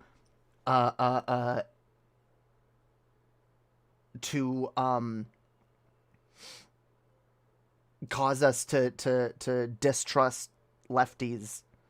I genuinely believe that whether it's the CIA, whether it's the government in general, or whether it's just certain organizations, I don't know. I do believe that there is a concerted effort to bury leftism. I absolutely believe that. I believe that it is that there is an active effort to discredit the left. And I believe there is an active credit. I mean, there's a number of things going on. I think there's also maybe less organized, but I do think several massive companies, in fact, we know this, several massive companies have engaged in conspiracies to hide their contributions to climate change. We know that happens all the fucking time. I believe there's probably conspiracies to make sure that no progressive politician or policy gets pushed through. There's almost definitely, absolutely there are. Now, when it comes to me saying, like, look, I believe generally that these things are happening. When it comes to specific conspiracies or people making specific claims without evidence, that's where okay, like, do you have evidence, right? I don't make specific claims regarding these things because I don't have specific pieces of evidence. Just, well, I guess different forms of evidence depending on the different conspiracy that I believe in. But, like, at the end of the day, like, especially, like, for the anti-leftism conspiracy, like, I've seen patterns. I've seen patterns that absolutely lead me to believe that. Yes, absolutely. Absolutely. Okay? The right is they smear Antifa, they smear BLM, they smear Bernie Sanders, they're gonna smear Vosh, they're gonna smear Demon Mama and Hassan and Xander Hall and all those people. They're gonna smear me if I get big enough. They absolutely are. And that's one of that conspiracy. Again, and I can't even make a claim as to how organized this conspiracy is, but there is a concerted effort. I know, I wholeheartedly believe that there is a concerted effort to discredit the left. There is. I don't know who's causing it specifically. I don't know what the specific plan is, although it's easy to guess a lot of elements of that plan, because a lot of it is done right out in the open. But in terms of, like, I think, like, and this is where it's, like, it's difficult because our society has become so dismissive to all conspiracy theories, me saying something like that, even if I did, like, come up with, like, a whole stream's worth of evidence to show, look, see how this is how this lefty is smeared, and this is how that lefty is smeared. It still wouldn't, like, they'd still just brush it off and say, you fucking conspiracy theorist. You handle this well, Jamie. I was debating myself whether to ask you this question, and I was worried I might regret it considering YouTube's typical behavior concerning conspiracy theories. Yeah, I just think when it comes to talking about conspiracy theories, it's about talking about it responsibly. If you talk about it responsibly, it's fine. I'm not making any, like, spurious claims, you know? I'm not accusing any specific entity of any action. I'm just saying that as a leftist who's watched leftist spaces for a while, I tend to notice certain patterns, and I tend to notice a lot of the same bad faith criticism being thrown around, and a lot of the same type of people who go around calling themselves lefties, but really being nothing but a bunch of doomers that don't want to do anything. The Red Scare was out in the open. Ever notice how most critiques from leftists, of leftists, are from a conservative bend? That's not a yeah, exactly. That's not a coincidence. There is a reason why. Yes, but because the left goes around.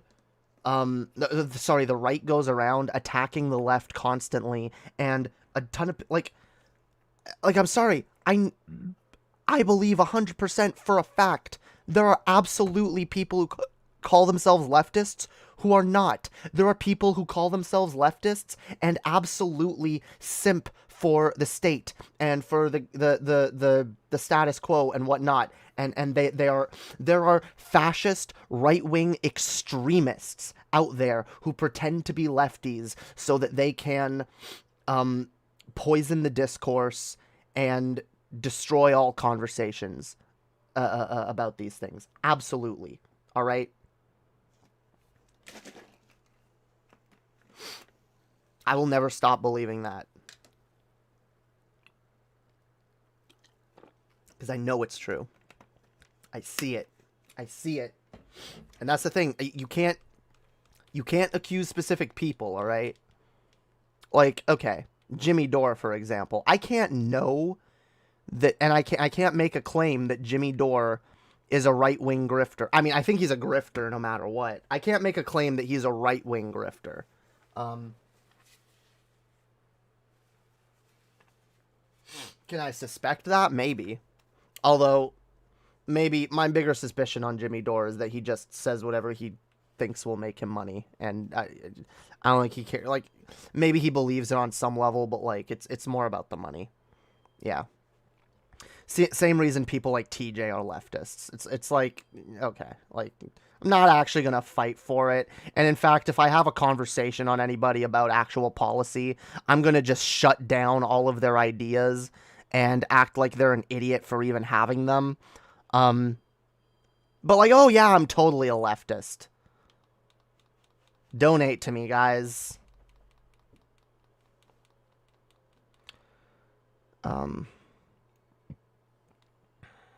Who's the snitch? We need to find the agent provocateurs.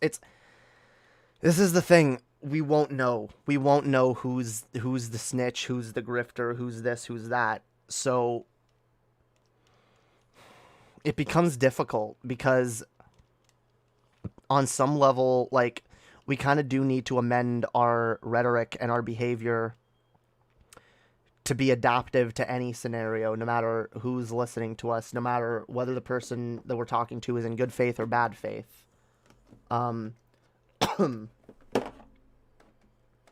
We need to... But this is the thing, and this is where it gets really fucking hard, because, like...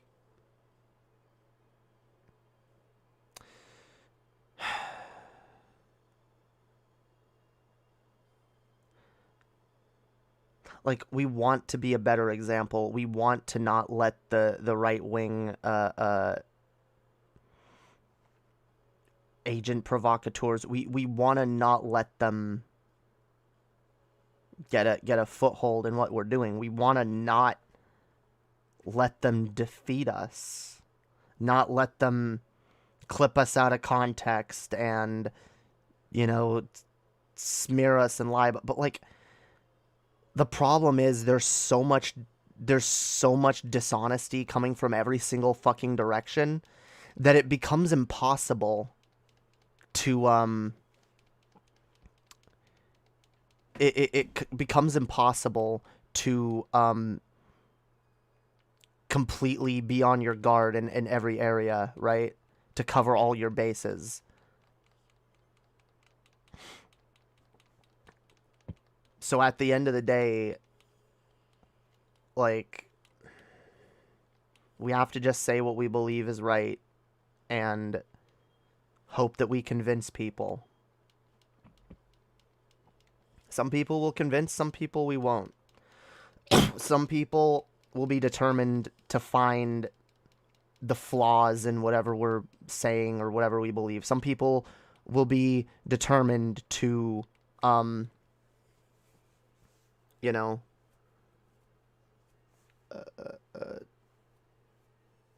paint our ideas as fanciful, delusional, naive, whatever. But like there are genuinely people out there that want a better life, want a better world, and we just got to appeal to them one person at a time.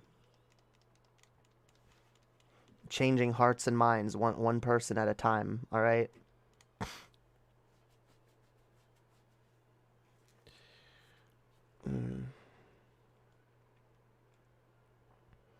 Anarchism, yes, very based. The Red Scare. Oh, I already read that, didn't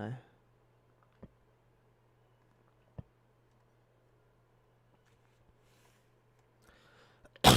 Yeah. By the way, if you're an anarchist, you are left-leaning. Yeah. At least through my perspective. My subjective political perspective. Yeah. If you claim to be a libertarian or an anarchist or whatever, you're not on the right.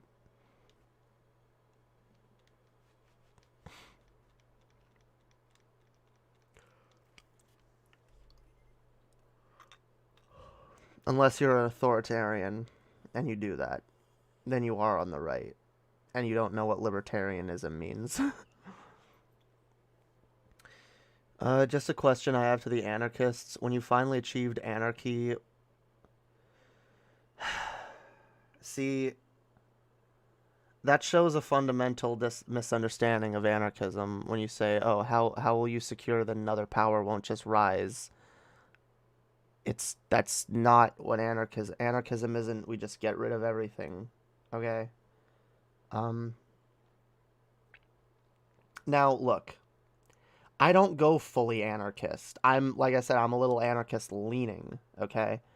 There's a lot of structures, and anarchism is more about being against structures and hierarchies, okay?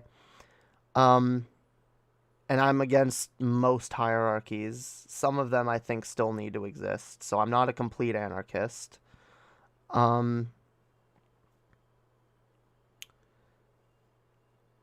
But like you can be against hierarchical structures but be pro democracy.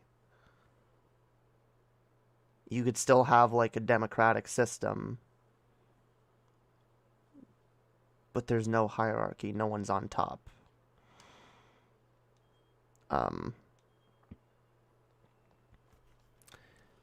Anyway, I'm not the best advocate for anarchism per se. As I learn more about leftism, I do slowly drift further to the left, though, and there's definitely a lot of anarchist talking points that I can get behind, but I don't feel comfortable identifying as an anarchist myself yet. I'm more of like an anarcho-communist, I guess.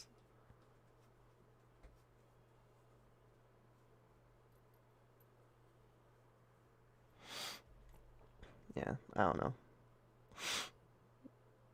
Yeah, maybe I'll read some anarchist literature and become an anarchist overnight.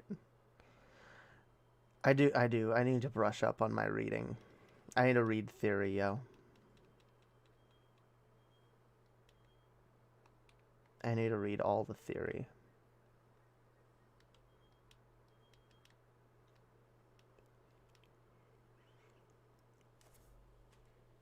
But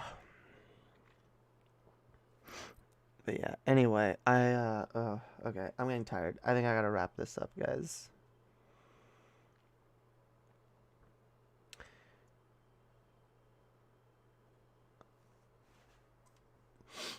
I promise I will do, next week at some point, I will do a proper, content stream. Okay? I will. I'll do we'll do some conservative reacting and shit. And it'll be fun.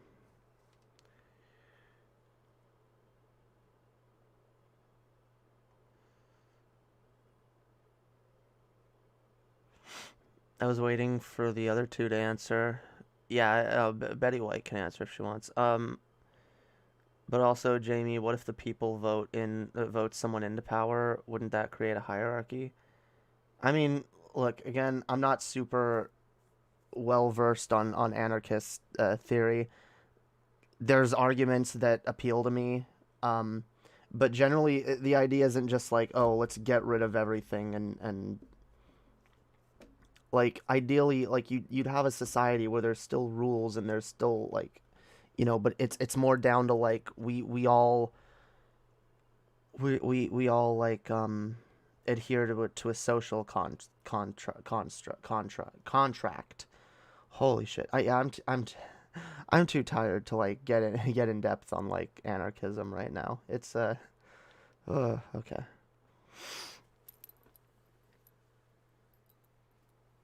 How about this? I'll do a more in-depth segment after I've finished my anarchist reading, okay? There we go. But yeah, anyway. Hell yeah. For those of y'all who've been hanging out this whole time, hope y'all have enjoyed the stream. If you did, make sure to click the like button. Make sure to share the stream. Subscribe. Consider donating over on Streamlabs or become a patron. That should also really helps out. What else? There's links and there's stuff. Go click, go do shit. Join my Discord. Follow me on Twitter. All of that shit. I have an Amazon wish list if people want to send me shit. You also don't have to do any of that, cause